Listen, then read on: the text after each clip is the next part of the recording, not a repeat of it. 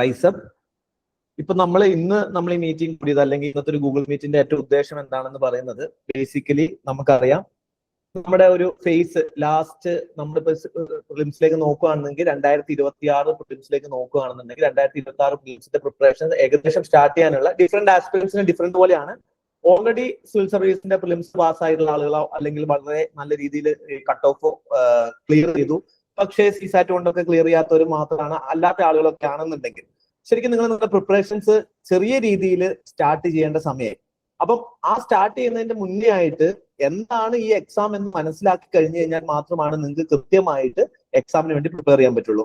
അപ്പം സ്വാഭാവികമായിട്ടും നിങ്ങൾ ഒരുപാട് പേര് റിപ്പീറ്റേഴ്സ് ആയിരിക്കും. നമ്മൾ പൊതുവെ റിപ്പീറ്റേഴ്സ് പല രീതിയിലുള്ള സെക്ഷൻ ഉണ്ട്. ആളുകൾ എന്ത് ചെയ്യുന്നുണ്ട്, മൾട്ടിപ്പിൾ അറ്റംപ്റ്റ്സ് കൊടുക്കുന്ന ആളുകളുണ്ടാവും, ആദ്യമായിട്ട് അറ്റംപ്റ്റ് ചെയ്യുന്ന ആളുകളുണ്ടാവും. പക്ഷെ ആരെ സംബന്ധിച്ചോളം ആണെന്നുണ്ടെങ്കിലും നമ്മൾ പ്രിപ്പയർ ചെയ്യുന്നതിന് മുന്നേ എന്താണ് എക്സാമിന്റെ ഡിമാൻഡ് എന്ന് കൃത്യമായി മനസ്സിലാക്കി കഴിഞ്ഞാൽ മാത്രമേ നമുക്ക് എന്ത് ചെയ്യാൻ പറ്റുള്ളൂ, എക്സാം പ്രോപ്പർ ആയിട്ട് കൊടുക്കാൻ പറ്റുള്ളൂ. അപ്പൊ അതല്ല എന്നുണ്ടെങ്കിൽ നമ്മൾ എന്താ ചെയ്യുന്നതെന്ന് വെച്ച് കഴിഞ്ഞാൽ we will prepare everything possible, പക്ഷെ എക്സാമിനേഷന്റെ ഡിമാൻഡിനനുസരിച്ചായിരിക്കില്ല നമ്മൾ പ്രിപ്പയർ ചെയ്യുന്നത്.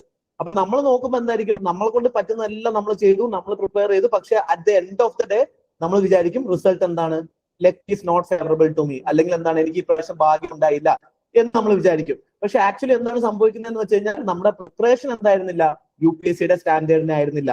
അപ്പൊ അതിനർത്ഥം UPSCയുടെ സ്റ്റാൻഡേർഡ് വളരെ വലിയ സ്റ്റാൻഡേർഡ് ആണോ എന്നുള്ളതായിരിക്കും വേറൊരു ചോദ്യം. അല്ലെ, നമ്മൾ UPSC ആണ്, മറ്റ് എക്സാമിനേഷൻ പോലെയല്ല, വലിയ സ്റ്റാൻഡേർഡ് ആണ്. ചില സമയത്ത് എന്താണ് പൊതുവെ സംഭവിക്കുന്നതെന്ന് വെച്ച് കഴിഞ്ഞാൽ നമ്മുടെ പ്രിപ്പറേഷൻ വലിയ സ്റ്റാൻഡേർഡിലും അത് നമ്മൾ ഏകദേശം ഇത്രത്തോളം പഠിക്കും, UPSC ഏകദേശം ഇത്രത്തോളം ഉണ്ട്. അപ്പൊ നമ്മൾ എന്ത് ചെയ്യും, ഓവർ ഹിറ്റ് ചെയ്ത് പോവുക എന്നുള്ളതും പ്രോബ്ലം ആണ്. നമ്മൾ എന്ത് ചെയ്യാറുണ്ട്, എക്സാമിനേഷന് വേണ്ടാത്ത കാര്യങ്ങളൊക്കെ നമ്മൾ ഇരുന്ന് പഠിക്കും. ചില ആളുകൾ 10 മണിക്കൂർ പഠിക്കും, പക്ഷെ 10 മണിക്കൂർ പഠിക്കുന്നത് ഇമ്പോർട്ടന്റ് ആയിട്ടുള്ള ബേസിക് ബുക്സുകളായിരിക്കില്ല, അല്ലെങ്കിൽ ക്വസ്റ്റ്യൻ എവിടുന്ന് ചോദിക്കുന്നു, എങ്ങനെ ചോദിക്കുന്നു എന്ന് മനസ്സിലാക്കാതെ നമ്മൾ പ്രിപ്പയർ ചെയ്യാൻ തുടങ്ങി കഴിഞ്ഞു കഴിഞ്ഞാൽ നമ്മൾ ഒന്നുകിൽ നമ്മൾ അണ്ടർ പ്രിപ്പയർഡ് ആയിരിക്കും, അല്ലെങ്കിൽ നമ്മൾ ഓവർ പ്രിപ്പയർഡ് ആയിരിക്കും. സോ UPSC സ്റ്റാൻഡേർഡിലേക്ക് അല്ലെങ്കിൽ എക്സാമിനറിന്റെ ഡിമാൻഡിനനുസരിച്ച് പ്രിപ്പയർ ചെയ്യുക എന്നുള്ളത് one of the important aspects ആണ്.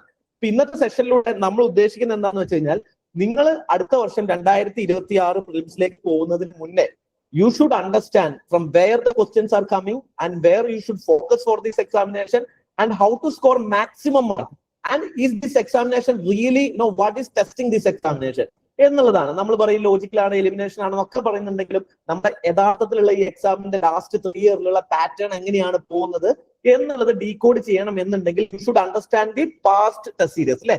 അപ്പൊ UPSC സംബന്ധിച്ചോളം UPSC മനസ്സിലാക്കാൻ വേണ്ടി നമുക്ക് ഒരൊറ്റ കാര്യമേ നമ്മുടെ മുന്നിലുള്ളൂ, ദാറ്റ് ഈസ് അവർ PYQs. UPSCയുടെ പാസ്റ്റ് ഇയർ ക്വസ്റ്റ്യൻ പേപ്പറിന്റെ പാറ്റേൺ മാത്രം വിചാരിച്ചിട്ട് മനസ്സിലാക്കിയിട്ട് വേണം നമുക്ക് വരും കാലം UPSC എങ്ങനെയായിരിക്കും എന്നുള്ളത് പ്രെഡിക്ട് ചെയ്യാൻ വേണ്ടിയിട്ട്. അപ്പൊ അതാണ് നമ്മൾ ചെയ്യാൻ പോകുന്നത്. ബേസിക്കലി എന്തുകൊണ്ട് നമ്മൾ ഡീകോഡ് ചെയ്യണം എന്ന് ഏറ്റവും ഇമ്പോർട്ടന്റ് ഒരു ആസ്പെക്ട് നോക്കുകയാണെന്നുണ്ടെങ്കിൽ we should understand what is the exact demand of the UPSC എന്നുള്ളത് മനസ്സിലാക്കുക. അപ്പൊ നമുക്ക് ചിലപ്പോൾ പറയാറുണ്ട്, നമ്മൾ അനലിറ്റിക്കൽ എബിലിറ്റി, തിങ്കിങ്, ഇതൊക്കെ എല്ലാവരും എന്ത് ചെയ്യാറുണ്ട്, എക്സാമിനേഷൻ പഠിക്കുന്ന അന്ന് തൊട്ട് നമ്മൾ പറയാറുണ്ട് ഇവിടെ ഒരു ക്രിട്ടിക്കൽ തിങ്കിങ് ആണ് വേണ്ടത്, അനലിറ്റിക് ആണ് വേണ്ടത്, ഇതൊക്കെ നിങ്ങൾക്ക് അറിയാം. But what is actually critical thinking, what is the actual demand of analytical ability? അതോ ഇനി UPSC just and memory based examination തന്നെയാണോ? ഇതൊക്കെയാണ് നമ്മൾ ഇന്ന് അനലൈസ് ചെയ്യാൻ പോകുന്നത്. അതുപോലെ തന്നെ ലാസ്റ്റ് 3 ഇയർ നോക്കുകയാണെന്നുണ്ടെങ്കിൽ there is a shift in trend. UPSC question ചോദിക്കുന്ന പാറ്റേണിൽ ഒരു ഡിഫറൻസസ് വന്നിട്ടുണ്ട് last 3 year, especially from the test series. 2022 മുതലുള്ള UPSCയുടെ PYQ നോക്കുകയാണെന്നുണ്ടെങ്കിൽ 2018-17 കാലങ്ങളിൽ അല്ലെങ്കിൽ 19-20 കാലങ്ങളിലൊക്കെ UPSCയുടെ പാറ്റേൺ പോലെയല്ല UPSC ഇപ്പൊ ക്വസ്റ്റ്യൻസ് ചോദിക്കുന്നത്. അപ്പൊ അത് മനസ്സിലാക്കാതെ വീണ്ടും നമ്മൾ ഒരു ജനറൽ പാറ്റേണിലേക്ക് പോകുന്നതുകൊണ്ട് കാര്യമില്ല. ഇനി നിങ്ങൾക്ക് എവിടെയാണ് gaps? Why did you failed in 2025 prelims? 2025 prelims fail ചെയ്യാൻ പറ്റുന്ന ഒരു പ്രിലിംസ് ആയിരുന്നോ, അതോ V shouldn't have failed 2025 prelims എന്നുള്ളതാണോ എന്നുള്ളത് നമുക്ക് മനസ്സിലാക്കണ്ടേ? അപ്പൊ നമ്മുടെ ഗ്യാപ്പ് എന്താണെന്ന് മനസ്സിലാവാതെ വീണ്ടും ആദ്യം തൊട്ട് നമ്മൾ അടുത്ത വർഷത്തേക്ക് പഠിച്ചു കഴിഞ്ഞ് കഴിഞ്ഞാൽ you will be repeating the same mistake which you have already done and failed in 2025. So അത് റെക്ടിഫൈ ചെയ്യാന്നുള്ളതാണ്. And finally what is more important is that എന്ത് തെറ്റ് പറ്റി എന്നുള്ളത് മനസ്സിലാക്കുക എന്നുള്ളതാണ്. എന്ത് തെറ്റ് പറ്റി എന്ന് മനസ്സിലായില്ലെങ്കിൽ നമ്മൾ എന്ത് പറയും, വിധിനെ പഠിച്ചുകൊണ്ട് അല്ലെങ്കിൽ വിധിയായ എനിക്ക് ഭാഗ്യം ഉണ്ടായിരുന്നില്ല നമ്മൾ പറഞ്ഞുകൊണ്ടിരിക്കും. അപ്പം എന്ത് തെറ്റ് പറ്റി എന്നുള്ളത് മനസ്സിലാക്കുക. Then finally we will also give you how to go for 2026 prelims road map. അപ്പൊ ഒരു സ്ട്രാറ്റജി എങ്ങനെയായിരിക്കും നമ്മുടെ പ്രിപ്പറേഷൻ പോകേണ്ടത് എന്നുള്ളതിന്റെ ഒരു ഹോളിസ്റ്റിക് ഐഡിയ. ഓരോ ഇൻഡിവിജ്വൽസിന്റെ സ്ട്രെങ്ത് ആൻഡ് വീക്ക്നെസ്സിനനുസരിച്ച് ഐഡിയാസ് മാറും. But we will only give the holistic perspective under which നിങ്ങൾക്ക് എന്ത് ചെയ്യാൻ പറ്റും, നിങ്ങളുടെ ഒരു ഐഡിയ എങ്ങനെ പോകണം എന്നുള്ളത് നിങ്ങൾക്ക് പ്ലാൻ ചെയ്യാം എന്നുള്ളതാണ്. അപ്പൊ നമുക്ക് 2025 പ്രിലിംസ് എഴുതി എത്ര ഉണ്ട്? നിങ്ങൾ എല്ലാവരും 2025 പ്രിലിംസ് എഴുതിയവരാണോ അതോ ഫസ്റ്റ് അറ്റംപ്റ്റ് ആണോ? സർ ഞാൻ പറഞ്ഞോ. ഞാൻ എഴുതി സർ 2025 ഞാൻ എഴുതിയതല്ല, പക്ഷെ എന്റെ തേർഡ് അറ്റംപ്റ്റ് ആണ്. തേർഡ് അറ്റംപ്റ്റ് ആണ്. ഒന്ന് തംസപ്പ് ഇടാവോ 2025 ഇട്ട ആളുകളൊക്കെ, so that I can easily understand how many people are already attended. Okay, Arjun ഉണ്ട്, അഭിജിത്ത് ഇട്ടിട്ടുണ്ട്. ഓക്കെ, സോ ഒരുപാട് പേരുണ്ട്. ഒരുപാട് ആളുകൾ എന്ത് ചെയ്തിട്ടുണ്ട്, 2025 പ്രിലിംസ് എഴുതിയിട്ടുണ്ട്. But well many of you guys may be അത് നന്നായി പോയിട്ടുണ്ടാവില്ല. Some of you already cleared ആയിരിക്കും, പക്ഷെ മെനി ഓഫ് യു എന്തായിട്ടുണ്ടല്ലോ നന്നായി പോയിട്ടുണ്ടാവില്ല. But 2026 may not be like 2025. So അതിനുള്ള ചേഞ്ചിനുള്ള ഫസ്റ്റ് സ്റ്റെപ്പ് ആണ് ഇന്ന് നമ്മൾ ഇവിടെ എടുക്കാൻ പോകുന്ന റൈറ്റപ്പിന്റെ ഭാഗമായിട്ട്. സോ ലെറ്റ് സി ഹൗസ് 2026 അല്ലെങ്കിൽ 2025 എങ്ങനെയാണെന്ന് നമുക്ക് എന്ത് ചെയ്യാം, സീക്രട്ട് നമുക്ക് ഇന്ന് മനസ്സിലാക്കാം. ഫസ്റ്റ് നമുക്ക് ആദ്യമായിട്ട് ബേസിക്കലി സബ്ജക്റ്റിന്റെ ഒരു കോൺട്രിബ്യൂഷനോ അതിന്റെ ഒരു പാറ്റേൺ എങ്ങനെയാ വന്ന് നോക്കാം. ഏറ്റവും ഇമ്പോർട്ടന്റ് ആയിട്ടുള്ള കോർ സബ്ജക്റ്റുകളാണ് നമ്മൾ ആദ്യം നോക്കാൻ പോകുന്നത്. ഈ കോർ സബ്ജക്റ്റിന്റെ ക്വസ്റ്റ്യൻസിന്റെ പാറ്റേൺ നോക്കുകയാണെന്നുണ്ടെങ്കിൽ, പൊളിറ്റി ക്വസ്റ്റ്യൻസ് നിങ്ങൾ നോക്കുകയാണെങ്കിൽ 2025 15 ക്വസ്റ്റ്യൻസ് വന്നിട്ടുണ്ട്. 2024 ഇത് 15 ക്വസ്റ്റ്യൻസ് തന്നെയായിരുന്നു. 2022 ആയപ്പം ബേസിക്കലി ഇത് 2023 ആയി കഴിഞ്ഞപ്പം ബേസിക്കലി ഇത് 12 ക്വസ്റ്റ്യൻസ് ആയിരുന്നു. ഇനി നിങ്ങൾ എക്കണോമി നോക്കുകയാണെന്നുണ്ടെങ്കിൽ, എക്കണോമിയിൽ ഫസ്റ്റ് 2025 17 ക്വസ്റ്റ്യൻ, ദെൻ 14 ക്വസ്റ്റ്യൻ ആയിരുന്നു അതിന് മുന്നേ 2023 14 ക്വസ്റ്റ്യൻസ്. ഏകദേശം നിങ്ങൾക്ക് ഇവിടെ ഒരു സ്റ്റെബിലിറ്റി കാണാൻ പറ്റും ഈ ക്വസ്റ്റ്യൻസിലൊക്കെ.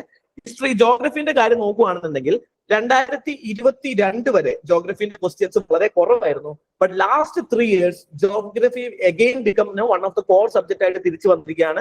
സോ ലാസ്റ്റ് 2-3 years നിങ്ങൾ നോക്കുകയാണെങ്കിൽ ജോഗ്രഫി, ലാസ്റ്റ് ഇയർ നോക്കുകയാണെങ്കിൽ 13 ക്വസ്റ്റ്യൻ ആയിരുന്നു, അതിന് മുന്നേ 18 ക്വസ്റ്റ്യൻസ് ചോദിച്ചു, അതിന് മുന്നേ 16ഓളം ക്വസ്റ്റ്യൻസ് എന്ത് ചെയ്തിട്ടുണ്ട്, ചോദിച്ചിട്ടുണ്ട്. സോ 3 year ആയിട്ട് ജോഗ്രഫിന്റെ റെലവൻസ് കൂടിക്കൊണ്ടിരിക്കുകയാണ്. അതിന് മുന്നേ പലപ്പോഴും ജോഗ്രഫി നമ്മൾ അവോയ്ഡ് ചെയ്യാറുണ്ടായിരുന്നു. ഇപ്പം ജോഗ്രഫി കുറച്ചുകൂടി എന്താണ് നിങ്ങൾക്ക് അവോയ്ഡ് ചെയ്യാൻ പറ്റാത്ത രീതിയിലേക്ക് മാറി. ഇനി ഹിസ്റ്ററിന്റെ ആസ്പെക്ടിൽ നിങ്ങൾ നോക്കുകയാണെന്നുണ്ടെങ്കിൽ, ഹിസ്റ്ററിയിൽ one of the biggest trend number of questions has increased in history. And increase ചെയ്തു എന്ന് പറയുമ്പോൾ നിങ്ങൾ ഏൻഷ്യന്റ് ഹിസ്റ്ററി മിഡിൽ ഹിസ്റ്ററി അല്ല ഇൻക്രീസ് ചെയ്തിട്ടുള്ളത്, മോഡേൺ ഹിസ്റ്ററി ക്വസ്റ്റ്യൻസ് ആണ് ലാസ്റ്റ് ടൈം ഏറ്റവും കൂടുതൽ ചോദിച്ചത്. But share of ancient and medieval question actually decline in history നമ്മൾ നോക്കുകയാണെന്നുണ്ടെങ്കിൽ, rather share of modern history എന്ത് ചെയ്തിട്ടുണ്ട്, കൂടിയിട്ടുള്ളതായിട്ട് നിങ്ങൾക്ക് കാണാൻ പറ്റും. അപ്പൊ 16 നിങ്ങൾക്ക് ഹിസ്റ്ററി നോക്കുകയാണെങ്കിൽ ലാസ്റ്റ് ഇയറിൽ 16 ക്വസ്റ്റ്യൻ. സോ അതിന് മുന്നേ 12 ക്വസ്റ്റ്യൻ ആയിരുന്നു, അതിന് മുന്നേ 13 ക്വസ്റ്റ്യൻ ആണ്. പക്ഷെ ഇവിടെയൊക്കെ ഒരു മോഡേൺ ഹിസ്റ്ററിന്റെ ട്രെൻഡ് ആണ് നമുക്ക് ഏറ്റവും ഇതായിട്ട് കാണാൻ പറ്റുന്നത്. ഇനി നിങ്ങൾ ബാക്കിയുള്ള ക്വസ്റ്റ്യൻസ് സയൻസ് ടെക്നോളജിയും എൻവയോൺമെന്റ് നോക്കുകയാണെന്നുണ്ടെങ്കിൽ, ലാസ്റ്റ് 2 years ആയിട്ട് നിങ്ങൾ നോക്കുകയാണെന്നുണ്ടെങ്കിൽ, അല്ലെങ്കിൽ 3 years ആയിട്ട് നോക്കുകയാണെന്നുണ്ടെങ്കിൽ, ഒരു ഏകദേശം സയൻസ് ആൻഡ് ടെക്നോളജിയിൽ നിങ്ങൾക്ക് ഒരു സിമിലർ പാറ്റേൺ തന്നെ കാണാൻ പറ്റും. ഒരു constant 15 number of question science and technology എന്ന് ക്വസ്റ്റ്യൻ വരുന്നുണ്ട്. പക്ഷേ ക്വസ്റ്റ്യന്റെ രീതിക്ക് ചേഞ്ചസ് ഉണ്ട്. That we will discuss lighter in the discussion. അതേപോലെ തന്നെ എൻവയോൺമെന്റ് ഭാഗം നിങ്ങൾ നോക്കുകയാണെന്നുണ്ടെങ്കിലും 12 question 15 question 12 question. So almost 12 to 15 question ആണ് വരുന്നത്. അപ്പം ഈ കഴിഞ്ഞ 3 വർഷമായിട്ട് ഏറ്റവും ഇമ്പോർട്ടന്റ് ആയ കാര്യം നിങ്ങൾ മനസ്സിലാക്കേണ്ട ഒരു കാര്യം എന്ന് പറഞ്ഞു കഴിഞ്ഞാൽ, കോർ സബ്ജക്റ്റിൽ നിന്നാണ് ഏറ്റവും കൂടുതൽ ക്വസ്റ്റ്യൻസ് വരുന്നത് എന്നുള്ളതാണ്. അതായത് ഒരു 15 question each from geography, 15 question from economy, polity and history എന്ത് ചെയ്യുന്നുണ്ട് വരുന്നുണ്ട്. ദെൻ എൻവയോൺമെന്റ്, ഇതുപോലെ തന്നെ എന്ത് ചെയ്യുന്നു സയൻസ് ആൻഡ് ടെക്. ഇതിന്റെ ഒരു 15 ക്വസ്റ്റ്യന്റെ ഏറ്റക്കുറച്ചിൽ അങ്ങോട്ടും ഇങ്ങോട്ടും 2 ദിവസം കൂടിയ കുറയുന്ന രീതിയിൽ മാറിക്കൊണ്ടിരിക്കുന്നു. അതിനർത്ഥം പണ്ട് UPSC ചില സബ്ജക്റ്റുകൾക്ക് ഓവർ വെയിറ്റേജ് കൊടുക്കാറുണ്ടായിരുന്നു. ഇപ്പൊ ഈ ഓവർ വെയിറ്റേജ് എന്ന് പറയുന്ന 2-3 ക്വസ്റ്റ്യൻസിലേക്ക് എന്ത് ചെയ്തിട്ടുണ്ട്, ഒതുങ്ങി നിന്നിട്ടുണ്ടെന്നാണ്. മിസ്ലേനിയസ് ടോപ്പിക്കുകൾ നോക്കുകയാണെന്നുണ്ടെങ്കിൽ, അതായത് കറണ്ട് അഫയേഴ്സിന്റെ ക്വസ്റ്റ്യൻസ് വരുന്നത്, അതേപോലെ തന്നെ ഇന്റർനാഷണൽ റിലേഷൻഷിപ്പിന്റെ ക്വസ്റ്റ്യൻസ്, ഇതൊക്കെ നിങ്ങൾ നോക്കുകയാണെന്നുണ്ടെങ്കിൽ ക്വസ്റ്റ്യൻസ് അഗെയിൻ ഒരു ഫിക്സഡ് ആയിട്ടുള്ള ഒരു പാറ്റേൺ തന്നെയാണ്. ലാസ്റ്റ് 3 years 13 ക്വസ്റ്റ്യൻസ് ഒരു ഹോളിസ്റ്റിക് ആയിട്ട് നമ്മൾ ഒരു ആവറേജ് പറയുകയാണെന്നുണ്ടെങ്കിൽ ഒരു 13 ക്വസ്റ്റ്യൻസോളം current affairs, purely current affairs ഉണ്ട്. പക്ഷെ അതിനർത്ഥം കറണ്ട് അഫയേഴ്സ് അത്രേ ഉള്ളൂ എന്നുള്ളതല്ല. കറണ്ട് അഫയേഴ്സും സ്റ്റാറ്റിക്കും ലിങ്ക്ഡ് ആയിട്ടുള്ള ഒരുപാട് ക്വസ്റ്റ്യൻസ് നമുക്ക് കഴിഞ്ഞ വർഷങ്ങളിൽ കാണാൻ പറ്റിയിട്ടുണ്ട്. അപ്പൊ അത് നമുക്ക് എന്ത് ചെയ്യാം, നമുക്ക് അനലൈസ് ചെയ്യാം എന്നുള്ളതാണ്. അപ്പം ഇവിടെ നിങ്ങൾക്ക് ഈ ഒരു അനാലിസിസ് നിങ്ങൾക്ക് മനസ്സിലാക്കേണ്ട ഒരു കാര്യം എന്ന് വെച്ച് കഴിഞ്ഞാൽ, ഏറ്റവും കൂടുതൽ കോർ സബ്ജക്റ്റുകളാണ്. ഏറ്റവും കോർ സബ്ജക്ട് എന്ന് തന്നെയാണ് ക്വസ്റ്റ്യൻ. കോർ സബ്ജക്ട് നിങ്ങൾ എലിമിനേറ്റ് ചെയ്തിട്ട് നിങ്ങൾക്ക് എന്ത് ചെയ്യാൻ പറ്റില്ല, പോകാൻ പറ്റില്ല. ഇനി എങ്ങനെയാണ് കോർ സബ്ജക്റ്റിൽ ക്വസ്റ്റ്യൻസ് വരുന്നത്, വിൽ ഡിസ്കസ്. ഇനി കട്ട് ഓഫിന്റെ ട്രെൻഡ് ഒന്ന് നോക്കുകയാണെന്നുണ്ടെങ്കിൽ, ലാസ്റ്റ് 3 years കട്ട് ഓഫ് നോക്കുകയാണെങ്കിൽ, ഇപ്പൊ ലാസ്റ്റ് ഇയറിലെ കട്ട് ഓഫ് ഞാൻ ഒരു 92 എന്നാണ് എടുത്തിട്ടുള്ളത്. ബേസിക്കലി നിങ്ങൾ നോക്കിക്കേ, നമ്മുടെ ഒരു മാർക്കിന്റെ നെഗറ്റീവ് എന്ന് പറയുന്നത് 1/3 ആണ് അല്ലെ.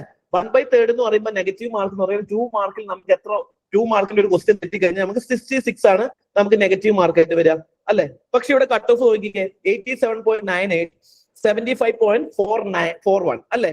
അതായത് ഒരു 66 നെഗറ്റീവ് മാർക്ക് പോവുകയാണ് എന്നുണ്ടെങ്കിൽ ഒരിക്കലും കട്ട് ഓഫ് എന്ത് ചെയ്യില്ല, 100 ക്വസ്റ്റിന് ഇങ്ങനെ വരില്ല. കട്ട് ഓഫ് എങ്ങനെയായിരിക്കും ഉണ്ടാവുക? ഫോർ എക്സാമ്പിൾ 87.33 ഓർ 87.66 എന്നുള്ളതായിരിക്കും നിങ്ങളുടെ കട്ട് ഓഫ് മാർക്ക്. അല്ലെങ്കിൽ ഒരു ഹോളിസ്റ്റിക് ആയിട്ടുള്ള ഒരു നമ്പർ ആയിരിക്കും 90, 80. അതായത് fraction വരുവാണെന്നുണ്ടെങ്കിൽ it should be 33 or 66. Then why there is a 75.41 and 87.98? Last 2-3 years ആയിട്ട് UPSC കൺസിസ്റ്റന്റ് ആയിട്ട് ചില ക്വസ്റ്റ്യൻസ് ക്യാൻസൽ ചെയ്യുന്നുണ്ട്. ഈ വർഷം നിങ്ങൾ നോക്കുകയാണെന്നുണ്ടെങ്കിലും ഈ വർഷം പല ആളുകൾക്കും 95 കിട്ടിയിട്ട് ആളുകൾ ഫിലിംസ് എന്ത് ചെയ്തിട്ടില്ല, ക്ലിയർ ചെയ്തിട്ടില്ല എന്ന് പറയാറുണ്ട്. 95ന്റെ മുകളിൽ കിട്ടിയവർ ക്ലിയർ ചെയ്തില്ല എന്ന് പറയുന്നു. One of the biggest problem എല്ലാ വർഷവും കഴിഞ്ഞ 3-4 വർഷമായിട്ട് 2 ക്വസ്റ്റ്യൻസ് മുതൽ 3 ക്വസ്റ്റ്യൻസ് വരെ UPSC ക്യാൻസൽ ചെയ്യുന്നു. ക്യാൻസൽ ചെയ്യുമ്പോൾ UPSC എന്ത് ചെയ്യുന്നു വെച്ച് കഴിഞ്ഞാൽ ഈ 3 ക്വസ്റ്റ്യന്റെ മാർക്ക് കുറച്ചിട്ടാണ് എന്ത് ചെയ്യുക, കട്ട് ഓഫ് കാൽക്കുലേറ്റ് ചെയ്യുക. അതുകൊണ്ടാണ് ഈ ഫ്രാക്ഷൻ 0.33 0.66 അല്ലാതെ 98, 41 പല നമ്പർ ഓഫ് ഫ്രാക്ഷൻസിലേക്ക് കട്ട് ഓഫ് വരാനുള്ള റീസൺ. അപ്പൊ 92 ഞാൻ പറയാൻ കാരണം എന്ന് വെച്ച് കഴിഞ്ഞാൽ ഈവൻ 92ന്റെ താഴെ ആവാൻ വരെ ചാൻസസ് ഉണ്ട്. Because last year paper is moderately tougher paper തന്നെയായിരുന്നു. വെറ്ററൻസിനെ സംബന്ധിച്ചോളം കുറച്ച് ആളുകൾക്ക് മാർക്ക് കിട്ടിയിട്ടുണ്ട്. ബട്ട് അതർവൈസ് ഒരു ടഫർ സൈഡ് തന്നെയായിരുന്നു പേപ്പർ എന്ന് പറയാം. അപ്പം കട്ട് ഓഫ് നിങ്ങൾ നോക്കുവാണെങ്കിൽ അറൌണ്ട് 90 ആയിട്ട് ഇരിക്കണം കട്ട് ഓഫ് എന്നത് തന്നെയാണ് നമുക്ക് പറയാൻ പറ്റും. ഇത് ഒരു +or-3 ആവാം. ഓക്കെ, സോ പക്ഷെ അതിന്റെ മുന്നത്തെ കട്ട് ഓഫുകൾ നോക്കിക്കഴിഞ്ഞാൽ 75 was one of the lowest unexpected CSAT ആയതുകൊണ്ടാണ്. അതർവൈസ് ഈ പേപ്പർ ആക്ച്വലി ഈസി പേപ്പർ ആയിരുന്നു. പിന്നെ ഒരു പെട്ടെന്ന് പാറ്റേൺ മാറിയപ്പോൾ കുറെ ആളുകൾ പാനിക് ആയി എന്നുള്ളത് കൊണ്ടാണ് 2023 കട്ട് ഓഫ് ഏറ്റവും കുറയിലേക്ക് വരാനുള്ള ഒരു റീസൺസ്. ഇനി ഇതിനകത്ത് ഏറ്റവും നിങ്ങൾ നോക്കേണ്ട കാര്യം, നമ്മൾ ഇതിനകത്ത് ലോജിക്കലായിട്ടാണോ ക്വസ്റ്റ്യൻസ് അല്ലെങ്കിൽ UPSC ഒരു ഫാക്ച്വൽ മെമ്മറി ബേസ്ഡ് ക്വസ്റ്റ്യൻസ് ആണോ ഏറ്റവും കൂടുതൽ ചോദിക്കുന്നത് എന്നുള്ളതാണ്. അപ്പൊ നമ്മൾ ലോജിക്കിലാണ്, ലോജിക്ക് നിങ്ങൾ എലിമിനേഷൻ പഠിക്കണം, എലിമിനേഷൻ ടെക്നിക്ക് പഠിക്കണം എന്ന് പറയുമ്പോൾ നമ്മൾ മനസ്സിലാക്കേണ്ട ഒരു കാര്യം, എലിമിനേഷൻ ടെക്നിക്ക് കൊണ്ട് മാത്രം ഈ വർഷങ്ങളുടെ അല്ലെങ്കിൽ ലാസ്റ്റ് 3 ഇയേഴ്സിലെ ക്വസ്റ്റ്യനിൽ ഒരു ട്രെൻഡിൽ ഒരു ഡിഫറൻസ് ഉണ്ട്. UPSC become more of A memory based test ആയിട്ട് ലാസ്റ്റ് 3 ഇയർ മാറിക്കൊണ്ടിരിക്കുകയാണ്. അത് നിങ്ങൾ ലാസ്റ്റ് 3 വർഷത്തെ ക്വസ്റ്റ്യൻസ് എടുത്തു നോക്കുകയാണെന്നുണ്ടെങ്കിൽ ലോജിക്കൽ ക്വസ്റ്റ്യൻ കൊണ്ട് സോൾവ് ചെയ്യാൻ പറ്റുന്ന ക്വസ്റ്റ്യൻസിന്റെ എണ്ണം കുറഞ്ഞു വരുന്നുണ്ട്. ഓക്കെ, നെക്സ്റ്റ് ടൈം ചിലപ്പോൾ അവർ കൂട്ടിയേക്കാം. കാരണം already there are criticism, UPSC become A memory based test എന്ന രീതിയിലേക്ക് എന്ത് ചെയ്യുന്നുണ്ട്, ക്രിറ്റിസിസം വരുന്നുണ്ട്. പക്ഷെ ലാസ്റ്റ് 3 ഇയർ നോക്കുകയാണ്, ഇപ്പൊ ഈ 2025 നോക്കുകയാണെന്നുണ്ടെങ്കിൽ 44 ക്വസ്റ്റ്യൻസോളം നിങ്ങൾക്ക് എലിമിനേഷൻ ഉപയോഗിച്ച് ചെയ്യാം. അതിൽ തന്നെ നിങ്ങൾ നോക്കുകയാണെന്നുണ്ടെങ്കിൽ ഫാക്ച്വലി ബേസ്ഡ്, അതായത് നിങ്ങൾക്ക് അറിയാമെങ്കിൽ മാത്രം ചെയ്യാൻ പറ്റുന്ന ക്വസ്റ്റ്യൻസ് 35ഓളം ഉണ്ട്. Which is actually compare to 2018 അല്ലെങ്കിൽ 2019 പേപ്പറൊക്കെ വെച്ച് നോക്കുകയാണെന്നുണ്ടെങ്കിൽ നിങ്ങൾക്ക് ആക്ച്വലി ഈ ക്വസ്റ്റ്യൻസിന്റെ ഷെയർ എന്ന് പറയുന്നത് വളരെ കൂടുതലാണ്. അതായത് ലാസ്റ്റ് 3 ഇയർ ആയിട്ട് UPSC കുറച്ചുകൂടി ഒരു ഫാക്ച്വൽ ഓറിയന്റഡ് ആയിട്ടുള്ള വൺ വേർഡ് ഓറിയന്റഡ് ആയിട്ടുള്ള ക്വസ്റ്റ്യൻസിലേക്ക് പാറ്റേൺ ചേഞ്ച് ചെയ്യുന്നതായിട്ട് നിങ്ങൾക്ക് കാണാൻ പറ്റും. ആ ചേഞ്ച് നമ്മൾ നോട്ട് ചെയ്യണം. അപ്പൊ ക്വസ്റ്റ്യൻസിൽ എങ്ങനെയാണോ മാറുന്നത് അതിനനുസരിച്ച് വേണം നമ്മുടെ പ്രിപ്പറേഷൻ മാറാൻ. ഇനി ഒരു ഫാക്ച്വൽ നോളജ് ഉണ്ട്, then you also need an elimination technique ഉണ്ടെങ്കിൽ മാത്രം ഒരു 21 ക്വസ്റ്റ്യൻസോളം നിങ്ങൾക്ക് ചെയ്യാൻ പറ്റും ഇപ്പോൾ ഉള്ള UPSC പേപ്പറിൽ. അപ്പം മനസ്സിലാക്കേണ്ടത് ലോജിക്ക് പഠിക്കാം, ലോജിക്ക് പഠിച്ചു കഴിഞ്ഞാൽ ക്ലിയർ ആവും എന്ന് പറയുന്നത് logic only works when you have the basic content. Basic content ഇല്ലാതെ ലോജിക്ക് വർക്ക് ചെയ്യില്ല. C I can do many logic but it's look like magician അല്ലെ. മജീഷ്യൻ എന്താ ചെയ്യുന്നത്, മജീഷ്യൻ ഓൾറെഡി എനിക്ക് ലോജിക്ക്, എനിക്ക് ബേസ് ഉണ്ടാവും. ആ ബേസിന്റെ മുകളിൽ നിന്നാണ് ഞാൻ എന്റെ ലോജിക്കൽ തിങ്കിങ് ചെയ്യുന്നത്. അപ്പൊ നിങ്ങൾ നോക്കുമ്പോൾ നിങ്ങൾ എന്ത് ചെയ്യുന്നു, ലോജിക്ക് മാത്രം ചെയ്ത് കഴിഞ്ഞാൽ കിട്ടുന്നു വിചാരിക്കും. പക്ഷെ ഓൾറെഡി ഞാൻ ബേസ് ഡെവലപ്പ് ചെയ്തുകൊണ്ടാണ് എനിക്ക് ലോജിക്കലായിട്ട് തിങ്ക് ചെയ്യാൻ പറ്റുന്നത് എന്നുള്ളത് നിങ്ങൾ മനസ്സിലാക്കണം. ഏതൊരു ഇൻസ്റ്റിറ്റ്യൂട്ടിൽ ലോജിക്ക് കാണിക്കുകയാണെങ്കിലും എവിടുന്ന് നിങ്ങൾ ലോജിക്ക് പഠിക്കുകയാണെന്നുണ്ടെങ്കിലും understand that logic won't work if you do not have the basic knowledge. So ensure that you have the foundation knowledge and it will add. Okay, എന്ത് ചെയ്യും, നിങ്ങളുടെ ഫൗണ്ടേഷന്റെ മുകളിൽ ലോജിക്ക് ആഡപ്പ് ചെയ്യുക എന്നുള്ളത് മാത്രമേ ലോജിക്കിന് ചെയ്യാൻ പറ്റുള്ളൂ. ലോജിക്ക് മാത്രമായിട്ട് നമുക്ക് സ്റ്റിക്ക് ഓൺ ചെയ്യാൻ പറ്റില്ല. എസ്പെഷ്യലി ട്രെൻഡ് എന്ത് ചെയ്യുന്നുണ്ട്, ഒരു ഷിഫ്റ്റ് വരുന്നുണ്ട്. ട്രെൻഡ് എങ്ങോട്ടാണ് പോകുന്നത്, കുറച്ചുകൂടി ഫാക്ച്വൽ ബേസ്ഡ് ആയിട്ടുള്ള മെമ്മറി ബേസ്ഡ് ആയിട്ടുള്ള ക്വസ്റ്റ്യൻസിലേക്ക് ട്രെൻഡ് പോകുന്നതിന്റെ ഭാഗമായിട്ട് നിങ്ങൾ എന്ത് ചെയ്യണം, കുറച്ചുകൂടി ഫൗണ്ടേഷൻ നോളജിലേക്ക് പോകണം. അതെങ്ങനെയാണെന്നുള്ളത് നമുക്ക് നോക്കാം. ഇനി എന്തുകൊണ്ട് ഞാൻ നിങ്ങളോട് ആദ്യം തന്നെ ചോദിച്ചിരുന്നത്, എന്തുകൊണ്ടാണ് UPSCയുടെ ക്വസ്റ്റ്യൻസിൽ നിങ്ങൾ 2025 എക്സാമിനേഷൻ എന്തായാലും പാസ് ആവണമായിരുന്നു, പാസ് ആവാൻ പറ്റിയ എക്സാം ആയിരുന്നു. CSATന്റെ കാര്യം ഞാനിപ്പോ പറയുന്നില്ല. പക്ഷെ GSന്റെ കാര്യത്തിൽ നിങ്ങൾക്ക് ഈസി ആയിട്ട് കട്ട് ഓഫ് ക്ലിയർ ചെയ്യാൻ പറ്റും എന്നുള്ളതിന് പറയാൻ കാരണം സോഴ്സ് ഓഫ് ക്വസ്റ്റ്യൻസ് നിങ്ങൾ നോക്കുകയാണെന്നുണ്ടെങ്കിൽ ഇപ്പോഴും കുട്ടികളോട് നമ്മൾ പലതവണ നമ്മൾ ആസ്പിറൻസിനോട് പറയുമെങ്കിലും നിങ്ങൾ എല്ലാവരും അത് ബൈബിൾ ആക്കി എടുക്കുമെങ്കിലും നിങ്ങൾ കൃത്യമായിട്ട് ഫോളോ ചെയ്യാത്ത ഒരു സാധനമാണ് reading NCERT books. And reading NCERT ബുക്സിൽ one of the biggest mistake people do, അല്ലെങ്കിൽ ആസ്പിറൻസ് ചെയ്യുന്ന ഒരു കാര്യം എന്താണെന്ന് വെച്ച് കഴിഞ്ഞാൽ, റീഡിങ് NCERT എന്ന് പറയുമ്പോൾ പല ടെക്സ്റ്റ് ബുക്കുകൾ ഉണ്ട്. അപ്പൊ അവർ പൊതുവെ പറയുന്നത്, സാറേ കുറെ ബുക്ക് വായിക്കാനുണ്ട്, let me read some list, അല്ലെങ്കിൽ എന്തെങ്കിലും ഒരു അക്കാഡമി ഉണ്ടാക്കിയ നോട്ട് ഞാൻ ഇരുന്ന് വായിക്കട്ടെ. അപ്പൊ rather than reading NCERT, academy ഉണ്ടാക്കിയ നോട്ട്സ് എന്ത് ചെയ്യും, ഇരുന്ന് വായിക്കും. അപ്പൊ ഈ നോട്ട്സ് ഇരുന്ന് വായിക്കുമ്പോൾ ഒരു പ്രോബ്ലം എന്താണെന്ന് വെച്ച് കഴിഞ്ഞാൽ, they will only give you crisp detail. വളരെ ഇമ്പോർട്ടന്റ് ആയുള്ള ഫാക്ച്വൽ ഇൻഫർമേഷൻ മാത്രമേ എന്ത് ചെയ്യുള്ളൂ, അവർ അതിനെ തരുള്ളൂ. പക്ഷെ UPSC will be asking from the paragraphs. അപ്പൊ സ്വാഭാവികമായിട്ട് നിങ്ങൾ NCERTs വായിക്കാതിരിക്കുമ്പോൾ നിങ്ങൾക്ക് അതിന്റെ ഒന്ന് ലോജിക്ക് എന്താണെന്നുള്ളത് കണക്ഷൻ കിട്ടില്ല, അതിന്റെ കോൺസെപ്റ്റുകൾ അണ്ടർസ്റ്റാൻഡിങ് നിങ്ങൾക്ക് പോകും. അതുപോലെ തന്നെ NCERT വായിച്ചാൽ നിങ്ങൾക്ക് അല്ലെങ്കിൽ ആ നോട്ട് വായിച്ചാൽ നിങ്ങൾക്ക് പല ക്വസ്റ്റ്യൻസും ചെയ്യാൻ പറ്റിയെന്ന് വരില്ല. ഓക്കെ, അപ്പൊ ഏറ്റവും ഇമ്പോർട്ടന്റ് ആയ കാര്യങ്ങൾ മനസ്സിലായി.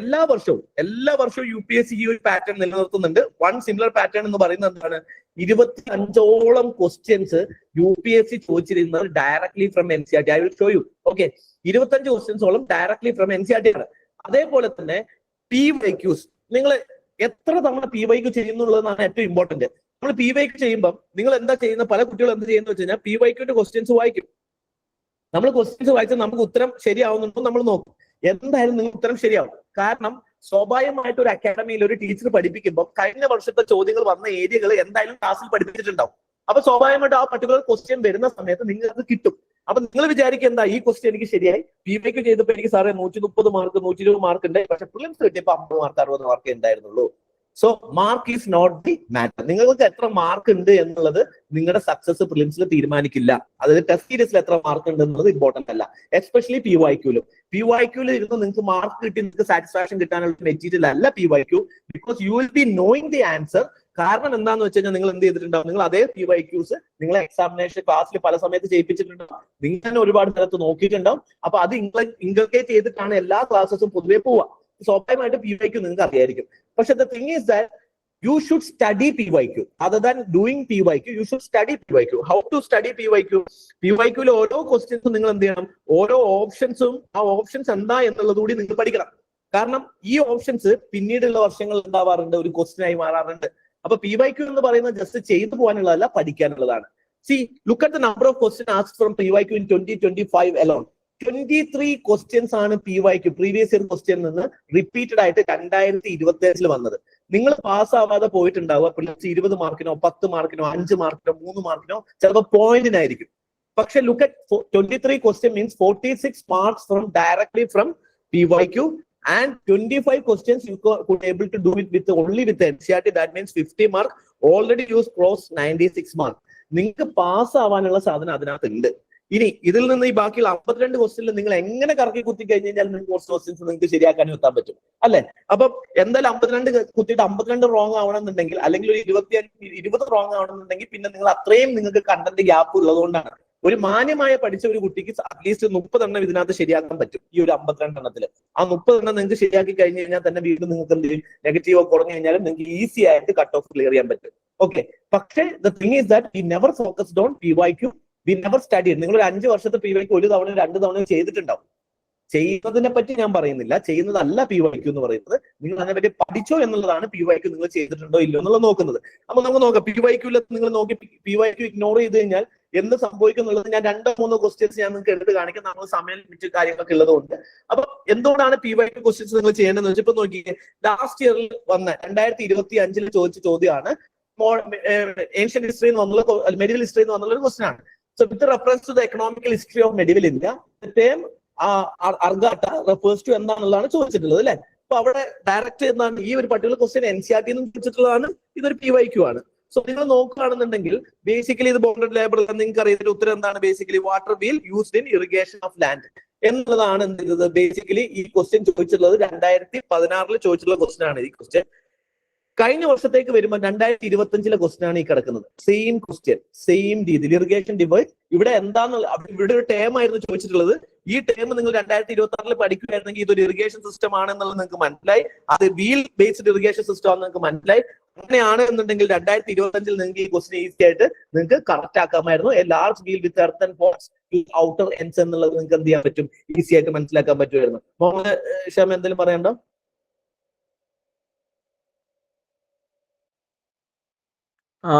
ഇത് ചെയ്യാൻ പറ്റുമായിരുന്നു. ഇതൊരു ബോണ്ടഡ് ലേബർ അല്ല എന്ന് അറിയാന്നുണ്ടെങ്കിൽ ആ ഓപ്ഷൻ നമുക്ക് എലിമിനേറ്റ് ചെയ്ത് കളയാം.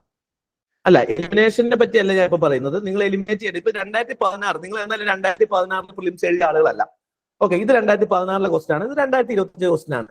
സി, എലിമിനേഷനെക്കാട്ടും ഉപരി നമ്മൾ ഇവിടെ നോക്കേണ്ടത്, സി ഡോണ്ട് ഓവർ എസ്റ്റിമേറ്റ്. നിങ്ങൾ എലിമിനേഷനിലേക്ക് നിങ്ങൾ കൂടുതൽ ഫോക്കസ് കൊടുക്കുന്നതിന് മുന്നേ make sure that your basics are done. Basics ചെയ്ത് കഴിഞ്ഞാൽ മാത്രമേ എലിമിനേഷൻ വർക്ക് ആവുള്ളൂ.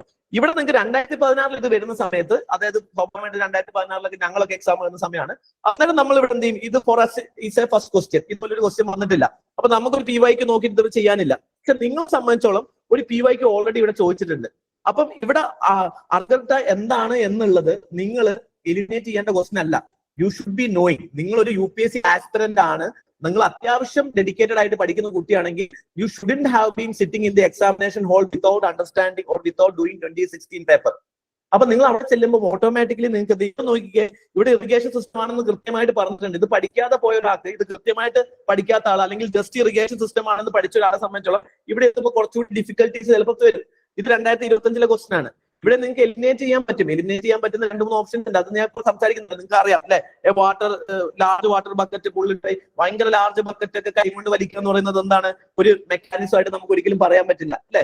ലാർജ് എർത്തൻ പോട്ട് എന്ത് ചെയ്യുന്നു, വലിയ പോട്ട്, ഒരു ഡ്രിവൺ ബൈ ബുള്ളോക്ക്, ഒരു ലോജിക് ആയിട്ട് നിങ്ങൾക്ക് തോന്നില്ല. അങ്ങനെയൊക്കെ ലോജിക്കലി നമുക്ക് എലിമിനേറ്റ് ചെയ്യാം. This should not have been eliminated by logic. ഇത് നിങ്ങൾക്ക് ഫസ്റ്റ് റൗണ്ട് പ്രിലിംസ് ചെയ്യുമ്പോൾ ഫസ്റ്റ് റൗണ്ടിൽ തന്നെ നിങ്ങൾ ടിക്ക് ചെയ്ത് പോകേണ്ട ക്വസ്റ്റ്യൻസ് ആണ്. അതായത് ഫസ്റ്റ് റൗണ്ടിൽ നിങ്ങൾക്ക് ഒരു 20 ക്വസ്റ്റ്യൻസ് കറക്റ്റ് ആയിട്ട്, അബ്സല്യൂട്ട്ലി കറക്റ്റ് ആയി കിട്ടേണ്ട ക്വസ്റ്റ്യൻ ആണ്. Because this is from directly from the PYQ എന്നുള്ളതാണ്. നിങ്ങൾ ഈ ഒരു ക്വസ്റ്റ്യൻ നോക്കിയേ. No virus can survive in ocean water, no virus can infect in bacteria, no virus can change the cellular transcriptional activity in the host cells. Okay, ഇതിന്റെ ഉത്തരം നിങ്ങൾക്ക് അറിയാലോ വൈറസിനെ പറ്റി. ഇത് ഒന്നാമത്തെ കാര്യം എന്ന് വെച്ചാൽ ഇതിനകത്ത് കുറച്ചുകൂടി ലോജിക്ക് ഉപയോഗിച്ച് കഴിഞ്ഞാൽ നിങ്ങൾ എന്ത് ചെയ്യാം, PYQ നിങ്ങൾക്ക് അറിയില്ല എന്നുണ്ടെങ്കിൽ ഇത് ലോജിക്ക് ഉപയോഗിച്ച് ചെയ്യാൻ പറ്റും. കാരണം ഇതെല്ലാം എന്താണ്, എക്സ്ട്രീം സ്റ്റേറ്റ്മെന്റ് ആണ്. 2025 ചോദിച്ച ക്വസ്റ്റൻ ആണ്. എല്ലാം എക്സ്ട്രീം ക്വസ്റ്റ്യൻസ് ആണ് അല്ലെ. 2025 എല്ലാം എക്സ്ട്രീംസ് ആണ്. നോ എന്നാണ് പറയുന്നത്. ദാറ്റ് മീൻസ് അബ്സല്യൂട്ട്ലി എന്ത് പറയുന്നു, ഇതൊന്നും സംഭവിക്കില്ല എന്നുള്ളതാണ് പറയുന്നത്. പക്ഷെ this should have been expected. ഈ ഒരു ക്വസ്റ്റ്യൻ ഇനിയും തിരിച്ചു ചോദിക്കാം. വൈറസുമായി റിലേറ്റ് ചെയ്ത ക്വസ്റ്റ്യൻ ഇനിയും തിരിച്ചു ചോദിക്കാം. കാരണം ഇത് മുന്നേ എന്ത് ചെയ്തിട്ടുണ്ട്, വൈറസ് ആരെയൊക്കെ ഇൻഫെക്ട് ചെയ്യാം എന്നുള്ളത് UPSC ഓൾറെഡി 2016 ചോദിച്ച ക്വസ്റ്റ്യൻസ് ആണ് 2025 the same question asked in 2016. ഈ സമയത്ത് നിങ്ങൾ ഇത് പഠിക്കണമായിരുന്നു, വൈറസ് എന്തിനൊക്കെ ഇമ്പാക്ട് ചെയ്യാം. ഇവിടെ ഇപ്പൊ ചോദിച്ചത് എന്താ, ഈസി ആയിട്ടുള്ള ക്വസ്റ്റ്യൻ ആയതുകൊണ്ട് ഇത് പഠിച്ചിട്ടില്ലെങ്കിലും, ഈ PYQ പഠിച്ചിട്ടില്ല എന്നുണ്ടെങ്കിൽ നിങ്ങൾക്ക് ഇവിടെ ചെയ്യാം. പക്ഷേ this won't be the same situation, അല്ലെ this won't be the situation every time. ഇതേപോലെ ഇനി റിപ്പീറ്റ് ചെയ്യണമെന്നില്ല. ഇതൊരു എക്സ്ട്രീം സ്റ്റേറ്റ്മെന്റ് ആണ്. ഇവിടെ നിങ്ങൾ ലോജിക്ക് മാത്രം ഉപയോഗിച്ചാൽ മതി. നിങ്ങൾക്ക് എന്ത് ചെയ്യണമെന്ന് അറിയണമെന്നില്ല. പക്ഷേ നിങ്ങൾ എന്ത് ചെയ്യണം, വൈറസ് എന്തിനൊക്കെ ഇൻഫെക്ട് ചെയ്യാം എന്നുള്ള ഒരു ബേസിക് UPSC ആസ്പിറന്റ് എന്ത് ചെയ്യണമായിരുന്നു, പഠിച്ചിട്ട് പോകണം എന്നുള്ളതാണ്. ഈ ഫ്രൂട്ട്സിന്റെ കാര്യത്തിൽ നമുക്ക് പലർക്കും കൺഫ്യൂഷൻ വന്നുള്ളതാണ്. ശരിക്കും ഇപ്പം പേരക്കൊക്കെ നമ്മുടെ നാട്ടിലുള്ളതാണോ, പപ്പായ ഉള്ളതാണോ, പൈനാപ്പിൾ ഉള്ളതാണോ, അല്ലെങ്കിൽ ഇതിൽ ഏതൊക്കെയാണ് പോർച്ചുഗീസ് കൊണ്ടെന്നുള്ളത്. ബേസിക്കലി നമ്മൾ നോക്കുകയാണെന്നുണ്ടെങ്കിൽ സിട്രസ് ഫ്രൂട്ട്സ് ആയിട്ടുള്ള അല്ലെങ്കിൽ ട്രോപ്പിക്കൽ ലാൻഡിൽ നിന്ന് വരുന്ന ഫ്രൂട്ട്സ് പൊതുവെ പോർച്ചുഗീസ് എന്ത് ചെയ്തതാണ്, ഇൻട്രൊഡ്യൂസ് ചെയ്ത ഫ്രൂട്ട്സുകളാണ് അല്ലെ. ഈ ക്വസ്റ്റ്യൻസ് നമുക്ക് ഈസി ആയിട്ട് ചെയ്യാൻ പറ്റും. ഇതിന്റെ ഓപ്ഷൻ, ഇതിന്റെ ആൻസർ അറിയോ ആർക്കെങ്കിലും? പ്രീവിയസ് ക്വസ്റ്റ്യനില്ലേ, പ്രീവിയസ് ക്വസ്റ്റ്യനിലുണ്ട്. ഇതിന്റെ ആൻസർ അറിയോ? അത് അതിന്റെ ആൻസർ നിങ്ങൾക്ക് കമന്റ് ചെയ്യാം. സി എന്ന് പറയുന്നുണ്ട്. ഓക്കെ, പിന്നെ സി എന്ന് പറയുമ്പോൾ എന്താ, ഓൾ ദ 3 ആണ് പറയുന്നത് അല്ലെ. എല്ലാവരും സി ആണ് പറയുന്നത്. സോ 3 സി എന്ന് പറയുന്നത് basically with respect to prelims, what is the important thing you should understand that in hindsight everybody is genius. See, what is matter is that are you able to do the question in the examination hall? Examination hall നിങ്ങൾ confused ആയിരിക്കും. പക്ഷെ പുറത്തിറങ്ങുന്ന മൊമെന്റിൽ simple, ഇതെനിക്കറിയാം, ഇത് ഇങ്ങനെ ചിന്തിച്ചാൽ പോലെ, ഇത് ഇങ്ങനെ ലോജിക്ക് എടുത്താൽ പോലെ. കാരണം after the examination in hindsight every aspirant is a genius. പക്ഷെ the only matter is think that are you able to do the same question inside the examination hall with the pressure എന്നുള്ളതാണ്. ഇവിടെ നിങ്ങൾക്ക് ഒരു doubt വരാൻ പാടില്ലാത്ത question ആണ്. Basically ഇതിനകത്ത് നിങ്ങൾക്ക് ഡൗട്ടോ നിങ്ങൾക്ക് ഇത് അറിയാതിരിക്കാനോ പാടില്ലാത്ത ക്വസ്റ്റ്യൻ ആണ് ഈ ഒരു പർട്ടിക്കുലർ ക്വസ്റ്റ്യൻ. കാരണം എന്താന്ന് വെച്ചാൽ വേറെ ഒന്നും കൊണ്ടല്ല, UPSC അതിന്റെ മുന്നത്തെ വർഷം തന്നെ UPSC ചോദിച്ചിട്ടുണ്ട് ഇതിൽ ഏതൊക്കെയാണ് നേറ്റീവ് ടു ഇന്ത്യ എന്നുള്ളത്. അപ്പൊ പപ്പായ എന്നുള്ള ക്വസ്റ്റ്യൻസ് അല്ലെങ്കിൽ നേറ്റീവ് ക്വസ്റ്റ്യൻസ് എന്താണെന്നുള്ളത് ചോദിച്ചുകൊണ്ട് തന്നെ നിങ്ങൾ സ്വാഭാവികമായിട്ട് പ്രിപ്പയർ ചെയ്ത് വെക്കേണ്ട ഒരു സ്പീഷ്യസ് ആണ് what are the native species, അല്ലെങ്കിൽ ഇന്ത്യയിലേക്ക് ഇൻട്രൊഡ്യൂസ് ചെയ്ത സ്പീഷ്യസുകൾ ഏതായിരുന്നു എന്നുള്ളത് നിങ്ങൾ എന്ത് ചെയ്യണം, നിങ്ങൾ ഓൾറെഡി പ്രിപ്പയർ ചെയ്ത് വെക്കണമായിരുന്നു. അപ്പൊ ഇത് നിങ്ങൾ ചെയ്യാത്തത് കൊണ്ടായിരിക്കും നിങ്ങൾക്ക് എന്ത് ചെയ്യുക, ഇവിടെ വരുന്ന സമയത്ത് വീണ്ടും കൺഫ്യൂഷൻസ് വരിക. അപ്പൊ ഈ കൺഫ്യൂഷൻസ് വരാതിരിക്കാൻ വേണ്ടിയിട്ടാണ് നമ്മൾ PYQ. അതുകൊണ്ട് ഞാൻ പറഞ്ഞത് PYQ എന്ന് പറഞ്ഞാൽ ക്വസ്റ്റ്യൻ ചെയ്യലല്ല, ഇതിനകത്തുള്ള ഓരോ ഓപ്ഷൻസും നിങ്ങൾ ചെക്ക് ചെയ്യണം. ഇത് ഏതാണ് നേറ്റീവ്സ്, അങ്ങനെയാണെങ്കിൽ ഏതൊക്കെ സ്പീഷ്യസ് നേറ്റീവ്, ഏതൊക്കെ നോൺ നെഗറ്റീവ് നേറ്റീവ് സ്പീഷ്യസ് ഉണ്ട് എന്നുള്ളതാണ് നിങ്ങൾ പഠിക്കേണ്ടത് ഇവിടെ. അപ്പൊ നിങ്ങൾ വെറുതെ ക്വസ്റ്റ്യൻ ചെയ്ത് പോവാതെ ചെയ്തൊരു നോട്ട് ഉണ്ടാക്കണം. അവിടെ ചെറിയൊരു സ്മോൾ നോട്ട് ഉണ്ടാക്കണം. ഏതൊക്കെയാണ് non native species which came to brought to India, അത് ആരാണ് ഈ സ്പീഷ്യസിന് എന്ത് ചെയ്തത്, അല്ലെങ്കിൽ ഒരു സ്പീഷ്യസിനൊക്കെ ഇന്ത്യയിലേക്ക് കൊണ്ടുവന്നത് ആരാണ് എന്ന് പഠിക്കുക എന്നുള്ളത് വളരെ ഇമ്പോർട്ടന്റ് ആയിട്ടുള്ള ആസ്പെക്ട്സ് ആണ്. അപ്പൊ അതേപോലെ തന്നെ ഇതിനകത്ത് ഈ ഒരു ക്വസ്റ്റ്യൻസ് ഒരുപാട് പേര് വളരെ ഡിഫിക്കൽട്ട് ആയിട്ട് പറഞ്ഞ ക്വസ്റ്റ്യൻസ് ആണ് ഐസോതേർംസിന്റെ ക്വസ്റ്റ്യൻസ് അല്ലെ.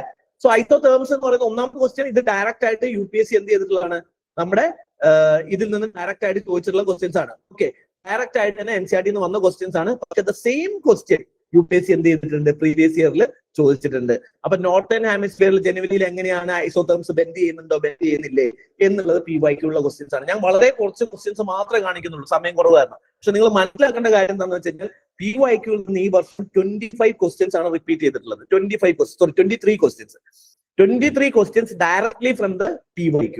അതും ഇതെന്നാണ് NCERT ബേസ്ഡ് ആയിട്ടുള്ള ക്വസ്റ്റ്യൻസ് ഒന്നും ഈ ക്വസ്റ്റ്യൻസ് വന്നിട്ടുണ്ട്. ഇത് NCERT നിന്ന് വന്ന ക്വസ്റ്റ്യൻസ് തന്നെയാണ്. അപ്പൊ വളരെ ഈസി ആയിട്ട് നിങ്ങൾക്ക് എന്ത് ചെയ്യാൻ പറ്റും, ഈ ക്വസ്റ്റ്യൻസ് നിങ്ങൾക്ക് ചെയ്തെടുക്കാൻ പറ്റും എന്നുള്ളതാണ്. നിങ്ങൾ PYQ വെറുതെ ഒന്ന് പഠിച്ചിട്ട് പോയിട്ടുണ്ടായിരുന്നെങ്കിൽ നിങ്ങൾക്ക് ഒരിക്കലും ഇത് തെറ്റില്ലായിരുന്നു. PYQ പഠിക്കാത്തത് കൊണ്ടാണ് നിങ്ങൾ അവിടെ പോകുമ്പോൾ കൺഫ്യൂഷൻ ആവുന്നത്. PYQ മാത്രവും NCERT മാത്രവും നിങ്ങൾ പഠിച്ചിട്ടുണ്ടെന്നുണ്ടെങ്കിൽ ഒന്ന് നിങ്ങൾക്ക് ബേസിക് സ്ട്രോങ് ആയിരിക്കും. അതുകൊണ്ട് തന്നെ നിങ്ങൾക്ക് ഒരു 19 ക്വസ്റ്റ്യൻസ് ചെയ്യാൻ പോട്ടെ, ഒരു 40 ക്വസ്റ്റ്യൻ ചെയ്താൽ മതി. ബാക്കി നിങ്ങൾ തെറ്റിച്ചോ, ബാക്കി 40 ക്വസ്റ്റ്യൻ ചെയ്തു, ബാക്കി നിങ്ങൾ എലിമിനേറ്റ് ചെയ്ത് പഠിച്ചിട്ടുണ്ടെങ്കിൽ തന്നെ നിങ്ങൾക്ക് എന്ത് ചെയ്യാൻ പറ്റും, 10-30 ക്വസ്റ്റ്യൻസ് ചെയ്ത് നിങ്ങൾക്ക് പ്രിലിംസ് ക്ലിയർ ചെയ്യാൻ പറ്റും. So don't go behind other than doing the basic things. വലിയ വലിയ കാര്യങ്ങൾ നിങ്ങൾ എന്ത് ചെയ്യാതിരിക്കുകയാണ്. നമ്മളെ സംബന്ധിച്ചോളം നമ്മൾ നോക്കുവാണെങ്കിൽ നമ്മുടെ ഏറ്റവും ഇമ്പോർട്ടന്റ് ആയിട്ടുള്ള ആസ്പെക്ട്സ്, ഇപ്പൊ PYQന്റെ കാര്യം ഞാൻ പറഞ്ഞു, PYQ ഞാൻ 3-4 ക്വസ്റ്റ്യൻസ് കാണിച്ചാൽ ഒരുപാട് ക്വസ്റ്റ്യൻസ് ഉണ്ട്. ആ ഒരുപാട് ക്വസ്റ്റ്യൻസിന്റെ ഫയൽസ് നമ്മളിപ്പം ഇത് ഫസ്റ്റ് സെഷൻ ആണ്, നമുക്ക് എന്തുണ്ട് ഇതിന്റെയൊക്കെ സബ്ജക്ട് ബേസ്ഡ് ആയിട്ടുള്ള സെഷൻസ് ഉണ്ട്. ഓക്കെ, റൈസപ്പിന്റെ തന്നെ പ്രിലിംസ് ലോഞ്ച് പാഡ് എന്ന് പറയുന്ന ഓപ്പൺ സെഷൻ ആണ്. ഫോർ നെക്സ്റ്റ് 6 ഡേയ്സിലേക്ക് നമ്മൾ അതായത് ഓൾട്ടർനേറ്റീവ് ഡേയ്സിൽ സെഷൻസ് ഉണ്ട്. ഫ്രൈഡേ നമ്മൾ ജോഗ്രഫി ഡിസ്കസ് ചെയ്യുന്നുണ്ട്. അപ്പൊ ഓരോ ദിവസവും ആ ഒരു പർട്ടിക്കുലർ ടോപ്പിക്കിൽ നിന്ന് എവിടുന്നൊക്കെയാണ് ക്വസ്റ്റ്യൻസ് വന്നത്, അതെങ്ങനെയാണ് ക്വസ്റ്റ്യൻസ് വന്നതെന്നുള്ളത് സബ്ജക്ട് ബേസ്ഡ് ആയിട്ട് നിങ്ങൾക്ക് എന്ത് ചെയ്യും നമ്മൾ പറഞ്ഞിരുന്നുണ്ട്. അപ്പൊ അതിലുപരി ഇതെന്താണ് ജസ്റ്റ് ബേസിക്കലി നിങ്ങൾക്ക് എങ്ങനെയാണ് പ്രിലിംസ് എന്നുള്ളത് മനസ്സിലാക്കാൻ വേണ്ടി എല്ലാ ഭാഗത്തും നമ്മൾ എന്ത് ചെയ്യുന്നതാണ്. So make sure that you attend all the sessions, because എല്ലാ സബ്ജക്റ്റിലും നിങ്ങൾക്ക് എന്ത് ചെയ്യും ഓപ്പൺ സെഷൻ ആണ്. We are not charging anything, but it is completely open to everyone. So അതിന്റെ ബേസ് ചെയ്ത് നിങ്ങൾ എന്ത് ചെയ്യണം, നിങ്ങൾ ആ ഒരു പ്രിപ്പറേഷൻ നിങ്ങൾ ടോപ്പിക് ചെയ്യുന്ന സമയത്ത് നിങ്ങൾ എന്ത് ചെയ്യുക, പഠിച്ച് പോവുക എന്നുള്ളതാണ് നിങ്ങൾ ചെയ്യേണ്ടത്. അപ്പൊ NCERT വായിക്കുന്നതിന്റെ കാര്യം പറയുമ്പോൾ stop running behind material for NCERT. If you are നിങ്ങൾക്ക് മടിയാണ് NCERT വായിക്കാൻ എന്നുണ്ടെങ്കിൽ പ്രിപ്പറേഷൻസ് ചെയ്യാതിരിക്കുന്നതാണ് വെറുതെ സമയം കളയുന്നതിനെക്കാട്ട് ഇമ്പോർട്ടന്റ് നിങ്ങൾ സമയം കളയാതിരിക്കുന്നതാണ് നല്ലത് ഞാൻ പറയുള്ളൂ. കാരണം എന്താണെന്ന് വെച്ച് കഴിഞ്ഞാൽ NCERT വളരെ ഡയറക്റ്റ് ആയിട്ട് വരുന്ന ക്വസ്റ്റ്യൻസ് നിങ്ങൾ ചെയ്യുന്നില്ല. 10ാം class NCERT 9ാം class NCERT questions വരും. നിങ്ങൾ NCERT വായിക്കുമ്പോൾ +1 +2 മാത്രമേ നമുക്ക് വായിക്കാൻ പറ്റുള്ളൂ. പക്ഷെ ക്വസ്റ്റ്യൻസ് വരുന്നത് 10ാം ക്ലാസ്സും 6ാം ക്ലാസ്സും 7ാം ക്ലാസ്സും ഒക്കെ ക്വസ്റ്റ്യൻസ് വരുന്നുണ്ട്. അപ്പൊ കൃത്യമായിട്ട് NCERT പ്രിപ്പയർ ചെയ്യുക എന്നുള്ളതാണ്. നിങ്ങളുടെ റൂട്ട് ഫൗണ്ടേഷൻ സ്ട്രോങ് ആണെന്നുണ്ടെങ്കിൽ മാത്രമേ നിങ്ങളെ ലോജിക്ക് വർക്ക് ചെയ്യുള്ളൂ. നിങ്ങളെ ലോജിക്ക് വർക്ക് ചെയ്ത് കഴിഞ്ഞാൽ മാത്രമേ നിങ്ങൾക്ക് കൃത്യമായിട്ട് ക്വസ്റ്റ്യൻസ് എലിമിനേറ്റ് ചെയ്യാൻ പറ്റുള്ളൂ. ഈ ഒരു പർട്ടിക്കുലർ ക്വസ്റ്റ്യൻസ് നോക്കിക്കേ, ഇപ്പൊ ഞാൻ 2-3 ക്വസ്റ്റ്യൻസ് ജസ്റ്റ് കാണിച്ചുതരാം നിങ്ങൾക്ക് NCERT നിന്ന് വരുന്നത്. Capital receipts are create liability or cause a reduction in the assets of the government. Borrowing and disinvestment are capital receipts, and interest received on the loans create a liability of the government. എന്തായിരിക്കും ഇതിന്റെ ഉത്തരം? ഇത് eliminate ചെയ്യാനും ഈസിയാണ്.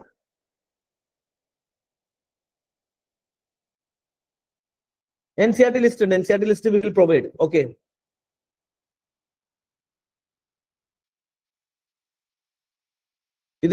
ഇതിന്റെ questions ഇതിന്റെ ഉത്തരം എന്തായിരിക്കും? ഇത് എങ്ങനെ എലിമിനേറ്റ് ചെയ്യാം? വളരെ ഈസി ക്വസ്റ്റ്യൻ അല്ലേ? ക്യാപിറ്റൽ റെസീപ്റ്റ്സിനെ പറ്റി വളരെ ബേസിക് ആണ്. UPSC നോക്കിക്കേ, നിങ്ങൾ ആലോചിക്കുക, ക്യാപിറ്റൽ റെസീപ്റ്റ്സ് എന്താണെന്ന് അറിയാതെ നിങ്ങൾ എക്സാമിനേഷന് പോവുകയാണെന്ന് നിങ്ങൾ സ്വയം ചോദിക്കുക. Means are you qualified enough to sit in the examination? Capital receipts എനിക്ക് അറിയില്ല, ഞാൻ പഠിക്കാൻ മറന്നു സാർ. അങ്ങനെയാണെന്നുണ്ടെങ്കിൽ നിങ്ങൾ പാസ്സാവാത്തതിൽ അല്ലെങ്കിൽ നിങ്ങൾ ക്ലിയർ ചെയ്യാത്തതിൽ നിങ്ങൾ കുറ്റം പറയാൻ പാടില്ല എന്നുള്ളതാണ്. Capital receipts create a liability or cost a reduction in the assets of the government. ശരിയാണോ തെറ്റാണോ? ശരിയാണ്. സെക്കൻഡ് സ്റ്റേറ്റ്മെന്റ് നോക്കിക്കേ. സെക്കൻഡ് സ്റ്റേറ്റ്മെന്റ് പറയുന്നത് എന്താണ്? Basically second statement, borrowings and investments are capital receipts. Disinvestment, sorry. ശരിയാണോ?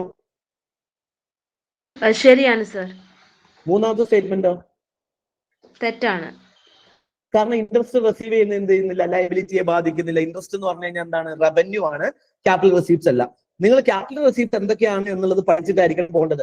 അതിന് നിങ്ങൾ എക്കണോമിക്സിന്റെ വലിയ ക്ലാസ് അറ്റൻഡ് ചെയ്യണോ അതിന്റെ കാര്യങ്ങളൊന്നുമില്ല. നിങ്ങൾ ബേസിക് ആയിട്ട് +2ന്റെ NCERT എടുത്ത് വായിച്ചു കഴിഞ്ഞു കഴിഞ്ഞാൽ വളരെ കൃത്യമായി +2ന്റെ NCERTയിൽ പറഞ്ഞിട്ടുണ്ട് എന്താണ് ക്യാപിറ്റൽ റെസീപ്റ്റ്സ്, എന്തൊക്കെ ഐറ്റംസ് അതിനകത്ത് വരും. ഇതിനകത്തില്ലാത്ത നിങ്ങൾ വേറെ ഒന്നും നിങ്ങൾക്ക് കോൺസെപ്റ്റ് അറിയില്ലെങ്കിലും ഇതിനകത്തില്ലാത്ത ഐറ്റംസ് നിങ്ങൾ റിമൂവ് ചെയ്താൽ പോലും നിങ്ങൾക്ക് അതിനകത്ത് എന്ത് ചെയ്യാൻ പറ്റും, ഉത്തരം കിട്ടും. ഇതിനകത്ത് ക്യാപിറ്റൽ റെസീപ്റ്റ്സ് എന്ന് പറഞ്ഞിട്ട് the main item of capital receipts ലോണിന്റെ കാര്യം പറയുന്നുണ്ട്, ബോറോയിങ്സ് പറയുന്നുണ്ട് അല്ലെ, അപ്പം അതർ ഫിനാൻഷ്യൽ ട്രഷറി ബില്ലിന്റെ കാര്യം പറയുന്നുണ്ട്, ഫോറിൻ ഗവൺമെന്റ് ഇൻവെസ്റ്റ്മെന്റിന്റെ കാര്യം പറയുന്നുണ്ട്, അപ്പൊ ലോൺ ഗ്രാന്റിന്റെ കാര്യം പറയുന്നുണ്ട്. അപ്പൊ നിങ്ങൾ നോക്കേണ്ടതെന്ന് വെച്ചാൽ നിങ്ങൾ ബേസിക് സാധനം നിങ്ങളുടെ ബുക്കിൽ തന്നെ ഉണ്ട്.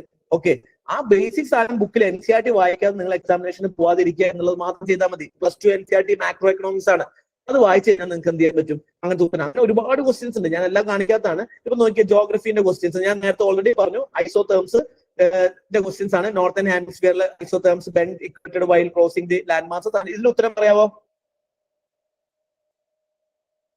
സർ? ഓപ്ഷൻ എ അല്ലേ?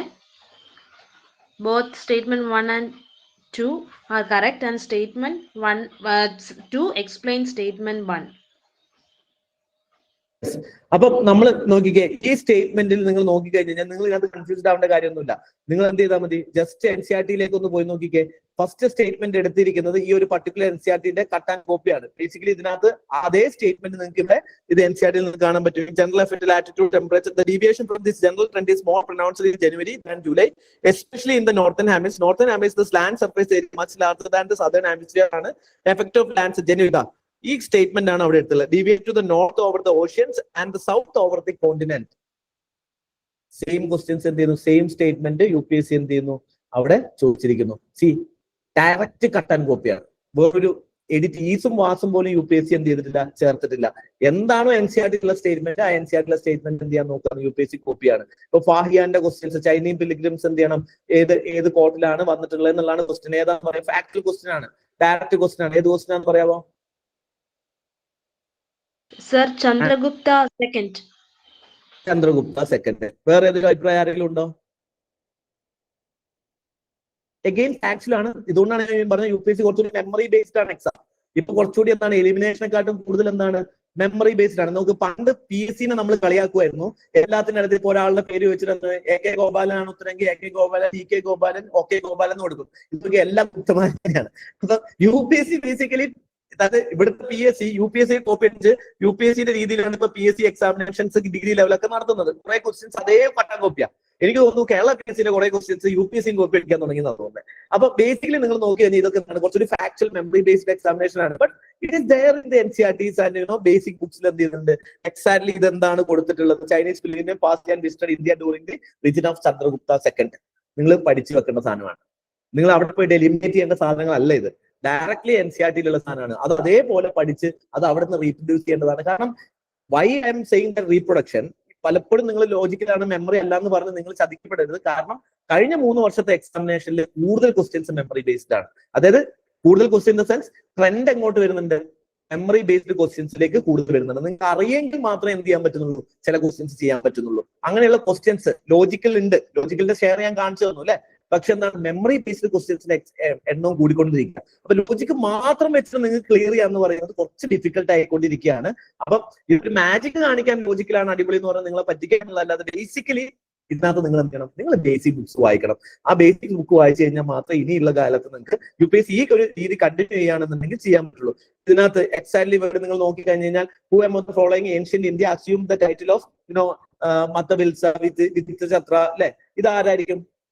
ഇവിടെ എലിമിനേഷൻ നോക്കുമ്പോൾ ഇതെല്ലാം പല്ലവ രാജാക്കന്മാര് തന്നെയാണ്. നിങ്ങൾ പണ്ട് UPSC ചോദിക്കുമ്പോൾ ഒരു പല്ലവാക്കിണ്ടൊക്കെ തരുള്ളായിരുന്നു. ഇപ്പൊ UPSC അങ്ങനെയല്ല. ഇപ്പൊ മഹേന്ദ്രവർമ്മനും നരസിംഹവർമ്മനൊക്കെ വളരെ ക്ലോസ് ഓപ്ഷൻസ് ആണ്. ചില ആളുകൾ 50-50 മഹേന്ദ്രവർമ്മൻ കൊടുത്തു പോയിട്ടുണ്ട്. കാരണം അത് ക്ലോസ് ഓപ്ഷൻസ് ആണ് ഇതൊക്കെ. അപ്പൊ നിങ്ങൾ എന്ത് ചെയ്യണം എന്ന് വെച്ച് കഴിഞ്ഞാല് നിങ്ങൾ എന്ത് ചെയ്യണം, NCERT കൃത്യമായിട്ട് വായിക്കുക. എന്റെ ആൻസർ എന്തായിരുന്നു, കമന്റ് ചെയ്യാവോ?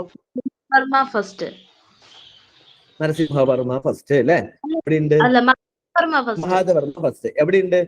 ബേസിക്കലി നിങ്ങൾ നോക്കി നോക്കിക്കേ, മഹേന്ദ്രവർമ്മൻ ഫസ്റ്റ് എന്ത് ചെയ്യുന്നുണ്ട്, കൃത്യമായി NCERTയിൽ കൊടുത്തിട്ടുണ്ട്. കൃത്യമായിട്ട് NCERTയിൽ പറഞ്ഞിട്ടുണ്ട് ആരാണ് എന്താണെന്നുള്ളത് പറഞ്ഞിട്ടുണ്ട്. Mahendravarman first with numerous tiles of visit Chatra.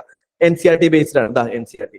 Okay, so NCERTയിൽ നിന്നുള്ള ഡയറക്റ്റ് ക്വസ്റ്റ്യൻ ആണ്. വളരെ ചെറിയ ഫാക്ച്വൽ ഇൻഫർമേഷനാ. നിങ്ങൾ വായിക്കാൻ നിൽക്കുമ്പോൾ അല്ലെങ്കിൽ ഒരു സമ്മറി വായിക്കാൻ നിൽക്കുമ്പോൾ ഇത് അതിനകത്ത് ചിലപ്പോൾ ഉണ്ടാവണമെന്നില്ല. അപ്പൊ നിങ്ങൾ എന്ത് ചെയ്യുക, നിങ്ങൾ ഓരോ സെന്റൻസും കൃത്യമായിട്ട് അതിനകത്തുള്ള ചില ഫാക്ച്വൽ ഇൻഫർമേഷനും ഇപ്പം ഇമ്പോർട്ടന്റ് ആണ് എന്നുള്ളതാണ്. UPSC വീണ്ടും കട്ട് ആൻഡ് കോപ്പി എടുത്ത അതേ സ്റ്റേറ്റ്മെന്റ് ആണ്. എല്ലാ സബ്ജക്റ്റിനും ഉണ്ട് കേട്ടോ, എല്ലാ സബ്ജക്റ്റിനും ഉണ്ട്. ഞാൻ എല്ലാ സബ്ജക്റ്റിനും ഓരോന്നോരോന്നൊക്കെ കാണിക്കുന്നുള്ളൂ. കാരണം എന്താണെന്ന് വെച്ച് കഴിഞ്ഞാൽ കുറെ കാണിക്കാൻ നമ്മൾ ഓരോ സബ്ജക്ട് ബേസ് വെച്ച് ഇതൊക്കെ നമ്മൾ കുറച്ചുകൂടി എന്തെയും ഡീറ്റെയിൽ ആയിട്ട് അവിടെ കാണിക്കുന്നുണ്ട്. അതുകൊണ്ടാണ് നമ്മൾ അതിനകത്തുള്ള ഒരു അനാലിസിസ് ഒരു സബ്ജക്ട് ബേസിൽ ഒരു സബ്ജക്റ്റിന്റെ ഉള്ളിൽ എങ്ങനെയാണ് ക്വസ്റ്റ്യൻസ് ചോദിക്കുക എന്നുള്ളത് കാണിക്കും. അപ്പൊ ആ സമയത്ത് നമുക്ക് ഡീറ്റെയിൽ ആയിട്ട് അനലൈസ് ചെയ്യാം. ഇവിടെ നോക്കിക്കേ, ഇത് വളരെ സിമ്പിൾ അല്ലേ. The belt of ancient rocks from Brazil cost matches with those from the western Africa. നമുക്ക് വേണമെങ്കിൽ ലോജിക് ആയിട്ടും ചെയ്യാൻ പറ്റും ഇതൊക്കെ. പക്ഷേ ഈ ലോജിക് ആയിട്ട് ചെയ്യുമ്പോൾ ഞാൻ പറഞ്ഞില്ല, ബേസിക് നോളജ് വേണം. The gold deposits of Ghana are derived from the Brazilian plateau when the two continents lay side by side എന്ന് പറയുന്നു. Gondwana system of sediments from the India is known to have its counterpart in 6 different landmarks of the southern hemisphere. See, first statement NCERT same statement or exact statement UPSC എന്ത് ചെയ്തു, copy എടുത്തു paste ചെയ്തു. Okay, same statement, യാതൊരു വ്യത്യാസങ്ങളും UPSC വരുത്തിയിട്ടില്ല. Okay, absolute the occurrence of the which place the deposits of gold in the Ghana coast and absolute absence of source rock in the region is amazing fact. The gold bearing veins are in the Brazil and it is obvious that the gold deposits of the Ghana derived from the Brazilian plateau. Same question. Second statement, again second statement in other basically the belt of ancient rocks of the Brazilian coast matches with those of from the Western Africa. Okay, statement in the cut and copy from the NCERT +1. Okay, +1 fundamentals of physics, geography, NCERT physical geography NCERT എന്ത് ചെയ്യുന്നു, direct cut and copy എടുത്തിട്ടാണ് UPSC ചെയ്യുന്നത്. Direct NCERT questions ആണ്. ഇപ്പം ഇത് നോക്കിയേ, non corporation movement നിങ്ങൾ എല്ലാവരും സ്പെക്ട്രം വായിച്ചിട്ടുണ്ടാവും അല്ലെ. നമ്മൾ മോഡേൺ ഹിസ്റ്ററി പഠിക്കുമ്പോൾ നമുക്ക് NCERT വായിക്കേണ്ട കാര്യമില്ല. കാരണം NCERT വായിച്ചു കഴിഞ്ഞാൽ നമുക്ക് നോളജ് കിട്ടൂലല്ലോ. നമുക്ക് വലിയ ബുക്കാണ് നല്ലത്. അപ്പൊ പക്ഷെ നമ്മൾ അതുകൊണ്ട് എന്ത് ചെയ്യും, നമ്മൾ NCERT വായിക്കില്ല. ബോയ്ക്കോട്ട് ഓഫ് ഇതിനകത്ത് എന്താണ് ഉത്തരം? ഈസി ആയിട്ട് നിങ്ങൾക്ക് എലിമിനേറ്റ് ചെയ്യാൻ പറ്റുന്നേ ഉള്ളൂ. ഞാൻ പറയുന്നത് എല്ലാം നമുക്ക് എലിമിനേറ്റ് ചെയ്യാൻ പറ്റുന്നത്, എനിക്ക് എലിമിനേറ്റ് ചെയ്യാൻ പറ്റുന്ന ചിലപ്പോൾ തോന്നുന്നത് എനിക്കിത് അറിയാം എന്നുള്ളത് കൂടിയാണ്. അപ്പം നിങ്ങൾക്ക് ഈ ഒരു ബേസിക് അണ്ടർസ്റ്റാൻഡിംഗ് ഉണ്ടെങ്കിൽ നിങ്ങൾക്ക് എലിമിനേറ്റ് ചെയ്യാം. പക്ഷെ ബേസിക് നോളജ് ഉണ്ടെങ്കിൽ മാത്രമേ എലിമിനേറ്റ് ചെയ്യാൻ പറ്റൂ. പക്ഷെ എലിമിനേറ്റ് ചെയ്യുന്നതിനുപരി ഇത് ഡയറക്റ്റ് ആയിട്ട് ഇത് ആണ് ഉത്തരം. എലിമിനേറ്റ് ചെയ്യുമ്പോൾ എന്താന്ന് വെച്ച് കഴിഞ്ഞാൽ നമ്മൾ എന്താ ചെയ്യുന്നത്, നമ്മൾ തെറ്റായ ഉത്തരങ്ങളെ എന്ത് ചെയ്യുന്നു, ഒഴിവാക്കി വാട്ട് എവർ കംസ് റിമൈനിങ് അതിനെ ശരിയാക്കി എടുക്കുക ചെയ്യാം. അപ്പൊ നമുക്ക് കൃത്യമായിട്ട് അത് ശരിയാണോ അല്ലയോ എന്നുള്ളതല്ല നമ്മൾ നോക്കുന്നത്. നമുക്ക് ഏറ്റവും അവസാനം കിട്ടുന്ന ഓപ്ഷൻ എന്താണോ അത് ശരിയായിട്ട് നമ്മൾ കൺസിഡർ ചെയ്യും. പക്ഷെ ഇവിടെ ശരിക്കും നമുക്ക് കറക്റ്റ് ഉത്തരം എന്താണെന്നുള്ളത് തന്നെ നമുക്ക് അറിയേണ്ടതാണ് അല്ലെ. നമ്മൾ എന്ത് ചെയ്തു, നമ്മൾ സ്പെക്ട്രം ഒക്കെ വായിച്ചു, എക്സാമിനേഷന് പോയി. പക്ഷെ UPSC എന്ത് ചെയ്തു, ഇതേ ക്വസ്റ്റ്യൻ പോയിട്ട് NCERT 10ാം ക്ലാസ് NCERT ആണ് മോഡേൺ ഹിസ്റ്ററി. എത്ര പേര് 10ാം ക്ലാസ് NCERT വായിച്ചിട്ടുണ്ട്? 10th ക്ലാസ് NCERT ആണ്. എന്താണ് ചെയ്യേണ്ടത്, കറക്റ്റ് സ്റ്റെപ്പ് പറഞ്ഞത് അല്ലെ. Then in case of ഇവിടെ ഗവൺമെന്റ് കൃത്യമായിട്ട് UPSC പറഞ്ഞത് കാണാൻ പറ്റും. Then in case of government used repression, a full civil disobedience campaign would be launched. ചില ആളുകൾ എന്ത് ചെയ്തെന്ന് വെച്ച് കഴിഞ്ഞാൽ സിവിൽ ഡിസോബീഡിയൻസ് മൂവ്മെന്റ് എന്ന് പറഞ്ഞാൽ ഇപ്പോഴല്ലോ. കാരണം നോൺ കോപ്പറേഷൻ മൂവ്മെന്റ് നമ്മൾ 1990 നടക്കുന്നു, സിവിൽ ഡിസോബീഡിയൻസ് 1930 അപ്പൊ അതൊരിക്കലും എന്തല്ല ഇവിടെ വരേണ്ട കാര്യമല്ല. പക്ഷെ എന്താണ്, കൃത്യമായിട്ട് ഗാന്ധിയുടെ ഡയറക്ഷനിൽ പറഞ്ഞിട്ടുണ്ട്. ഓക്കെ, ഒരു വർഷം കഴിഞ്ഞിട്ട് ഇവര് ഉഷാറാക്കിയില്ല, ഗവൺമെന്റ് സമ്മതിക്കുന്നില്ലെങ്കിൽ let's go for civil disobedience movement NCERT ഉണ്ട്. നിങ്ങൾ സ്പെക്ട്രം വായിക്കുന്നതിന് മുമ്പ് you should go from NCERT to spectrum. NCERT വായിച്ചിട്ട് നിങ്ങൾക്ക് ചെയ്തു കഴിഞ്ഞാൽ നിങ്ങൾക്ക് അറ്റ്ലീസ്റ്റ് എന്ത് ചെയ്യാൻ പറ്റും, ആൻസേഴ്സ് നിങ്ങൾക്ക് കിട്ടും എന്നുള്ളതാണ് ഇതിന്റെ ഇമ്പോർട്ടന്റ് ആയിട്ടുള്ള ഫാക്ട്. നിങ്ങൾക്ക് ഈസി ആയിട്ട് എന്ത് ചെയ്യാൻ പറ്റും, ഉത്തരം ചെയ്യാൻ പറ്റും. എന്തെങ്കിലും പറയാനുണ്ടോ? കമന്റ് ചെയ്തോളൂ വേണമെന്നുണ്ടെങ്കിൽ കേട്ടോ. സംസാരിക്കാൻ ഓക്കെ ഇല്ല, ഫൈൻ. ഇനി അനദർ ഇമ്പോർട്ടന്റ് ആസ്പെക്ട്സ് നിങ്ങൾ നോക്കി, വേറൊരു ക്വസ്റ്റ്യൻ നോക്കി, ജുഡീഷ്യറി ആയിട്ട് നമ്മുടെ ഫണ്ടമെന്റൽ റൈറ്റ്സ്, ഫണ്ടമെന്റൽ ജുഡീഷ്യറി ഒക്കെ നിങ്ങൾക്ക് ലക്ഷ്മികാന്ത് വായിച്ചിട്ടും ചെയ്യാം. ലക്ഷ്മികാന്ത് നിങ്ങൾ എന്തായാലും വായിക്കണം. പക്ഷെ അതിന് മുന്നേ നിങ്ങൾ വായിക്കേണ്ടതാണ് NCERT. ഇതൊക്കെ NCERT എന്ത് ചെയ്യുന്നുണ്ട്, നിങ്ങൾക്ക് ഫണ്ടമെന്റൽ റൈറ്റ്സ്, DPSP എന്താണെന്നൊക്കെ നിങ്ങൾക്ക് എല്ലാവർക്കും അറിയാം എന്നാണ് ഞാൻ വിശ്വസിക്കുന്നത്. സോ ബേസിക്കലി ഇതൊക്കെ എന്ത് ചെയ്യുന്നുണ്ട്, ഡയറക്റ്റ് ആയിട്ട് നിങ്ങൾക്ക് NCERT തന്നെ എന്ത് ചെയ്തിട്ടുണ്ട്, എന്തൊക്കെയാണ് ഇപ്പം NCERT കൊടുത്തിട്ടുണ്ട്. അതേപോലെ തന്നെ ഈ ഫണ്ടമെന്റൽ റൈറ്റ്സിന്റെയും ഫണ്ടമെന്റൽ ഡ്യൂട്ടിന്റെയും അതുപോലെ തന്നെ DPSPന്റെ ഒരു വലിയൊരു പിക്ചർ ഒരു 1 പേജിൽ തന്നെ എന്ത് ചെയ്തിട്ടുണ്ട് UPSC ഉണ്ട് വർഷം. ഓക്കെ എന്ത് പറ്റി? ഓക്കെ ഫൈൻ, ഓക്കെ ശരി, okay fine. Separation of judiciary. അപ്പം ഫണ്ടമെന്റൽ റൈറ്റും ഫണ്ടമെന്റൽ ഡ്യൂട്ടീസ് ഒരു സെപ്പറേറ്റ് വലിയൊരു അതിനകത്ത് കൊള്ളാത്തോണ്ട് ഞാൻ സ്ക്രീൻഷോട്ട് എടുക്കാത്ത വലിയൊരു പേജിൽ എന്ത് ചെയ്തിട്ടുണ്ട്, കൊടുത്തിട്ടുണ്ട്. അതിനകത്ത് ബാക്കി സ്റ്റേറ്റ്മെന്റുകൾ ഉണ്ട്. അപ്പം ഇത് +1 NCERT കോൺസ്റ്റിറ്റ്യൂഷൻ ആയിട്ട് വർക്ക് എന്ന് പറയുന്ന ബുക്കിനകത്ത് എന്ത് ചെയ്തിട്ടുണ്ട്, ഈ സ്റ്റേറ്റ്മെന്റുകളെല്ലാം കൊടുത്തിട്ടുണ്ട്. അപ്പൊ നിങ്ങൾ മനസ്സിലാക്കേണ്ട എന്താണെന്ന് വെച്ച് കഴിഞ്ഞാൽ 25 questions directly from the NCERTs ആണ്, 23 ക്വസ്റ്റ്യൻസ് PYQൽ നിന്നാണ് ചോദിച്ചിട്ടുള്ളത്. അപ്പൊ നിങ്ങളുടെ പ്രിപ്പറേഷൻ എവിടുന്ന് സ്റ്റാർട്ട് ചെയ്യണം നിങ്ങൾക്ക് ഇപ്പൊ മനസ്സിലായിട്ടുണ്ടാവും. Set aside all the big books. നിങ്ങൾ വായിക്കാൻ പോകുന്ന എല്ലാ ബിഗ് ബുക്സും നിങ്ങൾ NCERT സ്ട്രോങ് അല്ലെങ്കിൽ നിങ്ങൾക്ക് തൊടാനായിട്ടില്ല, നിങ്ങൾക്ക് തൊടാനുള്ള അധികാരമില്ല. നിങ്ങൾ you should start from 6ാം class NCERT. Start from A kid. നിങ്ങൾ എന്തൊക്കെ ഇതുവരെ പഠിച്ചോ അൺലേൺ ഇറ്റ്. നിങ്ങൾക്ക് ഒരുപാട് ഈഗോസ് ഒക്കെ ഉണ്ടാവും, നിങ്ങൾ എല്ലാം കഴിഞ്ഞിട്ടുണ്ട്, പക്ഷെ അൺലേൺ ഇറ്റ്. ഓക്കെ, ആരും ഒന്നും അറിയാൻ പോകുന്നില്ല. നമ്മൾ എന്ത് ചെയ്യുക, 6ാം ക്ലാസ് NCERT വെച്ച് തുടങ്ങുക. വളരെ ബേസിക് ആയിട്ട് ഇതിന്റെ ഓരോ ബോക്സിലും കൊടുത്തിട്ടുള്ള സ്ഥലങ്ങൾ, ഇപ്പം UPSC ഹിസ്റ്ററിയിൽ ഓരോ പ്ലേസസ് ചോദിക്കാറുണ്ട് അല്ലെ, ഏൻഷ്യൻ ഹിസ്റ്ററിയിൽ. എല്ലാം എന്തിലാണ്, ബേസിക്കലി എല്ലാം നമ്മുടെ NCERT ബുക്സിലുള്ള ക്വസ്റ്റ്യൻസ് ആണ്. അപ്പം അത് NCERT മാപ്പ് നോക്കി കഴിഞ്ഞ് കഴിഞ്ഞാൽ അതിന് നമ്മൾ വേറെ സെപ്പറേറ്റ് സെക്ഷൻ തന്നെ ചെയ്യുന്നുണ്ട്. ഹിസ്റ്ററി പഠിക്കുന്ന സമയത്ത് ഞാൻ കാണിച്ചു തരാം. മാപ്പിൽ തന്നെ നമുക്ക് എന്തുണ്ട്, NCERT നിങ്ങൾ 6ാം ക്ലാസ് NCERT എടുത്തു കഴിഞ്ഞ് കഴിഞ്ഞാൽ ആദ്യത്തെ ഒരു ചാപ്റ്റർ കഴിയുമ്പോൾ തന്നെ എന്ത് ചെയ്യുന്നുണ്ട്, മാപ്പ് കാണിക്കുന്നുണ്ട്. എന്തൊക്കെയാണ് നിയോളിത്തിക് സൈറ്റ്സ്, എന്തൊക്കെയാണ് ഗിലോത്തിക് സൈറ്റ്സ് എന്നൊക്കെ പറഞ്ഞ് കാണിക്കുന്നുണ്ട്. പാലിയോളിത്തിക് സൈറ്റ്സ് ഒക്കെ കാണിക്കുന്നുണ്ട്. ആ സൈറ്റ്സിലുള്ള സാധനം, ആ മാപ്പാണ് 6ാം ക്ലാസ് NCERT മാപ്പാണ് എന്ത് ചെയ്യുന്നിരിക്കുന്നത്, നിങ്ങൾ കൊടുക്കുന്നത്. എന്റെ ഇബ്രാഹിമെ, നീ പിന്നെ മെസ്സേജ് ചെയ്യും. അപ്പം നിങ്ങൾ എന്ത് ചെയ്യാം, അപ്പം കൃത്യമായിട്ട് നിങ്ങൾ എന്ത് ചെയ്യുക, NCERT നിങ്ങൾ പഠിക്കണം. അപ്പൊ NCERTs കാര്യങ്ങളൊക്കെ എന്ത് ചെയ്യാം, ബേസിക്കലി നിങ്ങൾ നോക്കി പോകണം എന്നുള്ളത് എൻഷുർ ചെയ്യാം കേട്ടോ. അപ്പം ഈ ബേസിക് NCERTയിലേക്ക് തിരിച്ചു പോകാന്നുള്ളതാണ് നിങ്ങൾ ചെയ്യുന്നത്. ഇനി കഴിഞ്ഞ ഒരു വർഷങ്ങളുടെ ക്വസ്റ്റ്യന്റെ പാറ്റേൺ വളരെ ഇമ്പോർട്ടന്റ് ആണ്. ഈ ക്വസ്റ്റ്യൻ പാറ്റേൺ എന്തുകൊണ്ട് ഇമ്പോർട്ടന്റ് എന്ന് പറഞ്ഞു കഴിഞ്ഞാൽ, എങ്ങനെ ക്വസ്റ്റ്യൻസ് വരുന്നു എന്ന് മനസ്സിലാക്കി കഴിഞ്ഞ് കഴിഞ്ഞാൽ നിങ്ങൾക്ക് കൃത്യമായിട്ട് പ്രിപ്പയർ ചെയ്യാൻ പറ്റുള്ളൂ. നമ്മൾ ആ ക്വസ്റ്റ്യന്റെ രീതി ഒന്ന് നോക്കിക്കുക. നിങ്ങൾ അസർഷൻ ആൻഡ് റീസൺ ക്വസ്റ്റ്യൻ കഴിഞ്ഞ 3 വർഷം അല്ലെങ്കിൽ കഴിഞ്ഞ വർഷത്തെക്കാട്ടും അസർഷൻ ആൻഡ് റീസൺ ക്വസ്റ്റ്യൻസിന്റെ എണ്ണം കൂടിക്കൊണ്ടിരിക്കുകയാണ്. Okay, which is very actually നല്ല കാര്യമാണ്. കാരണം കുറച്ച് എലിമിനേറ്റ് ചെയ്യാൻ കുറച്ച് easy assertion and reason questions ഈ 1 സ്റ്റേറ്റ്മെന്റിനുള്ളിൽ 2 സ്റ്റേറ്റ്മെന്റ് അല്ലെങ്കിൽ 3 സ്റ്റേറ്റ്മെന്റ് കറക്റ്റ് പറയുന്നതിനെക്കാട്ടും ഈസിയാണ് അസർഷൻ ആൻഡ് റീസൺ ക്വസ്റ്റ്യൻ ചെയ്യാൻ വേണ്ടിയിട്ട്. പക്ഷെ നമ്മൾ അത് പേടിക്കാതെ കുറച്ചുകൂടി എന്ത് ചെയ്യുക, അതിന്റെ ലോജിക്ക് മനസ്സിലാക്കി ചെയ്യണം എന്നുള്ളൂ. അതിൽ തന്നെ 3 സ്റ്റേറ്റ്മെന്റ് വരുന്ന അസർഷൻ ആൻഡ് റീസൺ ക്വസ്റ്റ്യൻസ് എണ്ണം കഴിഞ്ഞ വർഷം ഭയങ്കരമായിട്ട് കൂടി. 2024 എടുക്കും ഇത്രയും 3 സ്റ്റേറ്റ്മെന്റ് വരുന്നതില്ല. പക്ഷെ ഈ വർഷം 3 എണ്ണം വരുന്ന അസർഷൻ ആൻഡ് റീസൺ ക്വസ്റ്റ്യൻസിന്റെ എണ്ണം 7 ക്വസ്റ്റ്യൻസിലേക്ക് എത്തി. അതേപോലെ തന്നെ 2 സ്റ്റേറ്റ്മെന്റ് ക്വസ്റ്റ്യൻ 6 എണ്ണം എത്തി എന്നുള്ളതാണ്. അപ്പൊ നിങ്ങൾ നോക്കേണ്ട ഒരു കാര്യം എന്താണെന്ന് വെച്ച് കഴിഞ്ഞാൽ, ബേസിക്കലി എന്ത് ചെയ്യുന്നു, ഇത്തരത്തിലുള്ള question assertion and reason questions കൂടുതൽ പ്രാക്ടീസ് ചെയ്യണം. ആ രീതിയിൽ ക്വസ്റ്റ്യൻസ് എന്ത് ചെയ്യാൻ വരാൻ തുടങ്ങിയിട്ടുണ്ട്. അപ്പൊ അതെങ്ങനെ ട്രാക്ക് ചെയ്യാൻ പറ്റും എന്നുള്ളത് നോക്കാം. അതേപോലെ ഞാൻ പറഞ്ഞു, മെമ്മറി ബേസ്ഡ് എക്സാം ആയിട്ട് UPSC മാറുന്നു. അതിന് ഏറ്റവും വലിയ എക്സാമ്പിൾ എന്താണെന്ന് വെച്ച് കഴിഞ്ഞാൽ, 1 statement question, direct question, 1 word ക്വസ്റ്റ്യൻസിന്റെ എണ്ണം UPSC കൂട്ടി. പണ്ട് 1 വേർഡ് ക്വസ്റ്റ്യന്റെ എണ്ണം എന്ന് പറയുന്നത് 10ൽ താഴെയൊക്കെയായിരുന്നു. അതായത് ഒരു ക്വസ്റ്റ്യൻ ചോദിക്കുന്നു, ഡയറക്റ്റ് ABCD ഉത്തരം. അതായത് കംപ്ലീറ്റ്ലി എന്താണ്, മോസ്റ്റ്ലി മെമ്മറി ബേസ്ഡ് ക്വസ്റ്റ്യൻസ്. ഈ മെമ്മറി ബേസ്ഡ് ക്വസ്റ്റ്യൻസിന്റെ എണ്ണം അല്ലെങ്കിൽ കറക്റ്റ് ഫാക്ച്വൽ ആയിട്ടുള്ള ക്വസ്റ്റ്യൻസ്, ഡയറക്റ്റ് ക്വസ്റ്റ്യൻസ് എണ്ണം 16 എണ്ണമാണ് കഴിഞ്ഞ വർഷം വന്നിട്ടുള്ളത്. അപ്പം 1 വേർഡ് റിലേറ്റഡ് ആയിട്ടുള്ള ക്വസ്റ്റ്യൻസ് കൂടുന്നു. പിന്നെ മാച്ച് ദ ഫോളോയിങ് കോളംസിന്റെ എണ്ണം വളരെയധികം കൂടിയിട്ടുണ്ട്. പണ്ട് 2 or 3 ക്വസ്റ്റ്യൻസ് വന്നെടുത്ത് 11 PPT പ്രൊവൈഡ് ചെയ്യാം. അപ്പൊ മാച്ച് ദ കോളംസ് ഉള്ള സ്ഥലത്ത്, മാച്ച് ദ കോളം ഉള്ള സ്ഥലങ്ങൾ എന്ത് ചെയ്ത് 11 ക്വസ്റ്റ്യൻസ് എന്ത് ചെയ്തിട്ടുണ്ട്, നിങ്ങൾക്ക് വന്നിട്ടുണ്ട്. അതും മാച്ച് ദ കോളത്തിൽ നിങ്ങൾ ശ്രദ്ധിക്കേണ്ട കാര്യം എന്ന് വെച്ച് കഴിഞ്ഞാൽ, അത് 2 കോളം അല്ല, 3 കോളം ഉള്ളതും ഉണ്ട്, 2 കോളം ഉള്ളതുണ്ട്. അപ്പോൾ ഉള്ള പ്രശ്നം, നിങ്ങൾക്ക് ഒരു മാച്ച് മാത്രം നോക്കിയാൽ പോരാ, പല 3 കോളത്തിലും നിങ്ങൾ എന്ത് ചെയ്യുന്നുണ്ട്, മാച്ച് ചെയ്യുന്നുണ്ടോ എന്നുള്ളത് നിങ്ങൾക്ക് നോക്കണം. അതേപോലെ തന്നെ ട്വിൻ സ്റ്റേറ്റ്മെന്റ്, അതായത് 1 only 2 only അല്ലെങ്കിൽ A only 2 only, both A and C, അങ്ങനത്തെ ക്വസ്റ്റ്യൻസും 11 എണ്ണം ഉണ്ട്. അതേപോലെ തന്നെ pair based questions, pair based question അറിയാലോ, only 1 correct, only 2 correct, only 3 correct എന്ന് പറയുന്ന സ്റ്റേറ്റ്മെന്റുകൾ, പെയർ ബേസ്ഡ് ആയിട്ടുള്ള ക്വസ്റ്റ്യൻസ് 2022 മുതലാണ് അങ്ങനത്തെ പാറ്റേൺ ഉള്ളത്. ആ പാറ്റേണിനാണ്, പണ്ടത്തെ പാറ്റേൺ എന്ന് പറയുന്നത് ട്വിൻ സ്റ്റേറ്റ്മെന്റ് ആയിരുന്നു ഏറ്റവും കൂടുതൽ ഉണ്ടായിരുന്നത്.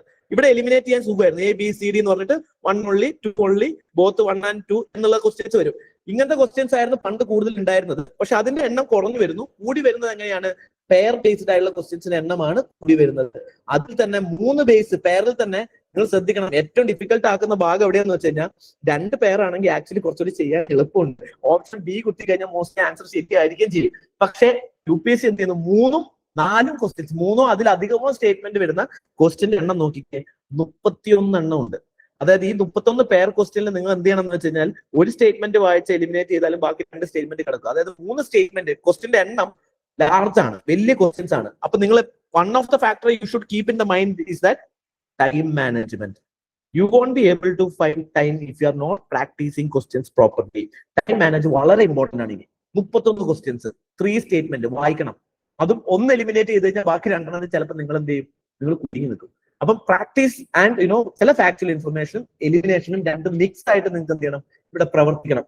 ഇല്ല എന്നുണ്ടെങ്കിൽ നിങ്ങൾക്ക് ഈ ക്വസ്റ്റ്യൻസ് ചെയ്യുന്നത് കുറച്ച് ഡിഫിക്കൽട്ട് ആയിട്ട് നിങ്ങൾക്ക് ഫീൽ ചെയ്യും. അപ്പൊ അത്രയും ഉള്ള ക്വസ്റ്റ്യൻസ് നിങ്ങൾ എന്ത് ചെയ്യണം, കൂടുതലായിട്ട് ചെയ്യുക എന്നുള്ളതാണ് നോക്കേണ്ടത്. അപ്പൊ ഞാൻ ഈ അസർഷൻ റീസൺ ക്വസ്റ്റ്യൻസിന് നോക്കി ഇങ്ങനത്തെ ടൈപ്പ് ഓഫ് ക്വസ്റ്റ്യൻസ് ആണ് കൂടുതൽ വരുന്നത്. ഈ ക്വസ്റ്റ്യൻസിന് one of the important factor, ഇതിനകത്ത് നിങ്ങൾ ഈ ക്വസ്റ്റ്യൻ ചെയ്യുമ്പോൾ നിങ്ങൾ മനസ്സിലാക്കേണ്ട ഏറ്റവും ഇമ്പോർട്ടന്റ് ഫാക്ടർ ഉണ്ട്. ഈ ക്വസ്റ്റ്യൻ ചെയ്യാൻ ഒരു സാധനം ഭയങ്കര ഈസിയാണ്. എന്തുകൊണ്ടാണ് ഈ ക്വസ്റ്റ്യൻ കുറച്ചുകൂടി ഈസി ആവുന്നതെന്ന് ഒരാൾക്ക് പറയാൻ പറ്റുമോ? നിങ്ങൾ ഒന്ന് ആലോചിച്ച് നോക്കി, എന്തുകൊണ്ട് ഈ ക്വസ്റ്റ്യൻസ് ഈസി ആവുന്നു?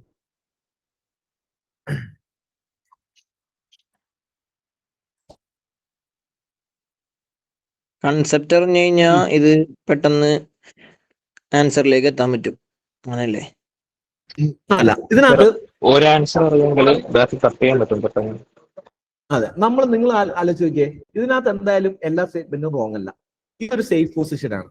നൺ എന്ന് പറയുന്ന ഒരു ഓപ്ഷൻ, അല്ലെങ്കിൽ എന്താ പറയാ, ഇതിനകത്ത് 2 സ്റ്റേറ്റ്മെന്റ് മാക്സിമം റോങ്. ഒന്നാമത്തെ statement is always absolutely correct. 3 statement വരുവാണെന്നുണ്ടെങ്കിൽ ഒന്നാമത്തെ statement is always absolutely correct ആയിരിക്കും. അപ്പൊ നിങ്ങൾ എന്ത് ചെയ്യണമെന്ന് വെച്ചാൽ ഒന്നാമത്തെ സ്റ്റേറ്റ്മെന്റ് അത് ട്രൂത്ത് ആക്കി എടുക്കുക, അത് വായിച്ചിട്ട് ആ ടോപ്പിക്കിനെ പറ്റിയുള്ള അണ്ടർസ്റ്റാൻഡിങ് ഇത് വെച്ച് നിങ്ങൾക്ക് എന്ത് ചെയ്യാൻ പറ്റും, ഇതിന്റെ കോൺസെപ്റ്റ് നിങ്ങൾക്ക് ഡെവലപ്പ് ചെയ്തെടുക്കാൻ പറ്റും. കാരണം ഒന്നാമത്തെ സ്റ്റേറ്റ്മെന്റ് ട്രൂ ആണ്. ആ രണ്ടാമത്തെ സ്റ്റേറ്റ്മെന്റ് മൂന്നാമത്തെ സ്റ്റേറ്റ്മെന്റ് ട്രൂ ആണോ, അത് എക്സ്പ്ലെയിൻ ചെയ്യുന്നുണ്ടോ എന്നുള്ളത് മാത്രമാണ് നിങ്ങൾ നോക്കേണ്ടത്. അപ്പം നിങ്ങൾ ഇത് ഒരു സ്റ്റേറ്റ്മെന്റ് നിങ്ങൾക്ക് ശരിയാണെന്ന് മനസ്സിലാക്കി കഴിഞ്ഞ് കഴിഞ്ഞാൽ പിന്നെ നിങ്ങൾക്ക് ഈസി ആയിട്ട് എന്ത് ചെയ്യാൻ പറ്റും, ഉത്തരത്തിലേക്ക് എത്താൻ പറ്റും, കുറച്ചുകൂടി ഈസി ആയിരിക്കും എത്താൻ വേണ്ടിയിട്ട്. അപ്പൊ ഒന്നാമത്തെ സ്റ്റേറ്റ്മെന്റുമായിട്ട് മാച്ച് ചെയ്യുന്നുണ്ടോ? കാരണം ഒന്നാമത്തെ സ്റ്റേറ്റ്മെന്റ് റോങ് അല്ല, ഒന്നാമത്തെ സ്റ്റേറ്റ്മെന്റ് എന്തായാലും റൈറ്റ് ആണ്. ഒന്നാമത്തെ സ്റ്റേറ്റ്മെന്റ് റോങ് എന്ന് പറഞ്ഞ ഒരു ഓപ്ഷൻ ഇല്ല. അപ്പം ഒന്നാമത്തെ ഓപ്ഷൻ എന്തായാലും കറക്റ്റാണ്.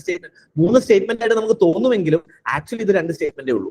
അപ്പൊ ഈ 2 സ്റ്റേറ്റ്മെന്റിലേക്ക് വരുന്നുണ്ട്. അതുകൊണ്ടാണ് ഞാൻ പറഞ്ഞത് 3 സാധനങ്ങൾ വരുമ്പോൾ നിങ്ങൾ എന്ത് ചെയ്യേണ്ട കാര്യമില്ല, പേടിക്കേണ്ട കാര്യമില്ല. ഇപ്പൊ ഇവിടെ തന്നെ നോക്കുകയാണെങ്കിൽ ഇത് വളരെ സിമ്പിൾ ആയുള്ള ക്വസ്റ്റൻ ആണ്. സർക്കുലർ എക്കണോമിയിലെ reduces the emission of greenhouse gases. അപ്പൊ എന്താണ് സർക്കുലർ എക്കണോമി എന്ന് നിങ്ങൾ ആദ്യം മനസ്സിലാക്കണം. Circular economy reduce the emission of greenhouse gas. അപ്പൊ സ്വാഭാവികമായിട്ടും അതെന്തായിരിക്കണം, ഒരു recycle circular economy recycling economy ആണെന്ന് നമുക്ക് മനസ്സിലാക്കാൻ പറ്റും ആ സ്റ്റേറ്റ്മെന്റ്. അതിൽ നിന്ന് ഗ്രീൻ ഹൗസ് ഗ്യാസസ് കുറയ്ക്കുന്നു. ഇത് second statement, circular economy reduce the use of raw material as input. അതായത് എന്ത് ചെയ്യുന്നുണ്ട്, പുതിയ റോ മെറ്റീരിയൽ ആയിട്ട് എന്ത് ചെയ്യുന്നില്ല, ആഡ് ചെയ്യുന്നില്ല. സ്വാഭാവികമായിട്ട് പുതിയ റോ മെറ്റീരിയൽ ആഡ് ചെയ്യുമ്പോഴാണല്ലോ ഗ്രീൻ ഹൗസ് ഗ്യാസ് കൂടുക. അപ്പൊ അത് കറക്റ്റ് ആണ്, നിങ്ങൾക്ക് മനസ്സിലായി. Circular economy reduces wastage in the production process. Of course recycling എക്കണോമിയിൽ വേസ്റ്റേജ് കുറവായിരിക്കും. നമ്മൾ എല്ലാ വേസ്റ്റ് എന്ത് ചെയ്യും, വീണ്ടും യൂസ് ചെയ്യും. നമ്മൾ പുതിയത് ഉണ്ടാക്കുന്നതിനെക്കാട്ടും പഴയ സാധനത്തിന് എന്ത് ചെയ്യും, നമ്മൾ റീസൈക്കിൾ നമ്മൾ എന്താ ചെയ്യുന്നത്, റീയൂസ്, റീസൈക്കിൾ ആൻഡ് അപ്സൈക്കിൾ നമ്മൾ ചെയ്തുകൊണ്ടിരിക്കും. അപ്പൊ ഇതാണ് സർക്കുലർ എക്കണോമി എന്ന് പറയുന്നത്. RRR ആണ്. സോ സ്വാഭാവികമായിട്ട് നിങ്ങൾക്ക് ആൻസറിലേക്ക് എത്താൻ വേണ്ടി ഈസിയാണ്. കാരണം ഫസ്റ്റ് സ്റ്റേറ്റ്മെന്റ് നിങ്ങൾക്ക് എന്ത് ചെയ്യാൻ പറ്റും, സുഖമായിട്ട് എടുക്കാൻ പറ്റും. ഇപ്പൊ ഇത് നോക്കിയേ, in the context of effect of water on the rocks. First statement നിങ്ങൾ പഠിപ്പിച്ചു തരിക. നിങ്ങൾക്ക് ഇതിനെപ്പറ്റി ഒന്നും അറിയില്ല എന്ന് വിചാരിക്കുക, നിങ്ങൾക്ക് ഇതിനെപ്പറ്റി വലിയ ഐഡിയ ഇല്ല. അപ്പൊ ഫസ്റ്റ് സ്റ്റേറ്റ്മെന്റ് UPSC ചെയ്യുന്നത് നിങ്ങളെ പഠിപ്പിച്ചു തരിക എന്നുള്ളതാണ്. സി, ഇങ്ങനെ ഒരു സാധനം ഉണ്ട്, നോക്കിക്കേ. In the context of effect of water on the rocks, chalk is known as very permeable rock, whereas clay is known as quite and impermeable least permeable rock ആണെന്നുള്ളത് എന്ത് ചെയ്യുന്നു, ഓൾറെഡി UPSC നിങ്ങൾക്ക് പറഞ്ഞു തരികയാണ്. എന്താണെന്നുള്ളതിന്റെ ഐഡിയ നിങ്ങൾക്ക് ഇവിടെ ഉണ്ടാക്കാൻ പറ്റും. Okay, always first statement true ആയിരിക്കും. 3 സ്റ്റേറ്റ്മെന്റ് വരുന്നതിലാണ് ഞാൻ പറയുന്നത്, 2 സ്റ്റേറ്റ്മെന്റിലല്ല. 3 സ്റ്റേറ്റ്മെന്റ് ക്വസ്റ്റ്യനിൽ ഫസ്റ്റ് സ്റ്റേറ്റ്മെന്റ് എപ്പോഴും എന്തായിരിക്കും, കറക്റ്റ് ആയിരിക്കും. ആ ഫസ്റ്റ് സ്റ്റേറ്റ്മെന്റ് റോങ് എന്ന് പറയുന്ന ഒരു ഓപ്ഷൻ ഇല്ല. അപ്പൊ നിങ്ങൾ ഡെവലപ്പ് ചെയ്യേണ്ടത് ഈ ഫസ്റ്റ് സ്റ്റേറ്റ്മെന്റ് വെച്ചിട്ട് നിങ്ങൾ ഐഡിയ ഡെവലപ്പ് ചെയ്യണം. എന്താണ് ഇതിനകത്ത് പെർമിയബിൾ, എന്താണ് ഇതിനകത്ത് പറയുന്നത് വെച്ചാൽ non as very permeable rock, whereas clay is known as quite and impermeable rock എന്ന് നിങ്ങൾക്ക് മനസ്സിലായി. അപ്പൊ എന്താണ് പെർമിയബിൾ, ഇംപെർമിയബിൾ എന്നുള്ളത് നിങ്ങൾക്ക് ഇവിടെ നിന്ന് മനസ്സിലാക്കാൻ പറ്റണം. പിന്നെ നിങ്ങൾക്ക് വേണമെങ്കിൽ ലോജിക്കായിട്ട് നിങ്ങൾക്ക് നോക്കാം. ചോക്ക് നിങ്ങൾക്ക് അറിയാം എന്താ ചോക്ക് എന്നുള്ളത്. നിങ്ങൾ സ്കൂളിലും ഒക്കെ ചോക്ക് വെച്ച് എറിഞ്ഞ് കളിച്ചവരായിരിക്കുമല്ലോ. അപ്പൊ അതിനകത്ത് വെള്ളം കയറോ ഇല്ലയോ, അല്ലെങ്കിൽ clay is not at all porous എന്നാണ് പറയുന്നത്. ഇവിടെ പോറസ് എന്താണെന്നുള്ളത് നമുക്ക് ക്ലേ പോറസ് ആണെന്ന്. Clay is known as quite as impermeable road, quite as impermeable road or least permeable road എന്നാ പറഞ്ഞത്. ആ സ്റ്റേറ്റ്മെന്റിൽ തന്നെ ഉത്തരവില്ല. നോക്കിയാൽ ഫസ്റ്റ് സ്റ്റേറ്റ്മെന്റിൽ തന്നെ പറയുന്നുണ്ട് അതെന്താണ്, ലീസ്റ്റ് പെർമിയബിൾ എന്നേ പറയുന്നുള്ളൂ, നോ പെർമിയബിൾ എന്ന് പറഞ്ഞിട്ടില്ല. പക്ഷെ തേർഡ് സ്റ്റേറ്റ്മെന്റ് ആണ്, അതായത് ഈ ഫസ്റ്റ് സ്റ്റേറ്റ്മെന്റ് പറയുന്നത് നിങ്ങൾക്ക് മനസ്സിലാൻ വേണ്ടിയിട്ട് ക്ലേ എന്ത് ചെയ്യുന്നുണ്ട്, one of the least permeable ആണ്. അതിന്റെ അർത്ഥം എന്താണ്, ഉള്ളതിൽ ഏറ്റവും കുറച്ച് മാർക്ക്. ഇപ്പൊ ഫോർ എക്സാമ്പിൾ ഞാനാണ് I am the least scored person, അല്ലെങ്കിൽ ഞാനാണ് നിങ്ങളുടെ പ്രിലിംസ് ടെസ്റ്റ് എഴുതിയപ്പോൾ ഏറ്റവും കുറച്ച് മാർക്ക് എനിക്ക് കിട്ടിയത്. അതിന്റെ അർത്ഥം എനിക്ക് 0 കിട്ടിയെന്നാണോ? എനിക്ക് 10 ആയിരിക്കും, നിങ്ങൾക്ക് 11, 15, 100, 150 ഒക്കെ ഉണ്ടാവും. എനിക്ക് 10 മാർക്ക് കിട്ടുള്ളൂ. So I am least. Doesn't mean that I am 0, right? So ഇവിടെ പറഞ്ഞത് clay is the least permeable. ഇവിടെ എന്താ പറയുന്നത്, clay is not at all porous എന്നാണ് പറയുന്നത്. രണ്ടും എക്സ്ട്രീം അല്ലേ? ഇത് മാച്ച് ആവും. ഈ സ്റ്റേറ്റ്മെന്റ് ഓൾറെഡി ശരിയല്ലേ? അപ്പൊ ഇതെന്ത് ചെയ്യുന്നു, തെറ്റാന്ന് മനസ്സിലാക്കി കൂടെ. ഈ ചോക്ക് നിങ്ങൾക്ക് വെള്ളത്തിലിട്ട് ചോക്കിനുള്ളിൽ വെള്ളത്തിൽ കയറുന്നുള്ളത് നിങ്ങൾക്ക് അറിയാലോ. അപ്പം നിങ്ങൾക്ക് പേഴ്സണൽ എക്സ്പീരിയൻസ് ഉള്ള സാധനമായിരിക്കും അത്. അപ്പം ഇങ്ങനെയുള്ള statement reason and assertion questions വരുന്നത് നിങ്ങൾ പ്രാക്ടീസ് ചെയ്യുക. പ്രാക്ടീസ് ചെയ്യുമ്പോൾ മനസ്സിലാക്കേണ്ട first statement is correct. First statement correct ആണെന്നുണ്ടെങ്കിൽ you develop an idea based on first statement. ഇതിലൊക്കെ മുമ്പ് നിങ്ങൾ ഫൗണ്ടേഷൻ വായിക്കണം. അത് ഞാൻ ഓൾറെഡി പറഞ്ഞു കേട്ടോ. ഫസ്റ്റ് സ്റ്റേറ്റ്മെന്റ് എന്താണ്, കറക്റ്റ് ആണെന്ന് നിങ്ങൾ വിചാരിക്കുക. ഇനി കറക്റ്റ് ആണ് എന്നുണ്ടെങ്കിൽ നിങ്ങൾ എന്ത് ചെയ്യും എന്നുള്ളതാണ് നിങ്ങൾ എന്ത് ചെയ്യേണ്ടത്, നിങ്ങൾ ഇതിനകത്ത് നോക്കേണ്ടത് എന്നുള്ളതാണ്. ഓക്കെ, സോ അതേപോലെ തന്നെ നിങ്ങൾക്ക് എന്താ, ഇപ്പൊ ഇതിനകത്ത് നോക്കിക്കുക, ഇതിനകത്ത് ഡബിൾ ബേസ്ഡ് ആയിട്ടുള്ള ക്വസ്റ്റ്യൻസ് എന്ത് ചെയ്യുന്നുണ്ട്, വരുന്നുണ്ട്. ഓക്കെ, 3 മാച്ച് ദ ഫോളോയിങ് വരുമ്പോൾ ഒന്ന് ഇത് one of the easiest question തന്നെയാണ്. കാരണം എന്താണെന്ന് വെച്ച് കഴിഞ്ഞാൽ ED കഴിഞ്ഞ ഒരു 5 വർഷമായിട്ട് ED ന്യൂസിലുണ്ട്. അപ്പൊ ED യെ പറ്റി നിങ്ങൾ പഠിച്ചിട്ട് പോവാന്നുള്ളത് നിങ്ങളുടെ ഉത്തരവാദിത്വം തന്നെയാണ്. അതെന്തായാലും എക്സ്പെക്ടഡ് ക്വസ്റ്റൻ ആണ്. നിങ്ങൾ ഏത് കറണ്ട് അഫയേഴ്സ് മാഗസിൻ പഠിച്ചാലും ഏത് ക്ലാസ്സിൽ പോയി കഴിഞ്ഞാൽ ED യെ പറ്റി നിങ്ങൾ പഠിപ്പിച്ചിട്ടുണ്ടാവും at least. Okay, so director of enforcement നിങ്ങൾക്ക് അറിയാം, ഹോം മിനിസ്റ്ററി അല്ല. പക്ഷെ ഞാൻ ഇവിടെ കാണിക്കാൻ തന്നത് എന്താണെന്ന് വെച്ച് കഴിഞ്ഞാൽ നിങ്ങൾക്ക് എന്ത് ചെയ്യണം, 3 മാച്ച് ആവണം. കുറച്ചുകൂടി എന്താണ് ഡിഫിക്കൽട്ട് ആയിരിക്കും നിങ്ങൾക്ക് ഈ മാച്ച് ദ ഫോളോയിങ് ക്വസ്റ്റ്യൻസ് വരുന്നത് എന്നുള്ളത്. അതേപോലെ തന്നെ ഇവിടെ ആ ക്വസ്റ്റ്യൻസ് ഞാൻ ഇവിടെ ആഡ് ചെയ്യാൻ വിട്ടുപോയി. UPSC മാച്ച് ദ ഫോളോയിങ് അല്ലെങ്കിൽ സ്റ്റേറ്റ്മെന്റിൽ UPSC also putting some question which make sure that you are leaving that particular questions. നിങ്ങൾ അത് അറ്റൻഡ് ചെയ്യാൻ പാടില്ല എന്ന് UPSC എന്ത് ചെയ്യുന്നുണ്ട്, ചെക്ക് ചെയ്യുന്ന കുറച്ച് ക്വസ്റ്റ്യൻസ് ഉണ്ട്. ഫോർ എക്സാമ്പിൾ, കഴിഞ്ഞ പ്രാവശ്യത്തെ ഒരു ക്വസ്റ്റ്യൻ ആണ് കൊക്കോനെ പറ്റിയുള്ള ക്വസ്റ്റ്യൻ. ഓക്കെ, സോ കൊക്കോ ക്വസ്റ്റ്യനെ പറ്റിയിട്ട് ഫസ്റ്റ് സ്റ്റേറ്റ്മെന്റ് കറക്റ്റ് ആണ്. അപ്പൊ സ്വാഭാവികമായിട്ട് ഡൽഹി വെച്ച് നടന്നു എന്ന് പറഞ്ഞിട്ട് എന്ത് ചെയ്യുന്നു, അതിന്റെ വേൾഡ് കപ്പ് ഡൽഹി വെച്ച് നടന്നു എന്ന് പറഞ്ഞ ഫസ്റ്റ് സ്റ്റേറ്റ്മെന്റ് പറയുന്നു.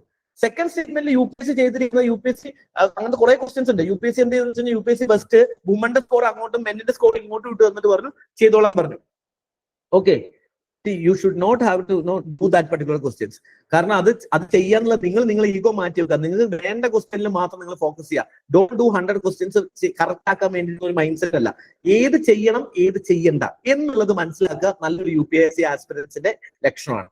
അപ്പൊ ഈ ഒരു ക്വസ്റ്റ്യൻ വിട്ട് കളയണമായിരുന്നു. കാരണം നിങ്ങൾ അവിടെ എന്ത് ചെയ്തു, UPSC വളരെ വളരെ മോശം ക്വസ്റ്റ്യൻ ആണ്. എന്താണ്, ജസ്റ്റ് സ്കോർ അങ്ങോട്ടും ഇങ്ങോട്ടും മാറ്റിയിട്ടാണ് ചെയ്തത്. ബാക്കി എല്ലാ സ്റ്റേറ്റ്മെന്റും കറക്റ്റാ. ബ്രിക്സിന്റെ ഒരു ക്വസ്റ്റ്യൻ ഉണ്ട് കഴിഞ്ഞ പ്രാവശ്യം. ബ്രിക്സിന്റെ ഒരു ക്വസ്റ്റ്യനിലെ UPSC ചെയ്തത് എന്താണെന്ന് വെച്ച് കഴിഞ്ഞാൽ 2025 ബ്രിക്സിന്റെ മീറ്റിംഗിലെ അജണ്ട എന്തായിരുന്നു എന്ന് വെച്ച് കഴിഞ്ഞാൽ multiculturalism for a just society എന്ന് പ്രൊമോട്ട് ചെയ്യാന്നുള്ളതാണ്. അത് സ്റ്റേറ്റ്മെന്റ് കൊടുത്തത് മൾട്ടി കൾച്ചറലിസം. ഓക്കെ, എന്നിട്ട് ആ സ്റ്റേറ്റ്മെന്റ് ആക്ച്വലി തെറ്റായി. എന്താ തെറ്റാൻ കാരണം അറിയോ, മൾട്ടി കൾച്ചറലിസം അല്ല, മൾട്ടി ലാറ്ററലിസം ആണ്. UPSC അങ്ങനെ ചെയ്യാൻ പാടില്ല ശരിക്കും. UPSC അത് നിങ്ങൾ ശ്രദ്ധിച്ച് വായിക്കണം ഓരോ വേർഡും. മൾട്ടി ലാറ്ററലിസം ആണ് ആക്ച്വലി ബ്രിക്സിൽ പറഞ്ഞിട്ടുള്ളത്. UPSC ചോദിച്ചത് മൾട്ടി കൾച്ചറലിസം ആണ്. പക്ഷെ ആരും മൾട്ടി കാണുമ്പോൾ നമ്മൾ അറിയാതെ എന്ത് ചെയ്യും, മൾട്ടി ലാറ്ററലിസം എന്ന് വായിച്ചു പോകും. അല്ലെങ്കിൽ നമ്മൾ അത് ശരിയാക്കി എടുക്കും. നമുക്ക് ഒരിക്കലും തെറ്റാക്കി എടുക്കാൻ പറ്റില്ല. ആ ക്വസ്റ്റ്യൻസ് ഒക്കെ തെറ്റണം. തെറ്റിയില്ലെങ്കിലേ പ്രശ്നമുള്ളൂ. കാരണം ഒരാൾക്ക് അത് ഇങ്ങനെ നമ്മൾ ശരിക്കും എക്സാമിൽ ലോജിക്ക് ഉപയോഗിച്ച് ചെയ്യുന്ന ഒരാൾക്ക് ഈ ക്വസ്റ്റ്യൻ എന്തായാലും തെറ്റും. കാരണം മൾട്ടി കൾച്ചറലിസം കാണുമ്പോൾ നമ്മൾ അറിയാതെ ഇടും. പക്ഷെ മൾട്ടി ലാറ്ററലിസം ആണ് ബ്രിക്സിൽ പറയുന്നത്. പക്ഷെ അതെന്ത് ചെയ്യാൻ പറ്റില്ല, അങ്ങനത്തെ ക്വസ്റ്റ്യൻസ് തെറ്റിക്കോട്ടെ. തെറ്റാതെ നിങ്ങൾക്ക് ഒരിക്കലും UPSC ശരിയാക്കാൻ പറ്റില്ല. എത്രത്തോളം കൂടുതൽ നിങ്ങൾ റിസ്ക് എടുക്കുമ്പോഴാണ് നിങ്ങൾക്ക് ആൻസേഴ്സ് കൂടുതൽ ശരിയാവുക. അപ്പൊ തെറ്റാതെ ശരിയാക്കുക എന്ന് പറയുന്നത് കൈ നനയാതെ മീൻ പിടിക്കാൻ വേണ്ടി നിങ്ങൾ ട്രൈ ചെയ്യുന്ന പോലെയാണ്. അത് പോസിബിൾ അല്ല. അപ്പൊ തെറ്റാനുള്ള ചാൻസസ് കൂടുതലുണ്ട്. ചില ക്വസ്റ്റ്യൻസ് UPSC വിടാൻ വേണ്ടി നിങ്ങളോട് ഒഴിവാക്കാൻ വേണ്ടിയിട്ടാണ് തരുന്നത്. അത് നിങ്ങൾ എന്ത് ചെയ്യരുത്, ഭയങ്കര ഈഗോ എടുത്ത് ചെയ്യാൻ നിൽക്കരുത്. ഇതിനകത്ത് മിനിസ്ട്രി ഓഫ് ഹോം അഫയേഴ്സ് അല്ല മിനിസ്ട്രി ഓഫ് ഫിനാൻസ് ആണ് എന്നുള്ളത് നിങ്ങൾക്ക് എന്ത് ചെയ്യണമായിരുന്നു, കൃത്യമായിട്ട് മനസ്സിലാക്കാൻ പറ്റുമായിരുന്നു. രണ്ടാമത്തെ സ്റ്റേറ്റ്മെന്റ് വെച്ച് നിങ്ങൾ നോക്കുമ്പോൾ എന്താണ് ഇവിടെ ലിങ്കേജ് നിൽക്കുകയാണ്. എൻഫോഴ്സ്മെന്റ് കസ്റ്റംസ് സ്വാഭാവികമായിട്ട് മിനിസ്ട്രി ഓഫ് ഫിനാൻസ് ആണ്. സോ ഇവിടെ റവന്യൂ ഇന്റലിജൻസിനെ പറ്റിയാണ് പറയുന്നത്. ഇത് നിങ്ങൾക്ക് ചിലപ്പോൾ എന്ത് ചെയ്യും, കുറച്ചൊരു ഫാക്ച്വൽ ഇൻഫർമേഷൻ വേണ്ടി വരുന്നത് ഇവിടെയാണ്. കാരണം ഇവിടെ രണ്ട് മാച്ചിങ് ആണ്. റവന്യൂ ഇവിടെ എന്താണ് ടാക്സിനെ പറ്റി പറയുന്നുണ്ട്. ബിഗ് ഡാറ്റ അനാലിസിസ് എന്ന് പറയുന്നത് എന്താണ്, ടാക്സുമായി റിലേറ്റഡ് ചെയ്താവാം എന്നുള്ള ഒരു ഗസ് എടുക്കുക എന്നുള്ളത് മാത്രമേ നിങ്ങൾക്ക് ചെയ്യാൻ പറ്റുള്ളൂ. കാരണം ഫാക്ച്വൽ നോളജ് ഇവിടെ കിട്ടാൻ ഭയങ്കര ബുദ്ധിമുട്ടാണ്. തെറ്റാനുള്ള ചാൻസസും ഉണ്ട്. ഓക്കെ, സോ എന്ത് ചെയ്യാം, ഇനി ഇത് നോക്കിയേ, ഇതൊക്കെ മാച്ച് ഫോളോയിങ് ആണ്. രണ്ടെണ്ണം വെച്ച് പറഞ്ഞു. അപ്പൊ അത് ചില ക്വസ്റ്റ്യൻസ് ഒഴിവാക്കണോ, അല്ലെങ്കിൽ അത് അറ്റൻഡ് ചെയ്യാൻ പോകുന്നതാണോ സാർ ഉദ്ദേശിച്ചത്? ചില ക്വസ്റ്റ്യൻസ് ഒഴിവാക്കി വിടും. അത് ഏത് ഒഴിവാക്കണം എന്നുള്ളത് ഒരു നിങ്ങൾ ആലോചിക്കാം. ഒരു 5 ക്വസ്റ്റ്യൻസ് നിങ്ങൾക്ക് ഒഴിവാക്കാനുണ്ടാവും. You do not know complete, എല്ലാം നിങ്ങൾക്ക് അറിയില്ല. നിങ്ങൾ എന്ത് 100 ക്വസ്റ്റ്യൻ നിങ്ങൾ 95 അറ്റൻഡ് ചെയ്തോ. 95 itself is the biggest attempt. If you are able to do it 95, do it 95. You can do 100 also. We used to do 100, but that is because we know that foundation is strong. അപ്പൊ ചെയ്യുന്നതിൽ maximum guest എടുക്കാനാണ് നമ്മൾ try ചെയ്യുന്നത്. അപ്പൊ 95 ചെയ്തോ. 95 ചെയ്യുന്നതിൽ തെറ്റൊന്നുമില്ല. 95 5 ഒഴിവാക്കാൻ പറ്റും, നിങ്ങൾക്ക് ഒഴിവാക്കാം. ഇപ്പൊ കൊക്കോ ഒക്കെ കിട്ടുക എന്ന് പറയുന്നത് വളരെ ഡിഫിക്കൽട്ടാണ്. കാരണം ഈ സ്കോർ 53-40 എന്താണ് മെന്നിന്റെ സ്കോർ, 78-40 എന്താണ് ഗേൾസിന്റെ സ്കോർ. ഇത് അങ്ങോട്ടും ഇങ്ങോട്ടും മറിച്ചിട്ടു. ബാക്കി ഒന്നും മാറിയിട്ടില്ല. അപ്പൊ നിങ്ങൾ ന്യൂസ് പേപ്പർ വായിച്ച് ഒരു വേഗ മെമ്മറി ഉണ്ടെങ്കിലും നിങ്ങൾ ആര് ജയിച്ചു എന്നുള്ളത് ഓർത്ത് വെക്കില്ല. സ്കോർ ചിലപ്പോൾ നിങ്ങൾ ഓർത്ത് വെക്കില്ല. അങ്ങനെ out of focus questions UPSC ചോദിക്കുന്നുണ്ട്.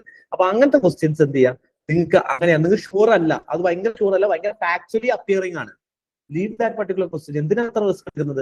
അത് ഒരു 5 ക്വസ്റ്റ്യൻസ് ഒഴിവാക്കുക എന്നുള്ളത് അതാണ് സ്ട്രാറ്റജി. അല്ലാതെ എല്ലാം ചെയ്യുന്നതിലല്ല, 5 ക്വസ്റ്റ്യൻ ഒഴിവാക്കി വിടുക. അതുപോലെ ഇതൊക്കെ വളരെ സിമ്പിൾ ആണ്. Direct principle, fundamental rights, fundamental duty ഒക്കെ നിങ്ങൾക്ക് ഇതൊക്കെ മാച്ച് ദ ഫോളോയിങ് ഈസി ആയുള്ള ക്വസ്റ്റ്യൻസ് വരുന്നുണ്ട്.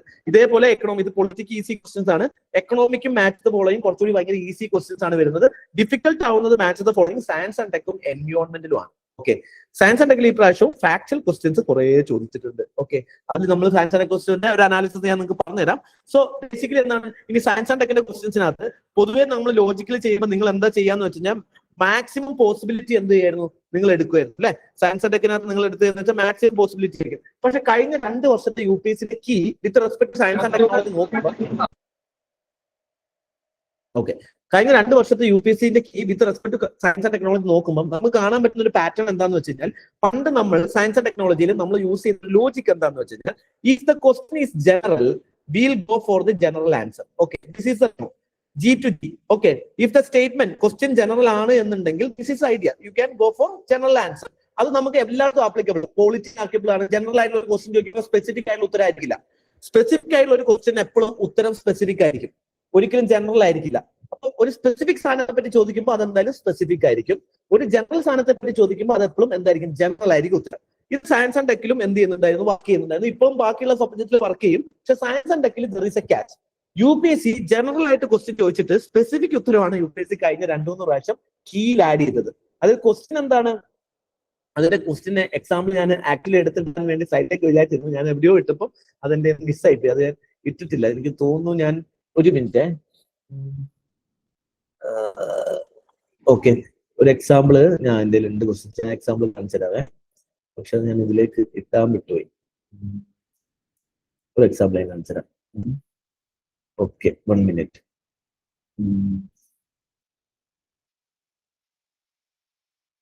ഒറ്റ സെക്കൻഡ്. കുറെ സാധനം സ്ക്രീൻഷോട്ട് എടുത്ത് വെച്ച് മിസ്സായി പോയത്.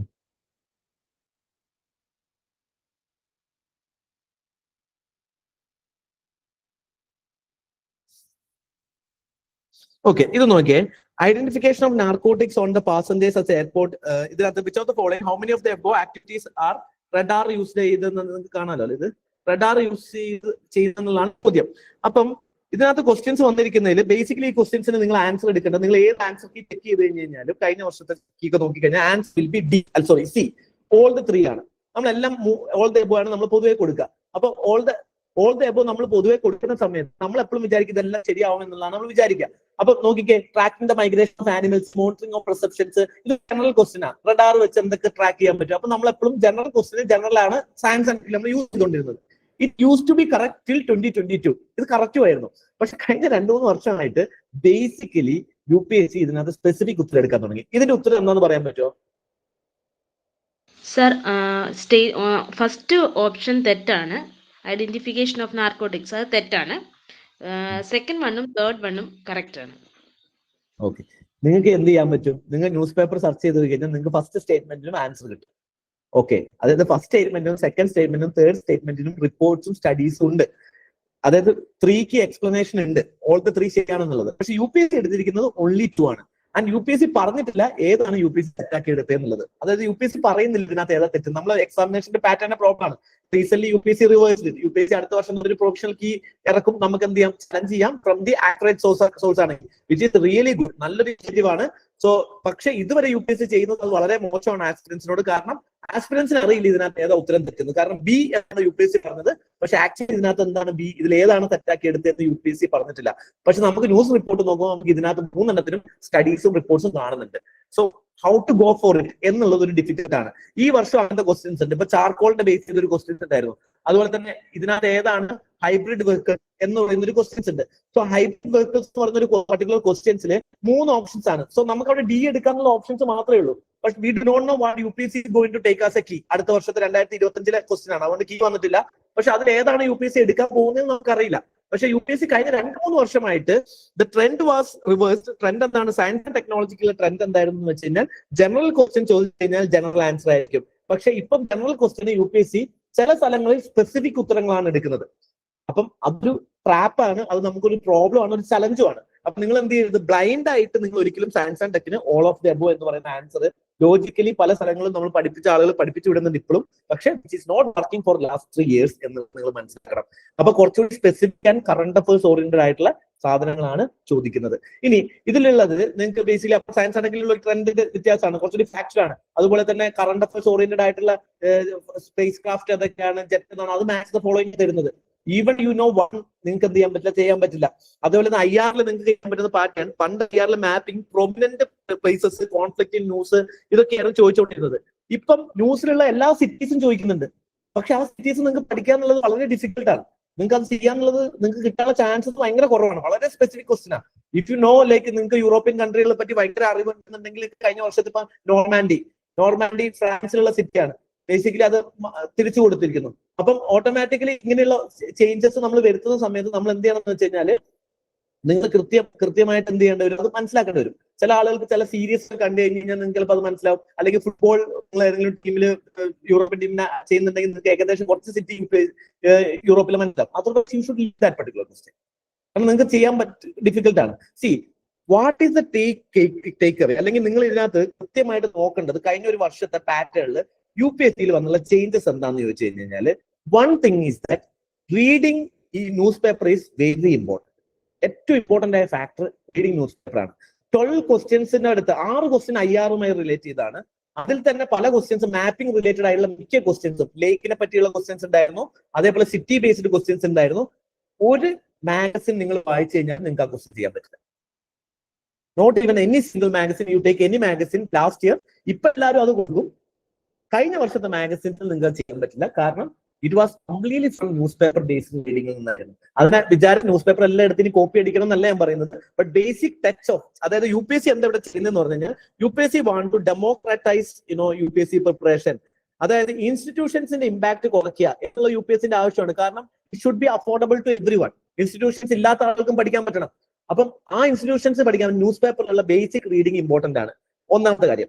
രണ്ടാമത്തെ കാര്യം, സ്റ്റാറ്റിക് ക്വസ്റ്റ്യൻസ് നോക്കിക്കഴിഞ്ഞാൽ നിങ്ങൾ ശ്രദ്ധിച്ചിട്ടുണ്ടെന്ന് അറിയില്ല, ഈ വർഷം നോൺ കോപ്പറേഷൻ ക്വസ്റ്റിനെ പറ്റി UPSC പണ്ട് ചോദിച്ചിരുന്നത് ബേസിക് ക്വസ്റ്റ്യൻസ് ആയിരുന്നു.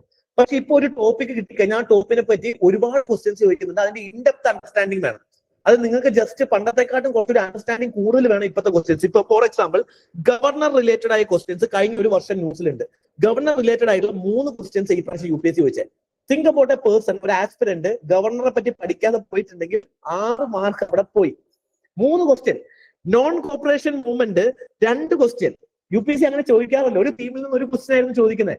നോൺ കോപ്പറേഷൻ മൂവ്മെന്റ് 2 ക്വസ്റ്റ്യൻ ആണ് ചോദിച്ചത്. നോൺ കോപ്പറേഷൻ മൂവ്മെന്റ് ഡയറക്റ്റ് ആയിട്ട് 2 ക്വസ്റ്റ്യൻസ് ചോദിച്ചു. ഇനി ഫിസിക്കൽ പോളിസിയിൽ നിന്ന് ചോദിച്ചത് 2 ക്വസ്റ്റ്യൻ. ഫിസിക്കൽ പോളിസി UPSC ചോദിച്ചത് 2 ക്വസ്റ്റ്യൻ. 2 ക്വസ്റ്റ്യനും അത് മാത്തമാറ്റിക്കൽ പ്രോബ്ലം ആണ്. അത് ട്രെൻഡിൽ വ്യത്യാസമുണ്ട്. പണ്ട് മാത്തമാറ്റിക്കൽ പ്രോബ്ലംസ് നമ്മൾ ക്ലാസ്സിലൊക്കെ ഞാനൊക്കെ ബേസിക്കലി ചെയ്യിപ്പിക്കുമായിരുന്നു. പക്ഷെ അന്നാരും നമ്മൾ ഇതൊക്കെ ചെയ്യാൻ കാര്യം നിങ്ങൾ കോൺസെപ്റ്റ് മനസ്സിലാവാനാണ് പറയാറ്. പക്ഷെ ഇപ്പൊ എന്ത് ചെയ്യണം, നിങ്ങൾക്ക് കണക്ക് മാത്തമാറ്റിക്കൽ ക്വസ്റ്റ്യൻസ് ആണ് നമ്മൾ എന്ത് ചെയ്യുന്നത് 2 UPSC ചോദിക്കുന്നത്, ഫിസിക്കൽ പോളിസി ചോദിച്ചിട്ടുള്ളത്. അതായത് ഒരേ ടീമിൽ നിന്ന്, അതായത് ഇവിടുന്ന് ക്വസ്റ്റ്യൻസ് എല്ലാം പിക്ക് ചെയ്തത് കഴിഞ്ഞ ഒരു വർഷത്തെ കറണ്ട് അഫയേഴ്സ് ഓറിയന്റഡ് ആയിട്ടുള്ള ക്വസ്റ്റ്യൻസ് ആണ്. മിക്ക ക്വസ്റ്റ്യൻസും പൊളിറ്റി നോക്കിയാലും എക്കണോമിക്സ് നോക്കിയാലും പിക്ക് ചെയ്തിട്ടുള്ളത്. പക്ഷെ പിക്ക് ചെയ്ത ക്വസ്റ്റ്യൻസ് നിങ്ങൾ നോക്കുകയാണെന്നുണ്ടെങ്കിൽ എല്ലാം എന്താണ്, ഒരു ഇൻഡെപ്ത് കുറച്ചുകൂടി നിങ്ങൾക്ക് എന്ത് ചെയ്യും, നിങ്ങൾക്ക് 2 സ്റ്റേറ്റ്മെന്റ് അറിയായിരിക്കും ബേസിക് നോളജ് വെച്ചിട്ട്. കുറച്ചുകൂടി അതിനെപ്പറ്റി ഒരു വൈഡർ നോളജ്, അത് ന്യൂസ് പേപ്പർ വായിക്കുമ്പോൾ കിട്ടുന്ന ഒരു നോളജ് ഉണ്ടല്ലോ, അതിനെപ്പറ്റിയുള്ള അണ്ടർസ്റ്റാൻഡിങ്, അത് ഇമ്പോർട്ടന്റ് ആണ്. അതായത് ഫാക്ച്വലി ആണ് ക്വസ്റ്റ്യൻ എങ്കിലും അതൊരു അണ്ടർസ്റ്റാൻഡിങ് കൂടി വേണം എലിമിനേറ്റ് ചെയ്യണം എന്നുള്ള ഒരു ബുദ്ധിമുട്ട് വരും. അതുകൊണ്ടാണ് നിങ്ങൾ കഴിഞ്ഞ വർഷം കുറെ ഇരുന്ന് പഠിച്ചപ്പോഴും നിങ്ങൾക്ക് പോയി കഴിയുമ്പോൾ മാർക്ക് കിട്ടാത്തതിന്റെ one of the reason. And you may think that you cross the cut off also. പക്ഷെ എന്ത് ചെയ്യില്ല, നിങ്ങൾക്ക് ക്ലിയർ ചെയ്യാൻ ഒരു ഡിഫിക്കൽട്ട് ആവുന്നതിനുള്ള ഒരു പ്രോബ്ലം അവിടെ വരുന്നുണ്ട്. അപ്പൊ വെയിറ്റേജ്, അതേപോലെ തന്നെ കോർ സബ്ജക്റ്റിലുള്ള വെയിറ്റേജ് ഭയങ്കര കൂടുതലായിട്ടുണ്ട്. 15 ക്വസ്റ്റ്യൻസ് ഈച്ച് ഫ്രം ഈ കോർ സബ്ജക്റ്റിലേക്ക് വരുന്നു. അത് വളരെ വലിയ വെയിറ്റേജസ് ആണ്. അപ്പൊ അതിനെ നിങ്ങൾക്ക് ഒരിക്കലും നിങ്ങൾക്ക് കളയാൻ പറ്റില്ല. അതിൽ തന്നെ മോഡേൺ ഹിസ്റ്ററിക്ക് കഴിഞ്ഞ കുറച്ച് ദിവസമായിട്ട് വെയിറ്റേജ് ഉണ്ടായിരുന്നില്ല. ഇനി എന്ത് ചെയ്യാം, അടുത്ത വർഷം മോഡേൺ ഹിസ്റ്ററിയിൽ നിന്ന് റിപ്പീറ്റഡ് ആയിട്ട് ക്വസ്റ്റ്യൻസ് വരാം. കാരണം UPSC ജോഗ്രഫിയിൽ നിന്ന് ക്വസ്റ്റ്യൻസ് കഴിഞ്ഞ 3 വർഷം മുമ്പ് കുറവായിരുന്നു. പക്ഷെ ലാസ്റ്റ് 3 ഇയറിൽ ജോഗ്രഫിന്റെ ക്വസ്റ്റ്യൻ പീക്കായി. ഇപ്പൊ എന്ത് ചെയ്യുന്നുണ്ട്, മോഡേൺ ഹിസ്റ്ററിന്റെ ക്വസ്റ്റ്യൻ ഈ വർഷം മുതൽ UPSC തുടങ്ങിയില്ല. ചിലപ്പോൾ അടുത്ത വർഷം എന്ത് ചെയ്യാം, മോഡേൺ ഹിസ്റ്ററിന്റെ ക്വസ്റ്റ്യൻസിന്റെ ആ ഒരു ഷെയർ ഏകദേശം അതേപോലെ നിർത്താം, അല്ലെങ്കിൽ ഒരു 2 ക്വസ്റ്റ്യൻ കുറയ്ക്കാം. അപ്പം ഇത് വളരെ ഇമ്പോർട്ടന്റ് ആണ്. പക്ഷെ these are from basic NCERTs എന്ന് നിങ്ങൾ മനസ്സിലാക്കണം. മെഡിവൽ ഹിസ്റ്ററിന്റെ ക്വസ്റ്റ്യൻസിൽ കൂടുതൽ സമയം കളയുന്നതിൽ വലിയ അർത്ഥമില്ല. കാരണം UPSCയിൽ മെഡിവൽ ഹിസ്റ്ററി UPSCക്ക് അധികം ചോദിക്കാൻ വലിയ താല്പര്യമില്ല. പിന്നെ ക്വസ്റ്റ്യൻ എണ്ണം വളരെ കുറവാണ്, 2, 3. See you can afford to miss it. വായിക്കാൻ പറ്റുന്ന സാധനങ്ങൾ വായിക്കാം, പറ്റാത്ത സാധനങ്ങൾ ഒഴിവാക്കാം. പക്ഷെ എന്ത് ചെയ്യരുത്, നിങ്ങൾ കോർ സബ്ജക്റ്റുകൾ ഒഴിവാക്കിയിട്ട് ഒരിക്കലും പ്രിപ്പറേഷനിലേക്ക് പോകരുത് എന്നുള്ളതാണ്. ഓക്കെ, അതേപോലെ ഏറ്റവും ഇമ്പോർട്ടന്റ് ആയ ഫാക്ടർ എന്ന് പറഞ്ഞാൽ there is a trend change from understanding concept based ക്വസ്റ്റ്യൻസിനെക്കാട്ടും കൂടുതലായിട്ട്, അല്ലെങ്കിൽ there is an increasing number. Modern history NCERT മാത്രം നോക്കിയാൽ പോരാ, നിങ്ങൾ NCERT എന്തായാലും വേണം. ക്വസ്റ്റ്യൻസ് ഒക്കെ വരുന്നത് NCERT എന്നാണ്. പക്ഷേ ഞാൻ NCERT മാത്രം നോക്കിയാൽ മതി എന്ന് പറഞ്ഞില്ല. കാരണം NCERTയിൽ കുറെ ഗ്യാപ്പ് ഓഫ് നോളജ് ഉണ്ട്, കുറെ ഏരിയയിൽ ഇല്ല. അപ്പൊ NCERT വായിച്ചതിന് ശേഷം മാത്രം സ്പെക്ട്രം വായിക്കണം. സ്പെക്ട്രം ആദ്യം പോയി വായിച്ചു കഴിഞ്ഞാൽ നിങ്ങൾ ബേസിക് ഡീറ്റെയിൽസ് മറന്നു. ഈ ബേസിക് ഡീറ്റെയിൽസ് മതിയായിരിക്കും ഉത്തരം ശരിയാവാൻ വേണ്ടിയിട്ട്. അപ്പം basically you go NCERT first, അത് വായിച്ചതിന് ശേഷം അത് 10th class modern history NCERT കൊണ്ട് വായിച്ചു കൊടുക്കണം. അതിൽ നിന്ന് ക്വസ്റ്റ്യൻസ് പിക്ക് ചെയ്യുന്നുണ്ട്. എല്ലാ വർഷവും ഈ 10th ക്ലാസ് ബേസ് ചെയ്ത് ക്വസ്റ്റ്യൻസ് വരുന്നുണ്ട്.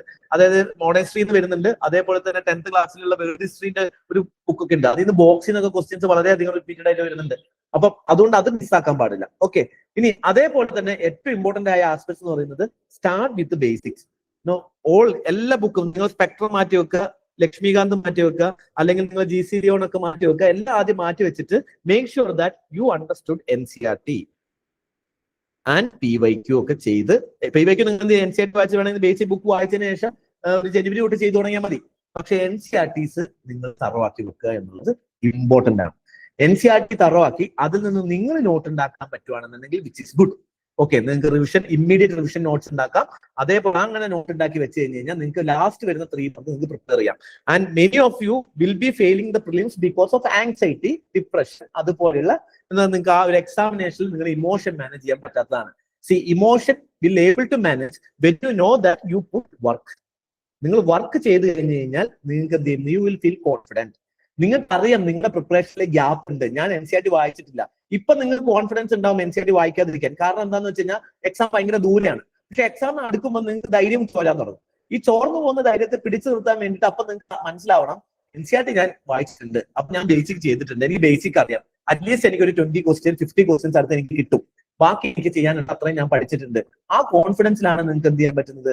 കുറച്ചുകൂടി എക്സാംസിനെ അപ്രോച്ച് ചെയ്യാനും അറ്റൻഡ് ചെയ്യാനും പറ്റുന്നത് എന്നുള്ളതാണ്. അപ്പൊ നിങ്ങൾ ബേസിക് ആയിട്ട് മനസ്സിലാക്കേണ്ടത് എന്താണ്? ആ ബേസിക് ബുക്സിലേക്ക് ആദ്യം പോകാന്നുള്ളതാണ്. ഇനി എങ്ങനെ പ്രിപ്പറേഷൻ തുടങ്ങണം എന്നുള്ളതാണ്. നമുക്കിത് ബേസിക് നമ്മളിപ്പോ ചെയ്യണം എന്ന് പറഞ്ഞിട്ട് കാര്യമില്ല. One thing is that we should have A plan. ഞാനൊരു ബ്രോഡർ എങ്ങനെ പ്ലാൻ ചെയ്യണം എന്നാണ് പറഞ്ഞത്. പക്ഷേ ഈ ബ്രോഡ് പ്ലാനിനെക്കാട്ടും നിങ്ങൾ ചെയ്യേണ്ടത് ഇൻഡിവിജ്വൽ ബേസ്ഡ് ആയിട്ടുള്ള പ്ലാൻസ് ആണ് ചെയ്യേണ്ടത്. നിങ്ങൾക്ക് ഓരോരുത്തർക്കും വ്യത്യസ്തമായ പ്ലാൻസ് ഉണ്ടാവുന്നതാണ് നല്ലത്. കാരണം നിങ്ങളുടെ സ്ട്രെങ്ത് ആൻഡ് വീക്ക്നസ് എന്താണെന്നുള്ളത് നിങ്ങൾക്ക് മാത്രമേ അറിയുള്ളൂ. അതിനനുസരിച്ച് നിങ്ങൾ എന്ത് ചെയ്യണം? നിങ്ങൾക്ക് അതല്ലെങ്കിൽ നിങ്ങൾ എന്ത് ചെയ്യണം വെച്ചാൽ നിങ്ങൾ എന്ത് ചെയ്യുക? നിങ്ങൾക്ക് മാത്രം അറിയണം എന്ന് ഞാൻ പറഞ്ഞാൽ ചിലപ്പോൾ നിങ്ങൾക്ക് അറിയുന്നുണ്ടാവില്ല. നിങ്ങൾ പലപ്പോഴും സ്ട്രെങ്ത് ആണെന്ന് വിചാരിക്കുന്ന സാധനം നിങ്ങളെ വീക്ക്നസ് ആയിരിക്കും. അല്ലെങ്കിൽ നിങ്ങൾ ഈഗോ കാരണം നിങ്ങൾ പല സാധനങ്ങളും സമ്മതിക്കില്ല. പക്ഷെ അതൊരു മെന്റർ എന്ത് ചെയ്യും? ഐഡന്റിഫൈ ചെയ്യും. അപ്പൊ ഒരു മെന്ററിന്റെ അടുത്ത് പോകുന്നത്, ഞാൻ ഇവിടെ വരണം നല്ല പറയുന്നത് കേട്ടോ, ഞാൻ പറയുന്നത് ഏതെങ്കിലും നിങ്ങൾക്ക് വിശ്വാസമുള്ള ഒരാളോട് അടുത്ത് പോയിട്ട് പ്ലാൻ ചെയ്യുന്നതും അതും നല്ലതാണ്. അപ്പൊ കൂടുതൽ എന്ത് ചെയ്യാം? നിങ്ങളെ പ്രിപ്പറേഷൻ തന്നെ നിങ്ങൾ മാത്രം നോക്കി കാണുമ്പോൾ ബേസിക്കലി ഉള്ള പ്രോബ്ലം എന്താണെന്ന് വെച്ചിട്ട് നിങ്ങൾ എന്ത് ചെയ്യും? നിങ്ങൾ ബയാസ്ഡ് ആയിരിക്കും. നിങ്ങൾ അതിന്റെ പ്രോബ്ലംസ് കാണില്ല. അല്ലെങ്കിൽ മെന്റർ നിങ്ങൾ കാണാൻ പറ്റാത്ത ഒരു ആസ്പെക്ട് ആയിരിക്കും മെന്ററിന് കാണാൻ പറ്റുക. അപ്പൊ ഒരു ക്വാളിറ്റി ഉള്ള ഒരു മെന്ററിന്റെ അടുത്ത് പോകാന്നുള്ളത് ഞാൻ പറയുന്നുള്ളൂ. And mentors are available throughout India. അല്ലെങ്കിൽ എല്ലായിടത്തും മെന്റേഴ്സ് ഉണ്ട്, ഇഷ്ടം പോലെ മെന്റേഴ്സ് ഉണ്ട്. But choose, I mention, quality mentors. So വെറുതെ ഒരു എക്സാം എഴുതി വഴി പോകുന്നത് അങ്ങനെ എല്ലാവരും പിടിച്ചിട്ട് മെന്റർ ആവല്ല. Mentor is an expert job. അതൊരു ഫൺ ജോബ് അല്ല. അപ്പൊ അത് വളരെ പാർട്ട് ടൈം ആയിട്ട് ചെയ്യുന്ന ഒരുപാട് പേരുണ്ട്. Don't choose. We are not saying choose us. നമ്മളെ പറ്റി ചൂസ് ചെയ്യണം, ഞങ്ങൾ അടിപൊളിയാണെന്നല്ല ഞങ്ങൾ പറയുന്നത്. But when you choose, make sure that this is that mentor also have such a quality mentors എടുക്കുക എന്നുള്ളതാണ് നിങ്ങൾ ചെയ്യേണ്ടത്. ഇപ്പം പ്രിപ്പറേഷനെ നമുക്ക് 3 ഫേസ് ആയിട്ട് തിരിക്കാം. ഇനി നിങ്ങൾ അങ്ങോട്ട് ചെയ്യേണ്ട കാര്യം 3 ഫേസ് ആയിട്ടാണ് നിങ്ങൾ പ്രിപ്പറേഷൻ പോവുക. First phase, second phase, third phase. അപ്പൊ എങ്ങനെയാണ് പോകേണ്ടതെന്ന് ഞാൻ പറയാം. ഈ ഫസ്റ്റ് ഫേസ് എന്ന് പറയുന്നത് ഇനിയുള്ള സമയമാണ്. അതായത് ഒക്ടോബർ മുതൽ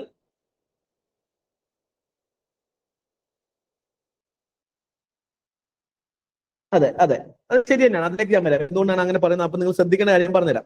ഈ first phase, second phase, third phase, ഈ 3 ഫേസിൽ നമ്മൾ മെയിൻസിൽ ഇപ്പൊ അതിന്റെ ഞാൻ പറയാം. മെയിൻസിന് റെഡി ആകുമ്പോൾ ഈ പ്രിപ്പറേഷൻ ഞാൻ കുറച്ചുകൂടി വലുതാക്കാം. ആ ഒരു ചോദ്യം കൂടി ചോദിച്ചുകൊണ്ട് ഞാൻ വരാം. നമുക്ക് മെയില് പ്രിലിംസ് കഴിഞ്ഞു. ഇനി നിങ്ങൾ കഴിഞ്ഞു പോയ സമയത്തെ പറ്റി ആലോചിച്ച് വിഷമിക്കരുത്. ഒക്ടോബർ സമയം, പിന്നെ അടുത്ത ഒരു മാപ്പ് എന്ന് പറയുന്നത് ഡിസംബർ ആണ്. ഡിസംബർ തൊട്ട് നിങ്ങൾക്ക് എന്താ പേടി തുടങ്ങും. സോ ഡിസംബർ ടു നിങ്ങൾക്ക് ബേസിക്കലി മാർച്ച് അടുത്ത ഒരു മൈൽ സ്റ്റോൺ ആണ്. Then May. ഇതാണ് നിങ്ങൾ ഒരു വർഷത്തെ ഒരു preparation cycle for a repeater. So മെയിൻസിനെ പ്രിപ്പയർ ചെയ്ത് കഴിഞ്ഞാൽ സ്വാഭാവികമായിട്ടും പ്രിലിംസ് ഈസി ആയിരിക്കും. കാരണം once you written a mains, your analytical ability and critical thinking ഇതെല്ലാം വളരെ നിങ്ങൾക്ക് കുറെ സാധനത്തെ പറ്റി വൈഡർ ആയിട്ടുള്ള നോളജ് ഉണ്ടാവും. പ്രിലിംസിനെ പ്രിപ്പയർ ചെയ്യുമ്പോൾ നിങ്ങൾ ഫാക്ച്വൽ നോളജ് മാത്രമേ എടുക്കുള്ളൂ. പോയിന്റ് ജനറേറ്റ് ചെയ്യാനോ അനലൈസ് ചെയ്യാനോ മാത്രം പഠിക്കില്ല. അപ്പൊ സ്വാഭാവികമായിട്ടും നിങ്ങൾക്ക് എന്ത് ചെയ്യും? വൈഡർ നോളജ് ഉണ്ടാവും. അപ്പൊ മെയിൻസ് ഓൺലി ടോപ്പിക്കുകൾ ചെയ്യേണ്ട ഒരു സമയമായിരുന്നു, അല്ലെങ്കിൽ മെയിൻസിന് പ്രിപ്പയർ ചെയ്യേണ്ട സമയമാണ് ഈ ഒരു സമയം എന്ന് പറയുന്നത്. ഓക്കെ, മെയിൻസ് ഓൺലി, മെയിൻസ് മാത്രം നിങ്ങൾ ചെയ്താൽ മതി. പ്രിലിംസിനെ പറ്റി നിങ്ങൾ ഇവിടെ ഒന്നും വായിക്കണ്ട. This time is over. I am talking about those who haven't clear prelims yet. Already prelims ഒരു തവണ ക്ലിയർ ചെയ്ത ആളുകളാണെങ്കിൽ you can read up to December വരെ പോയാലും പ്രശ്നമൊന്നുമില്ല. ഒരു പ്രാവശ്യം ക്ലിയർ ചെയ്ത ആളുകളാണ്. It is based on your strength and weakness. That is why I said individually plan മാറും. അപ്പം മെയിൻസിന് പ്രിപ്പയർ ചെയ്യുന്നത്. ഇനി ഇപ്പോഴത്തെ ഫേസ് എന്ന് പറയുന്നത് നിങ്ങൾ ഇതുവരെ പ്രിലിംസ് ക്ലിയർ ചെയ്തില്ലെങ്കിൽ October to December, that is the first phase. ഇവിടെ നിങ്ങൾ കൂടുതൽ ഫോക്കസ് ചെയ്യേണ്ടത് ഇവിടെ നിങ്ങൾക്ക് മെയിൻസ് സബ്ജക്റ്റും കൂടെ കൊണ്ടുപോകാം. പക്ഷെ അതിന്റെ മുന്നേ അതിന്റെ കൂടെ മേക്ക് ഷുവർ ദാറ്റ് നിങ്ങളുടെ NCERT റെഡിയാണ്. അപ്പൊ നമ്മൾ ഇവിടെ എന്താ ചെയ്യേണ്ടതെന്ന് വെച്ചാൽ നമ്മൾ എന്ത് ചെയ്യണമായിരുന്നു എന്ന് വെച്ചാൽ നിങ്ങൾ കുറെ പേര് അങ്ങനെ ചെയ്തിട്ടുണ്ടാവും. ഇവിടെ എത്തിക്സ് പഠിക്കണം, ഇവിടെ എസ് എഴുതാൻ പഠിക്കണം, ഓക്കെ, അതേപോലെ തന്നെ ഇവിടെ സൊസൈറ്റി പഠിക്കണം, IR പഠിക്കണം, ഇങ്ങനെയുള്ള മെയിൻ സബ്ജക്റ്റുകൾ പഠിച്ചിട്ട് കോർ സബ്ജക്ട് ഇവിടെ പഠിക്കാം ഈ ഒരു സ്ഥലത്ത്. അപ്പൊ ഇവിടെ നമ്മൾ എന്ത് പഠിക്കും? പോളിറ്റി പഠിക്കും, എക്കണോമിക്സ് പഠിക്കും, ഹിസ്റ്ററി പഠിക്കും, ജോഗ്രഫി പഠിക്കും. പക്ഷെ ഇവിടെ നമ്മൾ പഠിക്കുമ്പോൾ ഞാൻ പറഞ്ഞു NCERT ബേസ് ചെയ്തും പഠിക്കണം. എന്നിട്ട് എന്ത് ചെയ്യുക? നിങ്ങൾ അതിന്റെ മെയിൻസ് ആസ്പെക്ട്സ് പഠിക്കുക. അപ്പൊ അതുകൊണ്ട് തന്നെയാണ് ഞാൻ പറഞ്ഞത് നിങ്ങൾ എന്ത് ചെയ്യുക, ഇവിടെ നിങ്ങൾക്ക് പ്ലാനിൽ തന്നെ ഞാൻ ഓൾറെഡി അത് ഇൻക്ലൂഡ് ചെയ്തിട്ടുണ്ട്. നിങ്ങൾ ഇവിടെ പറഞ്ഞിട്ടുണ്ട് എന്താണ് ബേസിക്കലി പ്രാക്ടീസ് മെയിൻസ് ക്വസ്റ്റ്യൻസ്. എന്ത് ചെയ്യണം? ഈ ഒരു 3 മാസത്തെ ഫസ്റ്റ് പ്ലാനിൽ നിങ്ങൾ എന്ത് ചെയ്യണം? ഈ പഠിച്ച പൊളിറ്റിയാണ് നിങ്ങൾ ഈ ഒരു 3 മാസം ആദ്യത്തെ മാസം ഈ ഒരാഴ്ച പഠിക്കുന്നെങ്കിൽ ഇതിന്റെ NCERT നിങ്ങൾ ക്ലിയർ ചെയ്ത് അതിന്റെ നോട്ട് ഉണ്ടാക്കി വെക്കണം. NCERT ബേസ് ചെയ്തിട്ടുള്ള പ്രിലിംസിനെ ടെസ്റ്റ് ചെയ്യണം. അത് ബേസ് ചെയ്ത് വരുന്ന ഫാക്ച്വലി വരുന്ന ഡയറക്റ്റ് സ്റ്റാറ്റിക് ആയിട്ട് എന്ത് ചെയ്യാറുണ്ട്? മെയിൻസിന്റെ ക്വസ്റ്റ്യൻ വരും. ആ മെയിൻസിന്റെ question answer at least 2 answers per day എഴുതാൻ നോക്കുക. The more you write, it is good. If you are able to write 10 answers, write it. But at least 2 or അത് പോസിബിൾ അല്ലാന്നുണ്ടെങ്കിൽ ഒരെണ്ണമെങ്കിലും എഴുതി തുടങ്ങുക എന്നുള്ളത് നിങ്ങൾ ആദ്യം ചെയ്യണം. ഓക്കെ, അപ്പൊ ആദ്യം ചെയ്യേണ്ടത് നിങ്ങൾ standard book and NCERT should be finished by January 31st. അതാകുമ്പോഴേക്ക് നിങ്ങൾ ഇതെല്ലാം ഫിനിഷ്ഡ് ആയിരിക്കണം. ആൻഡ് ഇതിന്റെ ഭാഗത്ത് നിന്നുള്ള പ്രിലിംസിന്റെ ക്വസ്റ്റ്യൻസ് എന്ത് ചെയ്യാം? നിങ്ങൾ 10 ക്വസ്റ്റിനോ 20 ക്വസ്റ്റിനോ ഒക്കെ ഇവിടെ ചെയ്താൽ മതി, അല്ലെങ്കിൽ ഒരു 50 ക്വസ്റ്റ്യൻ ചെയ്താൽ മതി. പക്ഷെ മെയിൻസിന്റെ ആൻസർ നിങ്ങൾ ഇവിടെ എന്തായാലും എഴുതിയിട്ടുണ്ടാവണം. ഓക്കെ, അപ്പൊ ഇവിടെ നമ്മൾ ചെയ്യുന്നത് ബേസിക്കലി പ്രിലിംസ് പ്ലസ് മെയിൻസ് നമ്മൾ ഒന്നിച്ച് കൊണ്ടുപോവാണ് ചെയ്യുന്നത്. അപ്പൊ നെക്സ്റ്റ് ഒരു നമുക്ക് പറയുന്ന ഒക്ടോബർ അല്ലെ, October November December 3 months. 3 months എന്ന് പറഞ്ഞാൽ നമുക്ക് എത്ര സമയമുണ്ട്? നമ്മൾ വിചാരിക്കും 90 days. ഇല്ല, നമുക്ക് എത്ര സമയമുണ്ട്? ഞാൻ ഓൾറെഡി നമ്മുടെ റൈസപ്പിന്റെ സ്റ്റുഡൻസിനൊക്കെ പറഞ്ഞിട്ടുണ്ടാവും 50 days നമുക്ക് സമയമുള്ളൂ. കാരണം അതാണ് ബേസിക്കലി 10 ദിവസം നമ്മുടെ കുടുംബക്കാരെ കല്യാണം, 10 ദിവസം നമുക്ക് ഡിപ്രഷൻ, 10 ദിവസം നമുക്ക് മൂഡില്ല, ബാക്കി 10 ദിവസം നമുക്ക് അസുഖം പിടിക്കുക. അങ്ങനെ എന്ത് ചെയ്യും? ഒരു 40 ദിവസം അങ്ങ് പോകും. Okay, you will only get 50 days. 3 months means 50 working days. Make sure that you are quantifying your time. Okay, 50 days ആണ് നിങ്ങൾക്ക് ഇത് കവർ ചെയ്യാനുള്ളത്. ആ 50 ഡേയ്സിനുള്ളിൽ നിങ്ങൾ മാക്സിമം എന്ത് ചെയ്യാൻ നോക്കുക? കവർ ചെയ്യുക. ഇവിടെ ആൻസേഴ്സ് എന്ത് ചെയ്യാൻ നോക്കുക? മാക്സിമം എഴുതുക. ഇനി ജനുവരിക്ക് വരെ പോവുകയാണെന്നുണ്ടെങ്കിൽ നിങ്ങൾക്ക് ഒരു 70 days വരെ കിട്ടും. അപ്പൊ base that to your capacity. നിങ്ങൾ എന്ത് ചെയ്യണം? ഈ പ്ലാൻ അപ്ലൈ ചെയ്യുന്നതിന് മുമ്പ് നിങ്ങളുടെ മെന്ററുമായിട്ട് നിങ്ങൾ സംസാരിക്കണം. അത് ക്വാളിഫൈഡ് ആയിട്ടുള്ള മെന്ററുമായിട്ട് സംസാരിക്കണം. എന്തിനാന്ന് വെച്ച് കഴിഞ്ഞാൽ നിങ്ങളുടെ എബിലിറ്റി അനുസരിച്ച് വേണം ഈ ടൈമിന് ഫിക്സ് ചെയ്യാൻ വേണ്ടിയിട്ട്. ചില ആളുകൾക്ക് ഒക്ടോബറിൽ തന്നെ ഭയങ്കരമായിട്ട് ചിലപ്പോൾ ഫിലിംസ് കോൺസെൻട്രേറ്റ് ചെയ്യേണ്ടത്. This all depends on your strength. Okay, ഞാനൊരു ജനറൽ ഓഡിയൻസിനാണ് ഇപ്പൊ അഡ്രസ് ചെയ്യുന്നത്. So I hope you covered mains ഇത്രയും ചെയ്തു. അങ്ങനെയാണെന്നുണ്ടെങ്കിൽ നിങ്ങൾ ചെയ്യേണ്ട കാര്യങ്ങളും അതേപോലെ തന്നെ നിങ്ങൾ എന്താണ് കുറെ പേര് മിസ്സായി പോയി എന്നുള്ള ആളുകളും എന്ത് ചെയ്യണം എന്നുള്ളതിനെ പറ്റിയാണ് ഞാൻ പറയുന്നത് കേട്ടോ. അപ്പൊ നിങ്ങൾക്ക് വളരെ സൗണ്ട്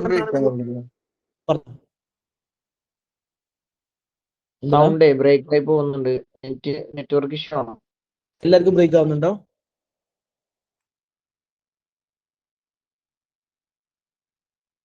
ആർക്കെങ്കിലും വേറെ ആർക്കെങ്കിലും സൗണ്ട് ബ്രേക്ക് ആവുന്നുണ്ടോ? നോ, നോ, ഇല്ല, നോ. ഓക്കെ, അപ്പം നെറ്റ് ഇഷ്യൂ ആവാൻ ചാൻസ് ഉണ്ട് കേട്ടോ. Okay, fine. സോ പ്രാക്ടീസ് ചെയ്യാം. Then you should also ensure that ഈ സമയങ്ങളിൽ കോർ സബ്ജക്റ്റുകളായിരിക്കും നിങ്ങൾ എടുക്കുന്നത്. ഈ സ്ഥലത്ത് പോയിട്ട് നിങ്ങൾ ചെയ്യരുത്. എന്ത് ചെയ്യരുത്? ഇന്റേണൽ സെക്യൂരിറ്റി പോയി ഇപ്പൊ വായിക്കണ്ട. നിങ്ങൾക്ക് മാക്സിമം ഇവിടെ ചെയ്യാൻ പറ്റുന്ന ഒരു സബ്ജക്ട് എത്തിക്സ് ആണ്. അത് റിട്ടേൺ കിട്ടും മെയിൻസിന് വേണ്ടിയിട്ട്. ഓക്കെ, അതല്ലാതെ ഇന്റേണൽ സെക്യൂരിറ്റി പോയി വായിക്കുക, ഡിസാസ്റ്റർ മാനേജ്മെന്റ് പോയി വായിക്കുക. ഈ 3 മാസം ഞാൻ പറയുന്നത് വായിക്കരുത്. Go for polity, geography, history, അതുപോലെ തന്നെ എക്കണോമി പോലെയുള്ള അതിന്റെ മെയിൻസ് നോക്കിക്കോ.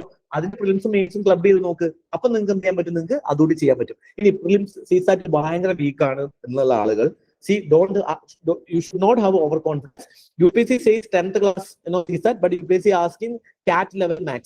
So make sure that if you are really bad at, അല്ലെങ്കിൽ നിങ്ങൾക്ക് എന്താണ് ഒരു ബിലോ ആവറേജോ ആണ് നിങ്ങളെങ്കിൽ അറ്റ്ലീസ്റ്റ് മേക്ക് ഷുവർ ദാറ്റ് ഒരു മണിക്കൂറെങ്കിലും നിങ്ങൾ എന്ത് ചെയ്യാൻ നോക്കുക? നിങ്ങൾ CSAT പ്രിപ്പയർ ചെയ്ത് നോക്കുക. ബാക്കി എല്ലാ എക്സാമിനും ഗുണം ചെയ്യും. സോ ഒരു മണിക്കൂർ നിങ്ങൾ നോക്കിക്കോ, 8 എക്സാമിനും ഗുണം ചെയ്യും. പക്ഷെ ഒരു മണിക്കൂർ CSAT നോക്കുക. If you are average and below average, above average ആണെങ്കിൽ you can wait till January.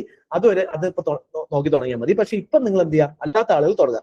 And second phase start from ജനുവരി മുതൽ നമ്മൾ അത് ജനുവരി മുതൽ ഏപ്രിൽ വരെ ചെയ്യുന്ന, അല്ലെങ്കിൽ ഫെബ്രുവരി 1st തൊട്ട് നമ്മൾ ഏപ്രിൽ വരെ ചെയ്യാൻ പോകുന്ന ഫംഗ്ഷൻ എന്താന്ന് വെച്ച് കഴിഞ്ഞാൽ നമ്മൾ ഓൾറെഡി ബേസിക് ബുക്സ് എല്ലാം കവർ ചെയ്തു. അതിന്റെ ചെറിയ ചെറിയ നോട്ട്സ് നിങ്ങൾ ഉണ്ടാക്കി വെച്ചിട്ടുണ്ടാവണം. ആ നോട്ട്സ് നിങ്ങൾ എന്ത് ചെയ്യുക? നോട്ട്സ് ഉണ്ടാക്കി വെച്ചേക്കണം എന്ന് പറഞ്ഞു കഴിഞ്ഞാൽ ഞാൻ കുറച്ച് പേർക്കൊക്കെ ഞാൻ നോട്ട്സ് ഒക്കെ കാണിച്ചു കൊടുത്തിട്ട് I show you some of the note how to make പ്രിലിംസിന്റെ നോട്ട് ആണെന്നുണ്ടെങ്കിൽ ബേസിക് പ്രിലിംസിന്റെ നോട്ട് NCERT നോട്ട്സിന്റെ ഓരോ ചാപ്റ്ററിന്റെ നിങ്ങൾക്ക് എന്ത് ചെയ്യാം? പെട്ടെന്ന് ഈ ഒരു ചാപ്റ്ററിൽ ഇത്രയും റിവിഷൻ ചെയ്യാനുള്ളെങ്കിൽ അത് മാർക്ക് കേൾക്കുക. ഓക്കെ, ഇതിനകത്ത് ബേസിക്കലി എന്താണ് വേണ്ടത്? നിങ്ങളുടെ നോട്ട് ആയിരിക്കണം. നിങ്ങൾ ഒരു ടോപ്പറിന്റെ നോട്ട് കോപ്പി അടിക്കുക, നിങ്ങൾ സ്വന്തം നോട്ട് ഉണ്ടാക്കണം. എന്തിനാന്ന് വെച്ച് കഴിഞ്ഞാൽ ഈ നോട്ട് ഉണ്ടാക്കിയതുകൊണ്ട് നിങ്ങൾക്ക് മാർക്ക് കിട്ടില്ല. You will pass only when you know the process of making the note. എന്തുകൊണ്ടാണ് ടോപ്പേഴ്സിന് നോട്ട് ഉണ്ടാവാനുള്ള കാരണം? Because They did the process. നിങ്ങൾ ആ ടോപ്പറിന്റെ നോട്ട് കോപ്പി അടിച്ചുകൊണ്ട് നിങ്ങൾക്ക് പാസ് ആവണമെന്ന് നിർബന്ധമില്ല. കാരണം എന്താ വെച്ചാൽ you just read the note. That person, he made the note. Making the note is different and reading the note is different. So making the note is more important than reading the note. So make sure that you are making your note. പക്ഷെ എന്ത് ചെയ്യരുത്, വാരി വലിച്ചല്ല എഴുതരുത്. See, look at this note, only this much from one chapter. കൂടുതലായിട്ട് ഒന്നുമില്ല, copy paste ചെയ്താൽ മതി. അതിനകത്ത് വളരെ ഇമ്പോർട്ടന്റ് ആയ സാധനങ്ങൾ മാത്രം എന്ത് ചെയ്താൽ മതി, എഴുതിയെടുത്താൽ മതി. അപ്പം എന്താണോ അത് വേണ്ടത് അത് മാത്രം കൃത്യമായിട്ട് എഴുതിയെടുക്കുക. അതെന്ത് വളരെ ഷോർട്ടാക്കി എഴുതാം. ഒരു ദിവസം മൊത്തം ഇരുന്ന് എഴുതരുത്, തീരില്ല. ഓക്കെ, അങ്ങനെ NCERT നോട്ടും ബേസിക് സാധനങ്ങളും നിങ്ങൾ കവർ ചെയ്ത് വെക്കുക. അപ്പോൾ ഉള്ള ഗുണം എന്താണെന്ന് വെച്ച് കഴിഞ്ഞാൽ ഇനി വരുന്ന ഫെബ്രുവരി ടൈം തൊട്ട് you can revise. Then you can start revising. You will read your note multiple times. Okay, and then go to test. Test എടുക്കുമ്പോൾ നിങ്ങൾ ചെയ്യേണ്ടത് മേക്ക് എ ചാർട്ട്. ഒരു എക്സൽ ഷീറ്റ് എടുക്കുകയെങ്കിലും നിങ്ങൾ ചെയ്യുക, ചാർട്ട് ഉണ്ടാക്കുക. ദെൻ ഇവിടെ ടോപ്പിക് എന്ന് എഴുതാം, ഫസ്റ്റ് സെക്കൻഡ് തേർഡ് എന്നുള്ള എഴുതി വെക്കുക. Okay, so the process you can do is that test എടുക്കുന്ന ഒരു ടോപ്പിക് നിങ്ങൾ എഴുതുന്നു. ഫോർ എക്സാമ്പിൾ നിങ്ങൾക്ക് റിസൾട്ട് ഓഫ് 1857 നിങ്ങൾ ടെസ്റ്റ് എടുക്കാന്ന് വിചാരിക്കുക. നിങ്ങൾക്ക് ആ പർട്ടിക്കുലർ ക്വസ്റ്റ്യൻ തെറ്റി കഴിയുമ്പോൾ നിങ്ങൾ ഇവിടെ റിവോൾട്ട് ഓഫ് 1857 എഴുതുക. തെറ്റുന്നത് മാത്രം എഴുതിയാൽ മതി. റിവോൾട്ട് ഓഫ് 1857 തെറ്റി, ഫസ്റ്റ് ടെസ്റ്റിലാണ് തെറ്റിയിട്ടുള്ളത്, നിങ്ങൾക്ക് മനസ്സിലായി. അപ്പൊ നിങ്ങൾ അതിന്റെ ആൻസർ കീ വായിച്ച് അത് പഠിക്കാം. ഓക്കെ, ആൻസർ കീ അത് വായിച്ച് പഠിച്ചു. ഞാൻ പറയുന്നത് ഈ ജനുവരി വരെ നിങ്ങൾ ക്ലിയർ ആയിട്ട് പഠിച്ചെങ്കിൽ മാത്രമേ ഇത് ഉപയോഗിക്കാൻ പറ്റുള്ളൂ. അല്ലാന്നുണ്ടെങ്കിൽ ചെയ്യരുത്, നിങ്ങൾ പഠിക്കുക തന്നെ വേണം. ഓക്കെ, അപ്പൊ ഈ ജനുവരി വരെ നിങ്ങൾ NCERT ഇതെല്ലാം കവർ ചെയ്ത് കഴിഞ്ഞാൽ നിങ്ങൾക്ക് ഇത് ചെയ്യാം. ഓക്കെ, അത് പഠിച്ചു, തെറ്റി, നിങ്ങൾ എന്ത് ചെയ്യുക, ടെസ്റ്റിന്റെ കീഴിൽ നിന്ന് തന്നെ പഠിക്കുക, റെഫർ ചെയ്യുക. So now you already made A mistake. Now you understand what was the mistake. You studied also. Again നിങ്ങൾ എന്ത് ചെയ്യുന്നുണ്ട്, മൾട്ടിപ്പിൾ ക്വസ്റ്റ്യൻസ് ഇങ്ങനെ എടുത്തോണ്ടിരിക്കണം. വീണ്ടും 1857 വരുമ്പോൾ നിങ്ങൾ തെറ്റിച്ചിട്ടുണ്ടോ നോക്കുക. ഇവിടെയും നിങ്ങൾ തെറ്റിയിട്ടുണ്ട് എന്നുണ്ടെങ്കിൽ then there is a problem with your conceptual clarity. Go back to books. ഇവിടെ നിങ്ങൾ തിരിച്ച് ആ ബുക്കിൽ പോയിട്ട് ആ ചാപ്റ്റർ മാത്രം വായിക്കുക. Okay, take that particular chapter only. Okay, അത് വായിക്കുക, 1857 വായിക്കുക. Then again you will take it, because we are starting from 3 months before we are doing test, multiple test. Every day you are doing test. Okay, അടുത്ത test ചെയ്യുക. Again 1857 test വരും, question വരും. ഇവിടെ നിങ്ങൾക്ക് ഇത് തെറ്റിയാൽ, ഇത് ശരിയായി കഴിഞ്ഞാൽ ഓക്കെ. ഇവിടെ ഇനിയും വീണ്ടും ഇത് തെറ്റിക്കഴിഞ്ഞ് കഴിഞ്ഞാൽ that means then don't read your books, because you didn't understand what you read. You didn't understand the concept. So it is better to meet your mentor and ask him to explain this thing to you. Okay, ഇത് എന്തായാലും ചെയ്തിരിക്കണം. ഇത് നിങ്ങൾ വീണ്ടും പോയി വായിച്ചിട്ട് എനിക്കിത് അറിയാമെന്ന് വെച്ച് കഴിഞ്ഞാൽ അതങ്ങനെയാണെങ്കിൽ നിങ്ങൾ ഇവിടെ ശരിയാക്കിയാണ്, അല്ലെങ്കിൽ അറ്റ്ലീസ്റ്റ് ഇവിടെ ശരിയാക്കിയാണ്. ഇത് പറ്റാത്തതുകൊണ്ടാണ് ശരിയാക്കാൻ പറ്റാത്തത്. ഇവിടെ ഒരു പ്രോബ്ലം ഉണ്ട് നിങ്ങൾ അണ്ടർസ്റ്റാൻഡിംഗ്. അവിടെ go to mentor, say that 2 times ഞാൻ അത് ചെയ്തു, എന്നിട്ടും തെറ്റി, ബുക്കും വായിച്ചിട്ട് തെറ്റി. So what it is, please explain to me. That should be the path. Okay, അത് ചെയ്യാൻ വേണ്ടി നോക്കുക. പിന്നെ ഈ സമയത്ത് നിങ്ങൾ എന്ത് ചെയ്യാം, ലാസ്റ്റ് 10 ഇയറിന്റെ PYQs എന്ത് ചെയ്യാൻ നോക്കുക, മാക്സിമം ചെയ്യുക. 10 ഇയേഴ്സിന്റെ PYQs നിങ്ങൾക്ക് എന്ത് ചെയ്യാൻ പറ്റും, ചെയ്യാം. അതേപോലെ തന്നെ കറണ്ട് അഫേഴ്സ് ടോപ്പിക്സ് എല്ലാ മാഗസിൻസും പോയി വായിക്കരുത്. വളരെ ക്രിസ്പ് ആയിട്ടുള്ള സാധനങ്ങൾ, വളരെ റെലവെന്റ് ആയിട്ടുള്ള സാധനങ്ങൾ മാത്രം വായിക്കാൻ വേണ്ടി ശ്രമിക്കാം. ഓക്കെ, അതുപോലെ എലിമിനേഷൻ ടെക്നിക്സ് കാര്യങ്ങൾ വെക്കാം. And final month of the പ്രിലിംസിലേക്ക് വരുന്ന സമയത്തേക്ക്, ഫൈനൽ ലാപ്പ് വരുമ്പോൾ റിവിഷൻ മോക്സ്. ഓക്കെ, എല്ലാ ദിവസവും എന്ത് ചെയ്യാം, നമ്മൾ മോക്സ് എടുക്കുക. അതുപോലെ തന്നെ അല്ലെങ്കിൽ 2 ദിവസം കൂടുമ്പോൾ മോക്സ് എടുക്കുക. എന്നിട്ട് ടൈം മാനേജ്മെന്റ് നിങ്ങൾ മെന്റൽ ഹെൽത്ത്, ഇതാണ് ഫൈനൽ ഫേസ്. ഇവിടെ പഠിക്കുക എന്ന് പറയുന്നതിനുപരി നിങ്ങൾ പ്രാക്ടീസ് ചെയ്യാന്നുള്ള ചെയ്യുന്നത്. This is final phase. This phase only work. ഈ ഫേസിൽ നിങ്ങൾ ഇപ്പോഴും പഠിച്ചുകൊണ്ടിരിക്കുകയാണെന്നുണ്ടെങ്കിൽ your preparation is not good enough. നിങ്ങൾ ആ സമയത്ത് റിവിഷൻ ചെയ്തുകൊണ്ടിരിക്കുകയാണെന്നുണ്ടെങ്കിലും മോക്ക് എടുക്കുകയാണെങ്കിൽ your preparation is good. So you should have a confidence that നിങ്ങൾ അവിടെ എത്തുമ്പോഴേക്കും ഞാൻ ഇങ്ങനെയായിരിക്കും എന്നുള്ള കോൺഫിഡൻസ് നിങ്ങൾക്ക് ഉണ്ടെന്നുണ്ടെങ്കിൽ നിങ്ങളുടെ പ്രിപ്പറേഷൻ നല്ലതായിരിക്കും.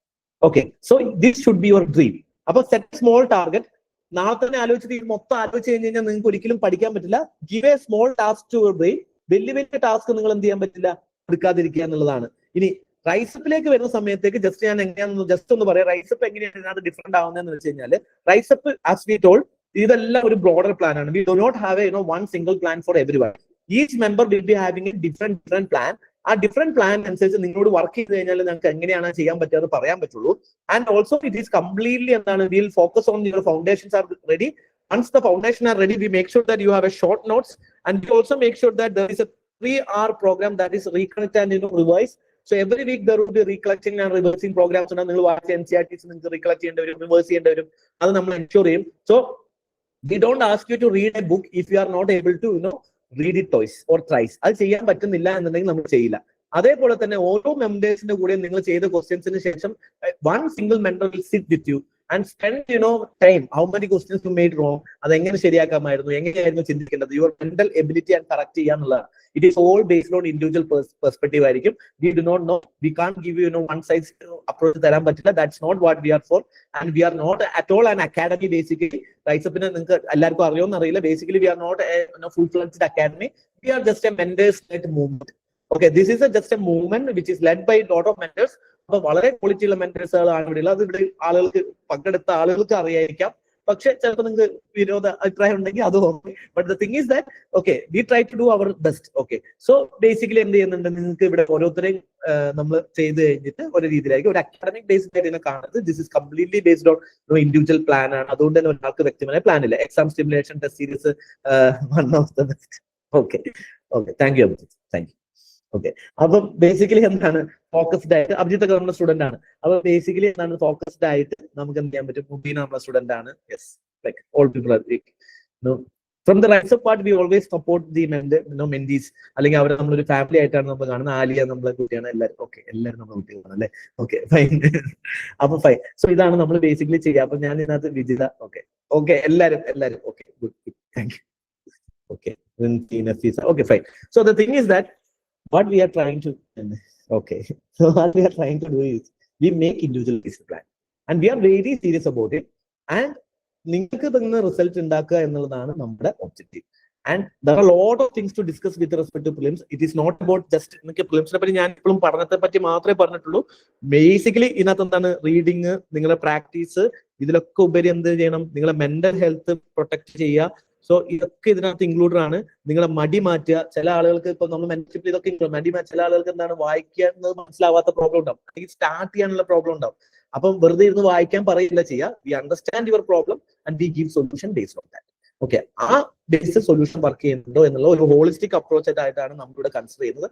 അതുകൊണ്ട് തന്നെ നമ്മൾ ഇൻഡിവിജ്വൽ ഫോക്കസ്ഡ് ആയിട്ടുള്ള ഒരു പേഴ്സണലൈസ്ഡ് പ്ലാൻ ആണ് എല്ലാവർക്കും ഉള്ളത് കേട്ടോ. So this is all about RiseUp program. And one thing, Prelims Launchpad is completely a free program. So next section വരുന്നത് basically on Friday at 7 o'clock. It will be geography ന്റെ section ആയിരിക്കും. Complete analysis of geography. Last 3-4 ഇയേഴ്സിന്റെ ജോഗ്രഫിന്റെ questions എങ്ങനെ വന്നു, എവിടുന്ന് പഠിക്കണം, നിങ്ങൾക്ക് ഇപ്പൊ എന്താ, നിങ്ങൾക്ക് ഒരു ഹോളിസ്റ്റിക് അണ്ടർസ്റ്റാൻഡിംഗേ ഞാൻ തന്നിട്ടുള്ളൂ. ഇനി നിങ്ങൾക്ക് എന്ത് ചെയ്യുന്ന വെച്ചാൽ ഓരോ സബ്ജക്റ്റിലും ഏറ്റവും പ്രയോറിറ്റി ടോപ്പിക് എന്താണ്, അടുത്ത വർഷം നിങ്ങൾ എവിടെ വായിക്കണം, ഇപ്പം ക്ലൈമറ്റോളജിയിൽ നിന്ന് എത്ര ക്വസ്റ്റ്യൻസ് വന്നു, ജിയോമോർഫോളജിയിൽ നിന്ന് എത്ര ക്വസ്റ്റ്യൻസ് വന്നു, മാപ്പിംഗ് ക്വസ്റ്റ്യൻസ് എങ്ങനെ ചെയ്യാൻ പറ്റും, ഇങ്ങനെ രീതിയിലുള്ള അടുത്ത സെക്ഷൻ ആണ് ജോഗ്രഫിന്റെ ദ മാപ്പ് റൈറ്റ് എന്നാണ് സെക്ഷന്റെ പേര്. രാജ്കുമാർ സാർ ആയിരിക്കും എടുക്കുക. സോ വെള്ളിയാഴ്ച 7 o'clock എന്തുണ്ട്, ആ സെക്ഷൻ ഉണ്ടാവും. അപ്പൊ എല്ലാവരും ആ സെക്ഷനും വരണം. ഓക്കെ, അപ്പൊ നിങ്ങൾക്ക് ഓരോ അങ്ങനെ അത് കഴിഞ്ഞ് തിങ്കളാഴ്ച വേറെ ഹിസ്റ്ററിന്റെ സെക്ഷൻ ഉണ്ട്. Then Wednesday there is another session with respect to I think it is polity. So അങ്ങനെ എന്ത് നമ്മൾ ഓൾറെഡി ടൈം ടേബിൾ തന്നിട്ടുണ്ട്. So based on all the sections are at 7 o'clock. So try to attend the session on time. അതേപോലെ maximum utilise ചെയ്യാൻ നോക്കുക. നിങ്ങൾക്ക് എന്തെങ്കിലും സംശയങ്ങളോ കാര്യങ്ങളോ ഒന്നുണ്ടെങ്കിൽ you can ask it right now. NCERT list ഒന്ന് ഒരു കാര്യം ചെയ്യാവോ, ബേസിക്കലി യു കോൺടാക്ട് നാളെ ഒന്ന് ഇൻസ്റ്റിറ്റ്യൂട്ടിൽ ഒന്ന് കോൺടാക്ട് ചെയ്യുന്നത്. കോൺടാക്ട് ചെയ്യുമ്പോൾ ഇവിടുന്ന് വാട്സ്ആപ്പ് ചെയ്ത് തരാം. മീൻസ് ഓൾറെഡി നമ്മൾ ഗ്രൂപ്പിൽ ഉണ്ടെങ്കിൽ will send to the group, otherwise will send you on WhatsApp കേട്ടോ.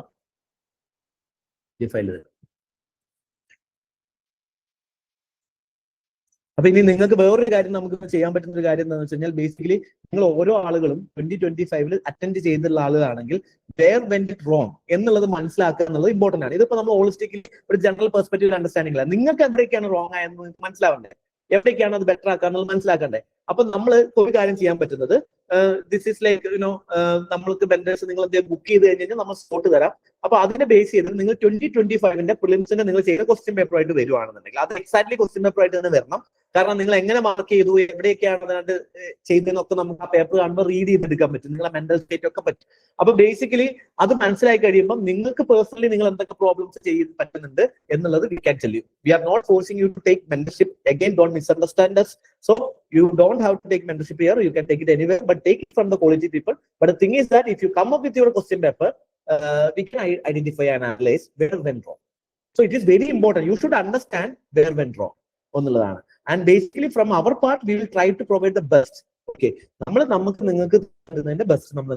That's the promise, we can keep it. Okay. ഞങ്ങളുടെ ഭാഗത്ത് നിന്ന് എപ്പോഴും നല്ല സാധനം തരാൻ വേണ്ടിയിട്ടാണ് നോക്കുന്നത്. അതിൽ ബെസ്റ്റ് സാധനം നമ്മൾ തരാൻ വേണ്ടിയിട്ട് ഞങ്ങൾ ട്രൈ ചെയ്യും. Okay. So that is from our side. നിങ്ങളുടെ സൈഡിൽ നിന്ന് നിങ്ങൾ ചെയ്യേണ്ടത് ഞങ്ങളിൽ നിന്ന് ഏറ്റവും ബെസ്റ്റ് മാന്തി എടുക്കുക എന്നുള്ളതാണ്. Exploit us, because through exploitation only it's works. It's happened in a two way. So encourage us to do it more things so that ഞങ്ങളെ കൂടുതൽ സപ്പോർട്ട് ചെയ്യുക, ഞങ്ങളെ പ്രൊമോട്ട് ചെയ്യുക, അതിലെ മെന്റേഴ്സിന്റെ അടുത്ത് കൂടുതൽ എന്ത് ചെയ്യുക, കൂടുതൽ കാര്യങ്ങൾ ചോദിച്ച് മേടിച്ചെടുക്കുക എന്നുള്ളത് നിങ്ങളും ചെയ്യണം. ഞങ്ങൾ മാത്രം ചെയ്യാതല്ല, നിങ്ങളും ചെയ്യണം. എല്ലാവരോടും പറയുന്ന കാര്യമാണ്, നമ്മൾ ഇങ്ങോട്ട് മാത്രം വിളിക്കട്ടെ എന്ന് വിചാരിക്കുന്നത്, അങ്ങോട്ട് വിളിച്ച് രണ്ടെണ്ണം ചോദിക്കണം, എന്താ രണ്ട് ഉത്തരം പറഞ്ഞില്ല എന്നൊക്കെ ചോദിക്കുമ്പോഴാണ് it will happen in a both way. So maximum എന്ത് എക്സ്പ്ലോർ ചെയ്യാം. Okay, so this is what okay will do. Content rich one, super. Please send this PPT, sir. Content rich one, super. Thank you. Okay. Thank you so much. Okay, then PPT send ചെയ്യാവേ. Okay. So എന്തെങ്കിലും സംശയം കാര്യങ്ങളൊക്കെ ഉണ്ടോ? ഒന്നുമില്ല. Helpful ആയിരുന്നു. Magazine വായിക്കുന്ന കാര്യം, അതിലെ Yojana Kurukshetra Down to Earth അത് നോക്കണോ അതോ വേണ്ടയോ? വേണ്ട. See, Yojana Kurukshetra down to earth, front line was a type of preparation which was before 2016 വരെ ഇതായിരുന്നു. അതിനുശേഷം ഇതൊരു പ്രിപ്പറേഷൻ സ്ട്രാറ്റജി അല്ല, because it take lot of time to read and concise notes ഉണ്ടാകും, കുറച്ച് സമയം എടുക്കും. അത്രയും സമയം നിങ്ങൾ അതിനകത്ത് ഇൻവെസ്റ്റ് ചെയ്യണ്ട. You will get those content from the current affairs ക്ലാസ്സസിൽ. ഈ റൈസപ്പിൽ there are current affairs classes every week. അത് തന്നെ ഇനഫ് ആണ്. അതുപോലെ പ്രിലിംസിന് വേണ്ടിയിട്ട് നിങ്ങൾക്ക് സെപ്പറേറ്റ് പ്രിലിംസ് ബേസ്ഡ് ആയിട്ടുള്ള കറണ്ട് അഫയേഴ്സ് ക്ലാസ്സസ് ഉണ്ടാവും.